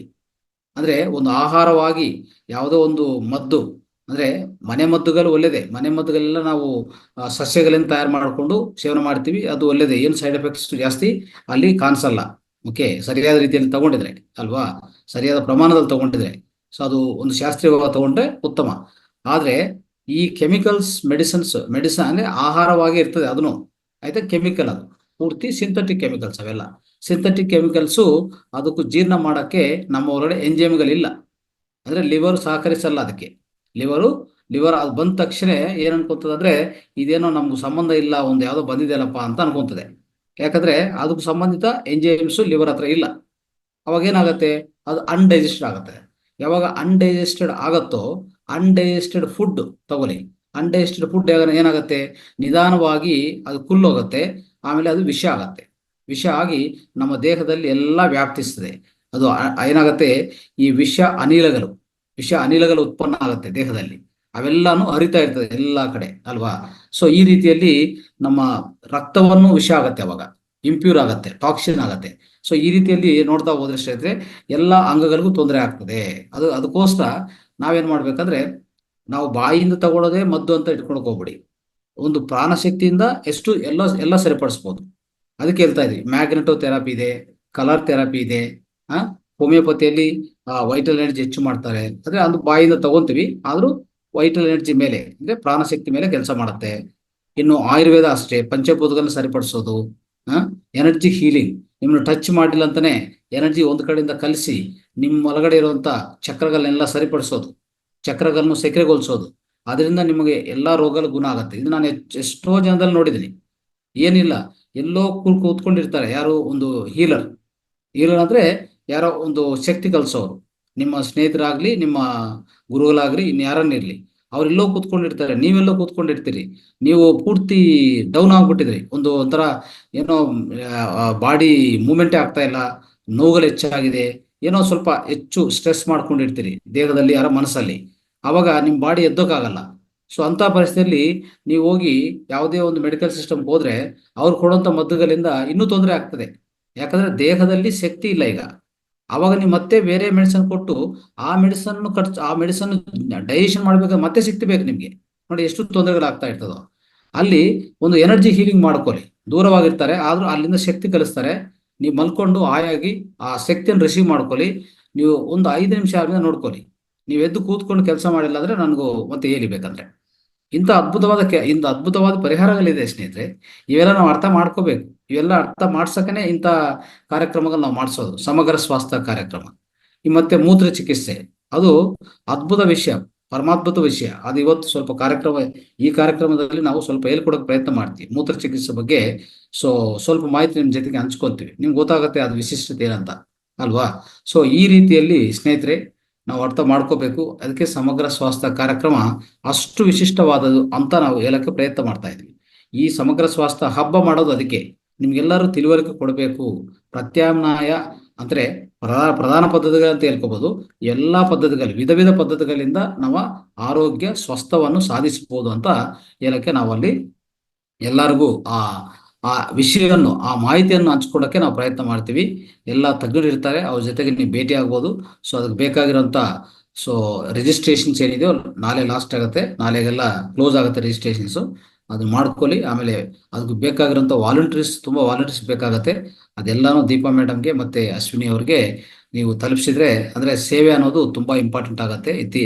ಇಂಥ ಕಾರ್ಯಕ್ರಮದಲ್ಲಿ ಇದೆಲ್ಲ ಉಚಿತ ಕಾರ್ಯಕ್ರಮ ಆಗಿದ್ದಕ್ಕೂ ಸೊ ನಾವು ಇಂಥ ಕಾರ್ಯಕ್ರಮದಲ್ಲಿ ಭಾಗವಹಿಸಿ ಒಂದು ಸೇವೆ ಮಾಡೋದು ನಮ್ಗೆ ಅದ್ಭುತ ಅವಕಾಶ ಅಂತ ನಾವು ತಿಳ್ಕೋಬೇಕು. ಅದನ್ನು ಭಾಗವಹಿಸಿ ಅಂತ ಹೇಳ್ತಾ, ಈಗ ಮಹಾವತಾರ್ ಟಿವಿಯನ್ನು ಅದು ಸಬ್ಸ್ಕ್ರೈಬ್ ಮಾಡ್ಕೊಳ್ಳಿ. ಆಮೇಲೆ ಈಗ ಸ್ವಲ್ಪ ನಮ್ಮ ಹಳೆ ಮಾಸ್ಟರ್ಸ್ ಇಂದ ಅವರ ಅನುಭವಗಳು ಕೇಳಿ. ನಮ್ಮ ಹಳೆ ಮಾಸ್ಟರ್ಸ್ ಅಲ್ಲಿ ಯಾರಿಗೆ ಒಳ್ಳೆ ಅನುಭವಗಳು ಸಿಕ್ಕಿದ್ರೆ ಈ ಎಲ್ಲಾ ವಿಧ ಪದ್ಧತಿಗಳಿಂದ ನಾವು ಪಾಲನೆ ಮಾಡಿದಕ್ಕೂ ಒಂದು ಅದ್ಭುತವಾದ ಅನುಭವಗಳು, ಅಂದ್ರೆ ಆರೋಗ್ಯವಾಗಿ ನಿಮ್ಮ ಶಾರೀರಿಕ ಇಲ್ಲ ಮಾನಸಿಕ ಆರೋಗ್ಯ ವಿಷಯದಲ್ಲಿ ನಿಮಗೆ ಅನುಭವಗಳು ಈಗಾಗಲೇ ಸಿಕ್ಕಿದೆ. ಹಳೆ ಮಾಸ್ಟರ್ಸ್ಗೂ ಒಂದ್ಸರಿ ರಿಕ್ವೆಸ್ಟ್ ಮಾಡ್ತಾ ಇದೀವಿ, ನೀವು ಕೈ ಎತ್ತಿ ದಯವಿಟ್ಟು ಇಬ್ರು ಹಂಚ್ಕೊಳ್ಳಿ. ಅಟ್ಲೀಸ್ಟ್ 2-3 ಜನ ನಿಮ್ಮ ಅನುಭವಗಳು ಹಂಚ್ಕೊಳ್ಳಿ. ನಿಮ್ಗೆ ಏನು ಅನುಭವ ಆಗಿದೆಯೋ, ಏನು ವಾಸಿ ಆಗಿದೆಯೋ ಇಷ್ಟು ದಿವಸ ಕಾಲ. ಅಂದ್ರೆ ಇವತ್ತಿನ ಕಾರ್ಯಕ್ರಮ 223ನೇ ಕಾರ್ಯಕ್ರಮ, ಓಕೆ, 365 ದಿವಸಗಳ ಕಾರ್ಯಕ್ರಮದಲ್ಲಿ. ಸೊ ನಿಮ್ಗೆ ಬಂದಿರೋ ಅನುಭವಗಳು, ಶಾರೀರಿಕ ಮಾನಸಿಕ ಸ್ವಸ್ಥತೆ ಏನಾಗಿದೆ, ಆಧ್ಯಾತ್ಮಿಕ ಒಲಪು, ಆಧ್ಯಾತ್ಮಿಕ ಜ್ಞಾನ ಹೆಚ್ಚಾಗಿದೆ, ಇದೆಲ್ಲಾನು ಸ್ವಲ್ಪ ಹಂಚ್ಕೊಳಕ್ಕೆ 3 ಮಾಸ್ಟರ್ಸ್ ಮುಂದಿಗೆ ಬರಬೇಕು. ಅವ್ರು ದಯವಿಟ್ಟು ಕೈ ಎತ್ತಿ. ಸೊ ಹೊಸಬ್ರೆಲ್ಲ ಕೇಳಿಸ್ಕೊಂತಾರೆ ನಿಮ್ಮಿಂದ. ಹೊಸದಾಗಿ ಈಗ ಗುರುಜಿ ಹೇಳಿದಾರೆ, ಯಾರು ಬೇಗ ಹ್ಯಾಂಡ್ ರೈಸ್ ಮಾಡ್ತೀರೋ ಅವ್ರಿಗೆ ಅವಕಾಶ. ನಿಮ್ಮ ಎಕ್ಸ್ಪೀರಿಯನ್ಸ್ ಶೇರ್ ಮಾಡೋದು ತುಂಬಾ ಇಂಪಾರ್ಟೆಂಟ್. ಯಾಕಂತಂದ್ರೆ ಹಳೆ ಮಾಸ್ಟರ್ಸ್ ಶೇರ್ ಮಾಡಿದ್ರಿಂದ ಹೊಸ ಮಾಸ್ಟರ್ಸ್ಗೆ ಏನ್ ಅನ್ನೋದು ಅದು ಅನುಭವ ಆಗುತ್ತೆ. ದಯವಿಟ್ಟು ನಮ್ಮ ಹಳೆ ಮಾಸ್ಟರ್ಸ್ ಏನೇನ್ ಅನುಭವ ಆಗಿದೆಯಲ್ಲ ಹ್ಯಾಂಡ್ ರೈಸ್ ಮಾಡಿ. ಹ್ಯಾಂಡ್ ರೈಸ್ ಮಾಡಿದ್ರೆ ಗೊತ್ತಾಗುತ್ತೆ ಮಾಸ್ಟರ್ಸ್, ಇಲ್ಲಾಂದ್ರೆ ಗೊತ್ತಾಗಲ್ಲ. ಹಳೆ ಮಾಸ್ಟರ್ಸ್ ಯಾರು ಹ್ಯಾಂಡ್ ರೈಸ್ ಮಾಡ್ತಿಲ್ಲ, ಯಾಕೆ? ಏನು ಹೇಳ್ಬಾರ್ದು ಅಂತನಾ? ನಿಮಗೆ ಬಂದಿರುವಂತ ಅನುಭವ ಗುರುಜಿ ನಾನೇ ಹೇಳ್ತೀನಿ ಗುರುಜಿ. ನಾನೀಗ 7 ತಿಂಗಳು ಆಯ್ತು ಗುರುಜಿ. 7 ತಿಂಗಳು 15 ದಿವಸ ಆಯ್ತು ಹೆಚ್ಚು ಕಡಿಮೆ. ನಾನೀಗ ಈ ಕ್ಲಾಸ್ ತಗೊಂಡ್ಮೇಲೆ ಏನಾಯ್ತು ಅಂದ್ರೆ, ತಗೊಳಕ್ಕಿಂತ ಮುಂಚೆ ನಾನು ತುಂಬಾನೇ ಟೆನ್ಷನ್ ಅಲ್ಲಿ ಇದ್ದೆ.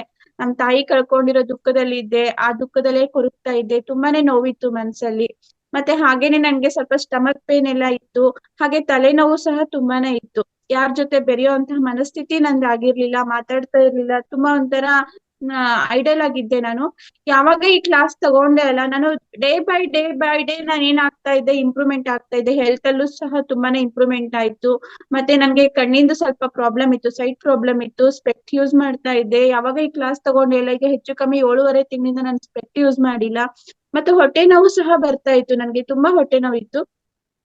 ಇಲ್ಲಿ ತಿಳ್ಕೊಂಡಂತ ಸಮಗ್ರ ಸ್ವಾಸ್ಥ್ಯದಿಂದ ನಾನು ಯಾವ ರೀತಿ ಆಹಾರವನ್ನ ಚೇಂಜ್ ಮಾಡ್ಕೋಬೇಕು, ಲೈಫ್ ಸ್ಟೈಲ್ ಅನ್ನ ಯಾವ ತರ ಚೇಂಜ್ ಮಾಡ್ಕೋಬೇಕು ಅನ್ನೋದನ್ನೆಲ್ಲ ಇಲ್ಲಿ ಕಲ್ತ್ಕೊಂಡೆ.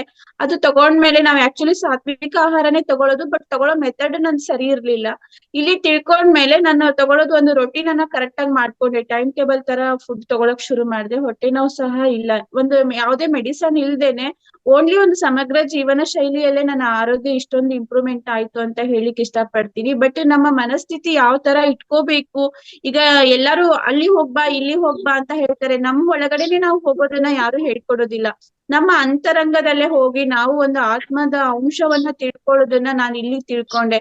ಯಾಕಂದ್ರೆ ಎಲ್ಲೆಲ್ಲೋ ಏನೇನೋ ನೋಡ್ಕೊಂಡ್ ಬರ್ತೀವಿ, ಏನೇನೋ ಕಲ್ತ್ಕೊಂಡ್ ಬರ್ತೀವಿ, ಬಟ್ ನಮ್ ಒಳಗಡೆ ಏನಿದೆ, ಆತ್ಮ ಅನ್ನೋದೇನೆ ನಮ್ಮಲ್ಲಿದೆ, ಅದು ಒಂದು ದೈವಿ ಅಂಶ, ಅದು ನಮ್ಮಲ್ಲೇ ಇದೆ. ಎಷ್ಟೊಂದು ಅದ್ಭುತವಾಗಿರುವಂತ ಶಕ್ತಿ, ಅದನ್ ಮಾತ್ರ ನಾನು ಇಲ್ಲಿ ತಿಳ್ಕೊಂಡೆ ಅಂತ ನಾನು ಹೆಮ್ಮೆಯಿಂದ ಹೇಳ್ಕೊಡ್ತೀನಿ. ಯಾಕಂತಂದ್ರೆ ಇದನ್ ಮಾತ್ರ ಇಷ್ಟು ವರ್ಷ ಆದ್ರೂ ನಮ್ಗೆ ಯಾರು ಹೇಳ್ಕೊಟ್ಟಿರ್ಲಿಲ್ಲ. ನಮ್ಮಲ್ಲೇ ಒಂದು ದೈವಿ ಅಂಶ ಇದೆ ಅಂತ ಗೊತ್ತಿರುತ್ತೆ, ಬಟ್ ಆತ್ಮ ನಮ್ಮಲ್ಲೇ ಇದೆ, ಅದಕ್ಕೊಂದು ಶಕ್ತಿ ಇದೆ, ಅದೊಂದು ದೇವರ ಸ್ವರೂಪ ಅನ್ನೋದು ಯಾರು ಹೇಳ್ಕೊಟ್ಟಿರ್ಲಿಲ್ಲ. ಅದನ್ನ ನಾನು ಇಲ್ಲಿ ತಿಳ್ಕೊಂಡೆ ಅಂತ ನಾನು ಹೆಮ್ಮೆಯಿಂದ ಹೇಳಿಕ್ಕೆ ಇಷ್ಟಪಡ್ತೀನಿ. ನನ್ನ ಮೊದಲ ಆಧ್ಯಾತ್ಮ ಗುರು ರಂಗನಾಥ್ ಗುರುಜಿ. ಯಾಕಂದ್ರೆ ನಂಗೆ ಸ್ಪಿರಿಚುವಲ್ ಲೈನ್ ಅಲ್ಲಿ ನಾನು ಇರ್ಲಿಲ್ಲ, ನಾನು ತುಂಬಾ ಪ್ರಾಕ್ಟಿಕಲ್ ಆಗಿದ್ದೆ. ಅಂದ್ರೆ ಇಷ್ಟೊಂದು ತಿಳ್ಕೊಂಡಿರ್ಲಿಲ್ಲ, ಏನು ಗೊತ್ತಿರ್ಲಿಲ್ಲ. ಈಗ ಒಂದು ಸಣ್ಣ ಸಣ್ಣ ಹೆಜ್ಜೆಯನ್ನ ಇಡ್ತಾ ಇದ್ದೀನಿ, ಅದನ್ನ ಹೇಳಿಕ್ ಇಷ್ಟಪಡ್ತೀನಿ. ಅವಕಾಶ ಮಾಡ್ಕೊಟ್ಟಿರೋ ನಮ್ಮ ರಂಗನಾಥ್ ಗುರುಜಿಗೆ, ಕೇಳಿಸ್ಕೊಂಡಿರೋಂತ ಎಲ್ಲ ನಮ್ಮ ಧ್ಯಾನ ಬಂಧುಗಳಿಗೂ thank you. Right. Okay masters. ಎಲ್ಲ ಅಲೆ ಮಾಸ್ಟರ್ಸ್ ಯಾರು ಕೈ ಎತ್ತಿದ್ರು ಸಂಕ್ಷಿಪ್ತವಾಗಿ ಒಂದು ನಿಮಿಷ 2 ನಿಮಿಷ ದಯವಿಟ್ಟು ಹಂಚ್ಕೊಳ್ಳಿ. ದೊಡ್ಡೇಗೌಡರೇ ಮಾತಾಡಿ. ದೊಡ್ಡೇಗೌಡ ಸರ್ ಮಾತಾಡಿ. ಸರ್ ಅನ್ಮ್ಯೂಟ್ ಮಾಡ್ಕೊಳ್ಳಿ. ನಮಸ್ತೆ ಸರ್. ನಮಸ್ತೆ. ನಮಸ್ತೆ ಮೇಡಮ್. ಮಾತಾಡಿ, ಬೇಗ ಮಾತಾಡಿ. ರಂಗನಾಥ್ ಗುರುಗಳಿಗೆ ಮೊದಲಿಗೆ ನಾನು ಥ್ಯಾಂಕ್ಸ್ ಹೇಳ್ತೀನಿ. ಧ್ಯಾನ ಹೇಳ್ಕೊಟ್ಟಿದೆ ರಂಗನಾಥ್ ಗುರುಗಳಿಗೆ, ಮೊದಲು ಪ್ರಥಮ ಗುರುನೇ ಅವರು, ಆಧ್ಯಾತ್ಮಕ್ಕೆ ಅವರೇ ಪ್ರಥಮ ಗುರು ನಮ್ಗೆ. ನನಗೆ ಇಲ್ಲಿಗೆ ಬಂದ್ಮೇಲೆ ತುಂಬಾ ಖುಷಿ ಆಗುತ್ತೆ ಸರ್. ಏನಂತಂದ್ರೆ ತುಂಬಾ ಚಿಕ್ಕದಾಗಿ ಹೇಳ್ತೀನಿ, ಜಾಸ್ತಿ ಹೇಳಲ್ಲ. ಮೊದಲು ಮನಸ್ಥಿತಿ ಹೆಂಗಿತ್ತಂತ ತುಂಬಾ ಬೇಜಾರಲ್ಲಿದ್ದೆ. ಎಲ್ಲಾ ಸಣ್ಣ ಸಣ್ಣ ವಿಷಯಕ್ಕೂ ಒಂಥರ ಬೇಜಾರ್ ಮಾಡ್ಕೊಳ್ಳೋದು, ಅವ್ರು ಸರಿಲ್ಲ ಇವ್ರು ಸರಿಲ್ಲ, ಆ ತರದ ಮನಸ್ಥಿತಿ ಇತ್ತು. ಇಲ್ಲಿ ಬರ್ತಾ ಬರ್ತಾ ಬರ್ತಾ ಅದು ನನ್ಗೆ ಗಾಢವಾಗಿ ಅರ್ಥ ಆಗಿತ್ತಂದ್ರೆ ನನ್ನಲ್ಲೇ ಏನೋ ಒಂದಿದೆ ಅಂತ ಆಮೇಲೆ ಅರ್ಥ ಆಯ್ತು. ನನ್ನಲ್ಲೇ ಚೇಂಜಸ್ ಆಗ್ಬೇಕು, ಅವ್ರಲ್ಲ ಅಂತ. ಅದು ಇಲ್ಲಿ ಕ್ಲಾಸ್ ಅಟೆಂಡ್ ಆಯ್ತಾ ಅರ್ಥ ಆಯ್ತು. ಅದ್ ಗೊತ್ತಾದ್ಮೇಲೆ ಅದನ್ನ ಸರಿ ಮಾಡ್ಕೊಂಡೆ. ನಾನ್ ಸರಿ ಹೋದ್ಮೇಲೆ ಈಗ ನನ್ ಸುತ್ತಮುತ್ತ ಈಗ ಎಲ್ಲ ಚೆನ್ನಾಗೆ ಅನಿಸ್ತಾ ಇದೆ. ಎಲ್ಲಾರು ಸರಿ ಅವ್ರೆ, ನಾನು ಸರಿ ಇದ್ದೀನಿ ಅಂತ. ಮತ್ತೆ ಅವಾಗ ಅದಕ್ಕೂ ನಾನು ಧ್ಯಾನಕ್ ಬರಕ್ ಮುಂಚೆ ದೇವ್ರ ಬಗ್ಗೆ ಬಹಳ ಅಭಿಮಾನ ಇತ್ತು. ದೇವ್ರಾದ್ರೆ ಗುಡಿಲಿದ್ದಾರೆ, ಅಲ್ ಬಿಟ್ರೆ ಬೇರೆ ಕಡೆ ಇಲ್ಲ. ಮತ್ತೆ ನಾವ್ ದೇವ್ರ ಮನೇಲಿ ನೋಡ್ತಾ ಇದ್ವಿ ಈ ತರ ದೇವ್ರು ಬಂದ್ ಆಯ್ತಾ ಚಟಿ ದೇವ್ರ ಮನೇಲಿ ಇದ್ದಾರೆ. ಆ ತರದ ಭಾವನೆಗಳು ತುಂಬಾ ದೇವ್ರ ಬಗ್ಗೆ ಭಕ್ತಿ ಈಗ್ಲೂ ಇದೆ. ಬಟ್ ಆಗಿನ ಭಕ್ತಿ ಬೇರೆ ತರ ಇತ್ತು. ಈಗಿನ ಭಕ್ತಿ ನಮ್ಮ ಅಂತರಾಳದಲ್ಲೇ ಇದೆ. ನಮ್ಮ ಆತ್ಮನೇ ದೇವ್ರು, ಪರಮಾತ್ಮ ನಮ್ಮೊಳಗಿರೋ ಜೀವಾತ್ಮನೇ ದೇವ್ರು, ಆ ತರದೆಲ್ಲ ಅನ್ನಿಸ್ತಕ್ ಶುರುವಾಯ್ತು. ಮತ್ತೆ ಒಂದು ಪ್ರಾಣಿ, ಒಂದು ಪಕ್ಷಿ ಆಗ್ಬೋದು, ಒಂದ್ ಗಿಡ ಆಗ್ಬೋದು, ಪ್ರಕೃತಿ ಬಗ್ಗೆ ತುಂಬಾ ಅಭಿಮಾನ ಬೆಳೀತು ಇಲ್ಲಿದ್ದಾಗ. ಮುಂಚೆ ಇತ್ತು, ಬಟ್ ಅಷ್ಟು ಅದು ಗೊತ್ತಿರ್ಲಿಲ್ಲ ಯಾವ ತರ ಅಂತ. ಇಲ್ಲಿಗ್ ಬಂದ್ಮೇಲೆನೆ ಅದನ್ನ ನಾನ್ ಕಲ್ತಿದ್ದು, ಅಂದ್ರೆ ಇಲ್ಲಿ ತಿಳ್ಕೊಂಡಿದ್ದು ನಮ್ಮೊಳಗೇನು ಇದೆ. ಹೊರಗಡೆ ಏನು ನಾವು ದೇವ್ರು ಎಲ್ಲ ಇದು ಅಂತೀವೋ ಅದ್ ನಮ್ಮೊಳಗೂನು ಇದೆ. ನಾವು ಒಬ್ಬ ಪ್ರಕೃತಿ ಜೊತೆಗೆ ಇದೀವಿ. ಪ್ರಕೃತಿ ಅಂದ್ರೆ ಯಾರು? ಪ್ರಕೃತಿ ಅಂದ್ರೆ ನಾವು ಅಂದ್ರೆ ಪ್ರಕೃತಿ, ಇವ್ ಬಿಟ್ಟು ಬೇರೆ ಇಲ್ಲ ಅನ್ನೋದು ಅರ್ಥ ಆಯ್ತು ಈ ಕ್ಲಾಸ್ ಅಟೆಂಡ್ ಆಯ್ತಾ. ಮತ್ತೆ ಈ ಪ್ರಾಣಿ ಪಕ್ಷಿಗಳ ಬಗ್ಗೆ ಅವರಲ್ಲಿರೋ ಆತ್ಮನು ಅದೇ, ನಮ್ಮಲ್ಲಿರೋ ಆತ್ಮನು ಅದೇ ಅನ್ನೋದು ಇಲ್ಲಿಗ್ ಬಂದ್ಮೇಲೆ ಅರ್ಥ ಆಯ್ತು. ತುಂಬಾ ಖುಷಿ ಆಗಿದೀನಿ ಸರ್. ಇವಾಗ ಯಾವ್ದಕ್ಕೂನು ಟೆನ್ಷನ್ ತಾಳಲ್ಲ. ಮೊದ್ಲಂದ್ರೆ ಪ್ರತಿ ಒಂದ್ ಸಣ್ಣ ಸಣ್ಣ ವಿಷಯಕ್ಕೂನು ಒಂದು ಯೋಚನೆ ಮಾಡ್ತಾ ಇದ್ದೆ.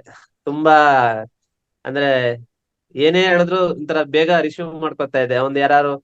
ಅವ್ರಿಗೆ ಏನಾರ ಹೆಚ್ಚು ಕಡಿಮೆ ಆದ್ರೆ ಹೌದಾ ಆತರನ, ಹಂಗೆ ಆತರ ಹೌದಾ, ಓಕೆ ಆ ತರ ಇವಾಗ ಮನಸ್ಥಿತಿ. ಅಂದ್ರೆ ಗಾಬರಿತನ ಇಲ್ಲ. ಮೊದ್ಲು ತುಂಬಾ ಗಾಬರಿ ಇತ್ತು, ಒಂದು ಭಯ ಇತ್ತು ಒಳಗಡೆ. ಭಯ ಅನ್ಸೋದು. ಏನಾರು ಈಗ ಯಾರ ತೀರೋದ್ರೆ ಅವ್ರು ಒಂಥರ ಏನೋ ಒಂದ್ ಹೇಳಿದ್ರು ಭಯ, ನಾಳೆ ನನ್ಗೂ ಆಗ್ಬೋದೇನೋ, ಆತರ ಒಂದ್ ಭಯ ಇತ್ತು. ಇವಾಗ ಹಂಗಲ್ಲ. ಅವ್ರಿಗೆ ನಮ್ಗೆ ನಮ್ ಜೀವನದಲ್ಲಿ ಏನ್ ನಡಿಬೇಕು ಅದ್ ನಡೀತದೆ. ಅದನ್ನ ನಾವ್ ಸ್ವೀಕರಿಸ್ಬೇಕು ಅನ್ನೋದನ್ನ ಇಲ್ಲಿ ಕ್ಲಾಸಿಗೆ ಬಂದ್ಮೇಲೆ ಮನೋರಮಾ ಅವ್ರದ್ದು ಸ್ಪೀಚು, ಮತ್ತೆ ಸುಮಾರು ಸೀನಿಯರ್ಸ್ ಮಾಸ್ಟರ್ ಬಂದಾಗ ಅದು ತುಂಬಾ ಚೆನ್ನಾಗಿ ಅರ್ಥ ಆಯ್ತು ನನ್ಗೆ. ಆ ಭಯ ಅನ್ನೋದೇ ನನ್ನಲ್ಲಿ ಇವಾಗ ಇಲ್ಲ. ಭಯ ಅಂದ್ರೆ ಸಾವಿಗಿಂತ ಮಿಗಿಲಾದ ಯಾವ್ದಿಲ್ಲ, ಸಾವೇ ಇಲ್ಲ ಅನ್ನೋದನ್ನು ಇಲ್ಲಿಗ್ ಬಂದ್ಮೇಲೆ ಗೊತ್ತಾಯ್ತು. ಅಂದ್ರೆ ನಾವು ನಮ್ ದೇಹ ಹೋಗ್ಬೋದ್ ಬಿಟ್ರೆ ನಮಗ್ ಸಾವಿಲ್ಲ ಅನ್ನೋದು ಅರ್ಥ ಆಯ್ತು. ಆತರ ಆತ್ಮ ಬಗ್ಗೆ ತುಂಬಾ ಇಲ್ಲಿ ತಿಳ್ಕೊಂಡೆ ಸರ್. ಅದೆಲ್ಲ ನಮ್ಗೆ ಹೊರಗಡೆ ನನ್ಗೆ ಇದು ಫಸ್ಟ್ ಪ್ಲಾಟ್ಫಾರ್ಮ್. ಹಂಗಾಗಿ ನನ್ಗೆ ಹೊರಗಡೆ ಏನಂದ್ರೆ ಜಗತ್ತೇ ಗೊತ್ತಿರ್ಲಿಲ್ಲ ಬಿಡಿ. ನಾವ್ ಚಿಕ್ಕ ವಯಸ್ಸಿಂದ. Thank you sir. ಇದಕ್ ಬಂದು ಅರ್ಥ ಆಯ್ತು. Thank you sir. Thank you. Right. Lakshmikanth ಮಾತಾಡಿ. ಲಕ್ಷ್ಮೀಕಾಂತ್ ಮಾತಾಡಿ. ಸರ್ ಬಂದೆ ಸರ್. ಎಲ್ಲರಿಗೂ ನಮಸ್ತೆ. ನಮಸ್ತೆ ಸರ್. ನನ್ನ ಅಂತರಾತ್ಮದಿಂದ ಹೇಳೋದು ಏನು ಅಂದ್ರೆ, ಈಗ ನಾವು ಇಷ್ಟು ವರ್ಷ ಮಾಡ್ಬೇಕು ಅಂತ ಗೊತ್ತು, ಧ್ಯಾನ ಮಾಡ್ಬೇಕು, ಒಳ್ಳೆ ಅವಕಾಶಗಳನ್ನು ಉಪಯೋಗಿಸ್ಬೇಕು, ಒಳ್ಳೇದನ್ನ ಕಲಿಬೇಕು ಅಂತ ಗೊತ್ತು. ನಾನು ಮೊದಲಿಂದ ಇದ್ರಲ್ಲಿದ್ದೆ, ಏನೋ ನಮ್ಮ ಫಿಸಿಕಲ್ ಎಕ್ಸರ್ಸೈಸ್ ಆ ತರ ಇದ್ದೆ.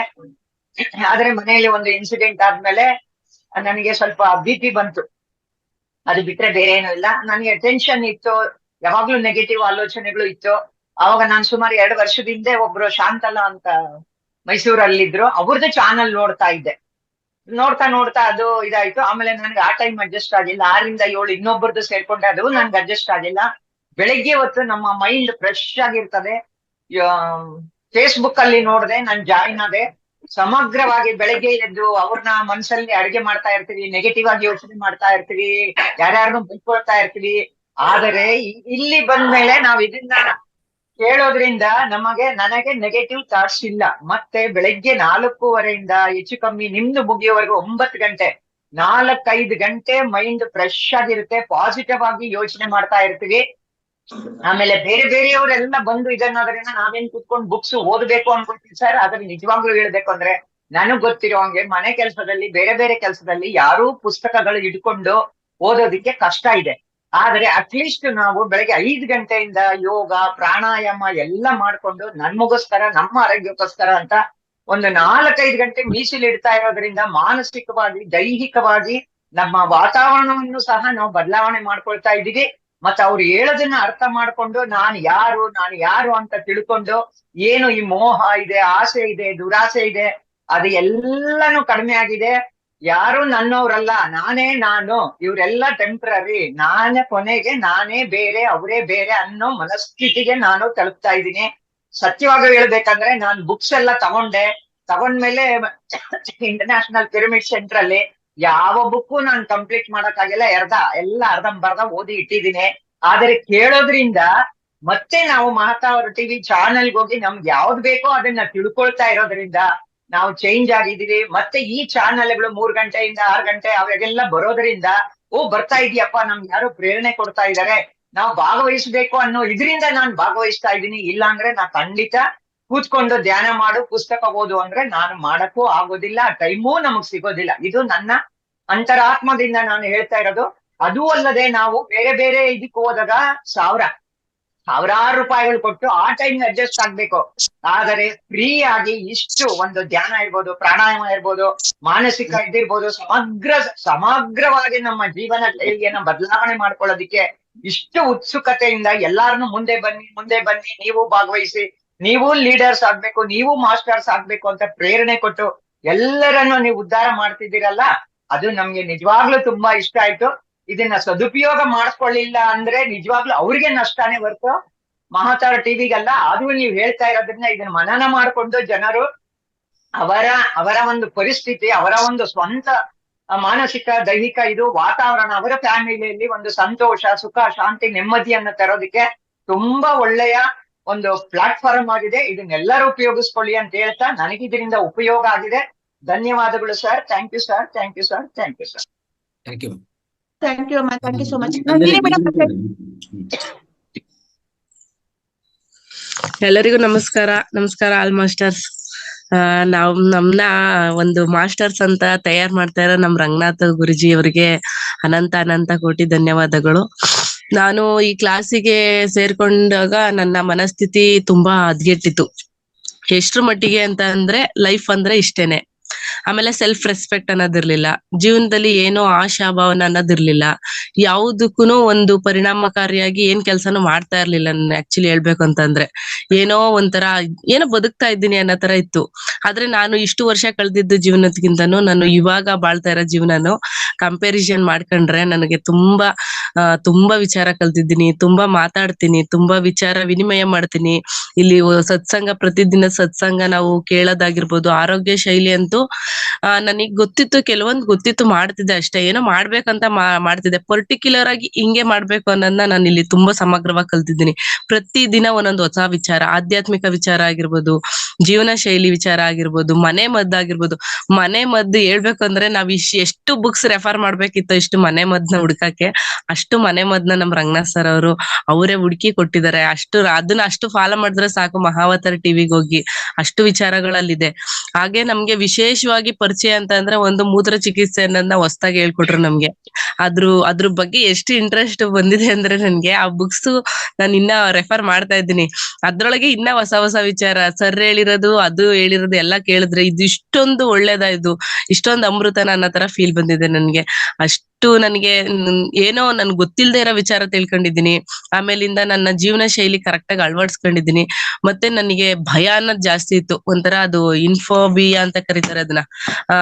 ಅದು ಏನಪ್ಪಾ ಅಂತಂದ್ರೆ ನನ್ಗೆ ಎಲ್ಲೇ ಕೂತ್ಕೊಂಡ್ರು ನನಗೆ ಸತ್ತೋಗ್ಬಿಡ್ತೀನ ಅನ್ನೋ ತರ ಭಯ ಇತ್ತು ನನ್ಗೆ, ಏನೋ ಕಾಯಿಲೆ ಬಂದ್ಬಿಡ್ತಾ ನನ್ಗೆ ಅಂತ. ಇವಾಗ ನನ್ಗೆ ಅದೆಲ್ಲ ಪೂರ್ತಿ ಕಂಪ್ಲೀಟ್ ಹೋಗಿದೆ. ಈಗ ನನ್ಗೆ ಹೇಳ್ಬೇಕಂತಂದ್ರೆ ಹೌದು, ಈಗ ನಮ್ಮ ಆಧ್ಯಾತ್ಮಿಕ ವಿಚಾರ ಮತ್ತೆ ಸಮಗ್ರ ಜೀವನ ಶೈಲಿ ಎರಡು ಹೆಂಗಾಗಿದೆ ಅಂತಂದ್ರೆ ಒಂದು ಮಿಲ್ಕ್ ಶೇಕ್ ತರ ಆಗಿದೆ ಈಗ. ಅದು ಹೆಂಗೆ ಅಂತಂದ್ರೆ ಇವಾಗ ನಮ್ಗೆ ಭಯನ ಕಡಿಮೆ ಮಾಡಿದೆ, ಒಟ್ಟು ಈಗ ನಾನು ಬದುಕ್ತೀನಿ ಅನ್ನೋ ಭರವಸೆ ಬಂದಿದೆ.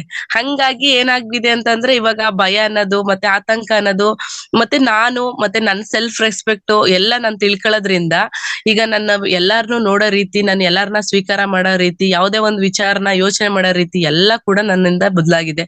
ನಿಜವಾಗ್ಲೂ ನನ್ಗೆ ಇಷ್ಟು ಪಾಸಿಟಿವ್ನೆಸ್ ಬರಕ್ಕೆ ಮೇನ್ ಕಾರಣ ನನ್ಗೆ ಇದೇ ಕ್ಲಾಸು, ನಮ್ ರಂಗನಾಥ್ ಸರ್ ಆಗಿರ್ಬೋದು, ನಮ್ ಗ್ರೂಪ್ ಅಲ್ಲಿ ಇರೋ ಅಂತ ನಮ್ ಫ್ರೆಂಡ್ಸ್ ಸಜ್ಜನ ಸಾಂಗತ್ಯ ಆಗಿರ್ಬೋದು. ಇಂಥ ಸಜ್ಜನ ಸಾಂಗತ್ಯ ಎಲ್ಲೋದ್ರೂ ಸಿಕ್ಕಲ್ಲ. ಈಗ ನಾವ್ ಒಂದ್ ಫ್ರೆಂಡ್ ಮಾಡ್ಕೊಂಡ್ರೆ ಅದ್ರೊಳಗೆ 2 ಮುಖ ಇರ್ತದೆ, ಒಂದು ಪಾಸಿಟಿವ್ ಮತ್ತೆ ಒಂದು ನೆಗೆಟಿವ್ ಅಂತ. ಅವರು ಏನಪ್ಪಾ ಅಂದ್ರೆ ನಮ್ ಬೆಳವಣಿಗೆ ನೋಡಿದಾಗ ಅವ್ರು ನಮ್ ನೆಗೆಟಿವ್ ನೇ ಜಾಸ್ತಿ ಕಂಡುಹಿಡಿತಿರ್ತಾರೆ. ಆದ್ರೆ ನಮ್ಮ ಗ್ರೂಪ್ ಅಲ್ಲಿ ಹಂಗಿಲ್ಲ, ನಮ್ ಪಾಸಿಟಿವ್ ನ ಗುರ್ತಿಸಿ ನಮ್ ಪ್ರತಿಭೆನ ಕೂಡ ಇಲ್ಲಿ ನಾವು ತೊಡಗಿಸ್ಕೊಳ್ಳೋದಕ್ಕೆ ಅಲ್ಲಿ ಇದು ಒಂದು ವೇದಿಕೆ ಆಗಿದೆ.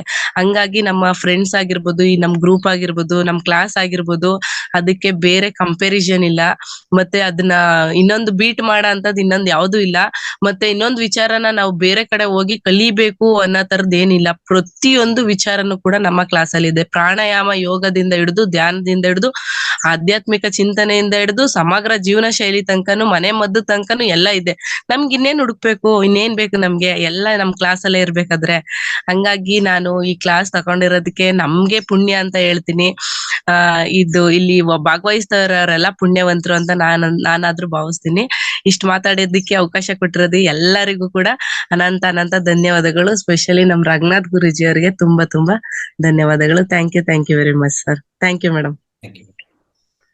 ಥ್ಯಾಂಕ್ ಯು ನಂದಿನಿ ಮೇಡಮ್, ಅದ್ಭುತವಾಗಿರುವಂತಹ ಅನಿಸಿಕೆ. Thank you.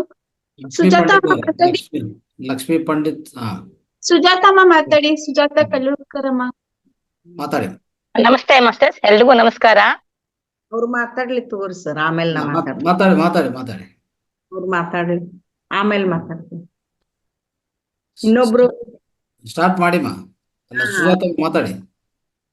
ನಮಸ್ಕಾರ ಸರ್. ರಂಗನಾಥ ಗುರುಜಿ ಅವರಿಗೆ, ನಾಗನಾಥ ಅಪ್ಪಾಜಿ ಅವರಿಗೆ ನನ್ನ ಮನಪೂರ್ವಕವಾಗಿ ಧನ್ಯವಾದಗಳನ್ನು ಹೇಳುತ್ತಾ, ನನಗೆ ಒಂದು ಶಬ್ದವನ್ನು ಮಾತಾಡಲಿಕ್ಕೆ ತುಂಬಾ ವೇಳೆ ಹತ್ತಿತ್ತು. ಮೊದಲು ಅದನ್ನು ಸುಧಾರಿಸಿಕೊಂಡಿದ್ದೇನೆ. ಆಮೇಲೆ ನನಗೆ ತುಂಬಾ ದುಃಖದಲ್ಲಿದ್ದೆ. ನೀವು ಮಾತಾಡಮ್ಮ, ಅದಕ್ಕೆ ಎಷ್ಟೋ ರಂಗನಾಥ್ ಗುರೂಜಿ ಅವರು, ನಾಗರಾಜ್ ಅಪ್ಪಾಜಿ ಅವರು ತುಂಬಾ ಕೊಟ್ಟು ನನಗೆ ಈ ಸ್ಥಿತಿಗೆ ತಂದಿದ್ದಾರೆ.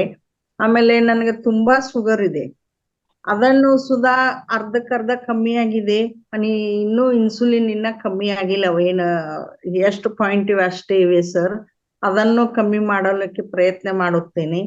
ನೀವು 3-4 ದಿವಸ ನಿಮ್ಮ ಕ್ಯಾಂಪಸ್ದಲ್ಲಿ ಇದ್ದರೆ ನಾನು ಬರಲಿಕ್ಕೆ ಪ್ರಯತ್ನ ಮಾಡುತ್ತೇನೆ ಸರ್. ಒಂದು ದಿವಸದಲ್ಲಿ ನನಗೆ ಬಂದು ಹೋಗಲಿಕ್ಕೆ ಆಗೋದಿಲ್ಲ ಸರ್. ನನ್ನ ಜೊತೆ ಬರಲಿಕ್ಕೆ ಯಾರು ಇಲ್ಲ. ಮೇನ್ ಅಂದರೆ ನಾವು ಈ ಸಂಘಕ್ಕೆ ಸೇರಿಕೊಂಡ ಮೇಲೆ ತುಂಬಾ ತುಂಬಾ ತುಂಬಾ ಚೇಂಜ್ ಆಗ್ತೀವಿ. ಇಷ್ಟೊಂದು ಯಾರು ಆತ್ಮೀಯತೆಯಿಂದ ನಮ್ಮ ಮನೆಯವರೇ ನಮಗೆ ಯಾರು ಹೇಳುವುದಿಲ್ಲ. ಇಷ್ಟು ರಂಗನಾಥ ಗುರೂಜಿಯವರು ತಮ್ಮ ಆತ್ಮವನ್ನು ಎಷ್ಟೋ ಇದನ್ನು ಮಾಡಿ ನಮಗೆ ತಿಳಿಸಿ ಹೇಳಿ ಅದರಂದು ಕಷ್ಟದಿಂದ ಹೊರಗೆ ಬರಲಿಕ್ಕೆ ಪ್ರಯತ್ನ ಮಾಡುತ್ತಾರೆ. ನನಗೆ ತುಂಬಾ ತುಂಬಾ ತುಂಬಾ ನಾನು ನೆಗೆಟಿವ್ ಪಾಸಿಟಿವ್ ಎರಡರಲ್ಲಿಯೂ ತುಂಬಾ ಅಳವಡಿಸಿದ್ದೆ. ಈಗ ತುಂಬಾ ಚೆನ್ನಾಗಿ ಹ್ಯಾಂಡಲ್ ಮಾಡ್ತೀನಿ. ನನಗೆ ತಲೆಯೂ ತುಂಬಾ ಚೆನ್ನಾಗಿ ಅನಿಸುತ್ತಿದೆ ಸರ್. ಎಲ್ಲಾ ಬಂಧುಗಳು ಎಲ್ಲಾ ಆತ್ಮಗಳನ್ನು ಹೊಸಬರು ಎಲ್ಲರೂ ಸೇರಿಕೊಂಡು ನಿಮ್ಮ ಸಮಸ್ಯೆಗಳನ್ನು ಪರಿಹಾರ ಮಾಡಿಕೊಂಡು ದಿನಾಲು ಯೋಗ ಧ್ಯಾನ ಮಾಡಿರೆಂದು ನಾನು ಕಳವಳಿಕೆಯಿಂದ ಹೇಳುತ್ತೇನೆ. ನಾನು ಅರ್ಧದಷ್ಟು ಇವಾಗ ಹೊರಗೆ ಬಂದಿದ್ದೇನೆ. ಇನ್ನ ಅರ್ಧದಷ್ಟು ಬರಲಿಕ್ಕೆ ಪ್ರಯತ್ನ ಮಾಡುತ್ತೇನೆ ಸರ್. ನಿಮ್ದು ತುಂಬಾ ತುಂಬಾ thanks sir. Thank you sir. Thank you ಸುಜಾತಮ್ಮ. ಇನ್ನ ಲಕ್ಷ್ಮೀ ಪಂಡಿತಮ್ಮ ಹ್ಯಾಂಡ್ ರೈಸ್ ಮಾಡಿದ್ರಿ, ಅನ್ಮ್ಯೂಟ್ ಮಾಡ್ಕೊಂಡ್ಬಿಟ್ಟಿದೀರಾ. ಮಾತಾಡೋದಾದ್ರೆ ಮಾತಾಡಿ ಲಕ್ಷ್ಮೀ ಪಂಡಿತಮ್ಮ. ಅನ್ಮ್ಯೂಟ್ ಮಾಡ್ಕೊಳ್ಳಿ ಮಾತು. ನಮಸ್ತೆ, ಎಲ್ರಿಗೂ ನಮಸ್ಕಾರ. ನಾನು ಏನ್ ಹೇಳ್ಬೇಕು ಅನ್ಕೊಂಡಿದ್ದೆ, ನನ್ನ ಮನಸ್ಸಿನ ಭಾವನೆಗಳನ್ನ ಎಲ್ಲಾರು ಹೇಳ್ಬಿಟ್ಟಿದ್ದಾರೆ. ಇನ್ನ ಏನು ಹೇಳೋ ಅವಶ್ಯಕತೆನೇ ಇಲ್ಲ. ಆದ್ರೆ ಇದು ಏನಂದ್ರೆ, ನಾವು ಅವ್ರು ಹೇಳ್ದಂಗೆ ನಾವು ಪುಸ್ತಕನೆಲ್ಲ ಓದಕ್ ಆಗಲ್ಲ. ಯಾಕಂದ್ರೆ ಓದೋಕಂದ್ರೆ ನಂಗೆ ಅಷ್ಟೊಂದು ಸಮಯ ಆಗ್ಲಿ ಮನಸ್ಸಾಗ್ಲಿ ಅಷ್ಟೊಂದು ತಾಳ್ಮೆ ಇರೋದಿಲ್ಲ. ಆ ಪುಸ್ತಕನೆಲ್ಲ ಅಷ್ಟೊಂದು ಓದೋದನ್ನ, ಆ ಪುಸ್ತಕದ ಯಾವ್ಯಾವ್ದು ಇಂಪಾರ್ಟೆಂಟ್ ಅದನ್ನೆಲ್ಲ ನಿಮ್ಗೆ ಹೆಚ್ಚು ತೆಗೆದುಕೊಡ್ತೀರಾ. ಅದನ್ನ ನಾವು ಅಳವಡಿಸ್ಕೊಂಡು ಸಾಕಾಗಿದೆ. ತುಂಬಾ ತುಂಬಾ ಧನ್ಯವಾದಗಳು. ಇದಕ್ ಮೊದಲು ನಾವು ಯಾರು ಅಂತ ಯೋಚನೆ ಮಾಡ್ತಿದ್ದೆ. ನಮ್ಮ ಆತ್ಮ ಬಂಧುಗಳನ್ನ ಕಳ್ಕೊಂಡಾಗ ನಾನು ತುಂಬಾ ದುಃಖ ಬರ್ತದೆ. ಅಯ್ಯೋ ಹೋಗ್ಬಿಟ್ರಲ್ಲ ಅಂತ. ನಮ್ಮವ್ರನ್ನ ಕಳ್ಕೊಂಡಾಗ ತುಂಬಾ ದುಃಖ ಆಗ್ತಿತ್ತು. ಈಗ ನಂಗೆ ದುಃಖ ಆಗ್ತಿಲ್ಲ. ಯಾಕೆಂದ್ರೆ ನೀವ್ ಹೇಳಿದ್ರಲ್ಲ, ಅವರು ನಮ್ಮ ಇದೊಂದು ನಾಟಕ ತಾಲೀಮ್ ಇದ್ದಂಗೆ ಇದಕ್ಕೆಲ್ಲ ಆಟ ಆಡಕ್ ಬಂದಿದ್ದಾರೆ. ಅವ್ರು ಆಟ ಮುಗಿಸ್ಕೊಂಡು ಹೋಗಿದ್ದಾರೆ. ಆ ತರ ನಾವು ಮನಸ್ಸು ಸಮಾಧಾನ ಮಾಡ್ಕೊಳ್ಳಿ. ಇಲ್ಲಾಂದ್ರೆ ನಂಗೆ ತುಂಬಾನೇ ಯೋಚನೆ ಮಾಡ್ತೇನೆ. ನಮ್ ಕ್ಲೋಸ್ ಆಗಿದ್ದು ಕಳ್ಕೊಂಡ್ಬಿಟ್ರೆ ತುಂಬಾ ದುಃಖ ಆಗುತ್ತಲ್ಲ, ಅದನ್ನೇ ಯೋಚನೆ ಮಾಡ್ತೀನಿ. ಈಗ ಯೋಚನೆ ಬಿಟ್ಟಿದೀನಿ, ತುಂಬಾ ಖುಷಿ ಆಗ್ತಿದೆ. ಮತ್ತೆ ಇನ್ನೊಂದು ಏನ್ ಹೇಳ್ತಾರೆ, ಆತ್ಮ ಅಂತ ಎಲ್ಲೆಲ್ಲೂ ಹುಡ್ಕೊಂಡು ಹೋಗ್ತಿದ್ವಿ. ಅಲ್ಲಿದೆ ಇಲ್ಲಿದೆ ಅಂತ. ಅದಕ್ಕೊಂದು ಸಣ್ಣ ಕತೆ ಇದೆ. ದೇವ್ರು ಒಂದೇ ನಿಮಿಷ ಕತೆ. ಒಂದ್ಸತಿ ನಾರಾಯಣ ಇದನ್ನಲ್ಲ, ಅಲ್ಲಿಗೆ ಋಷಿಗಳು ಮತ್ತೆ ರಾಕ್ಷಸರು ಬರ್ತಾ ಇರ್ತಾರೆ ನಾರಾಯಣ ಹತ್ರ ತಮ್ಮ ಸಮಸ್ಯೆನ ಹೇಳ್ಕೊಳಕ್ಕೆ.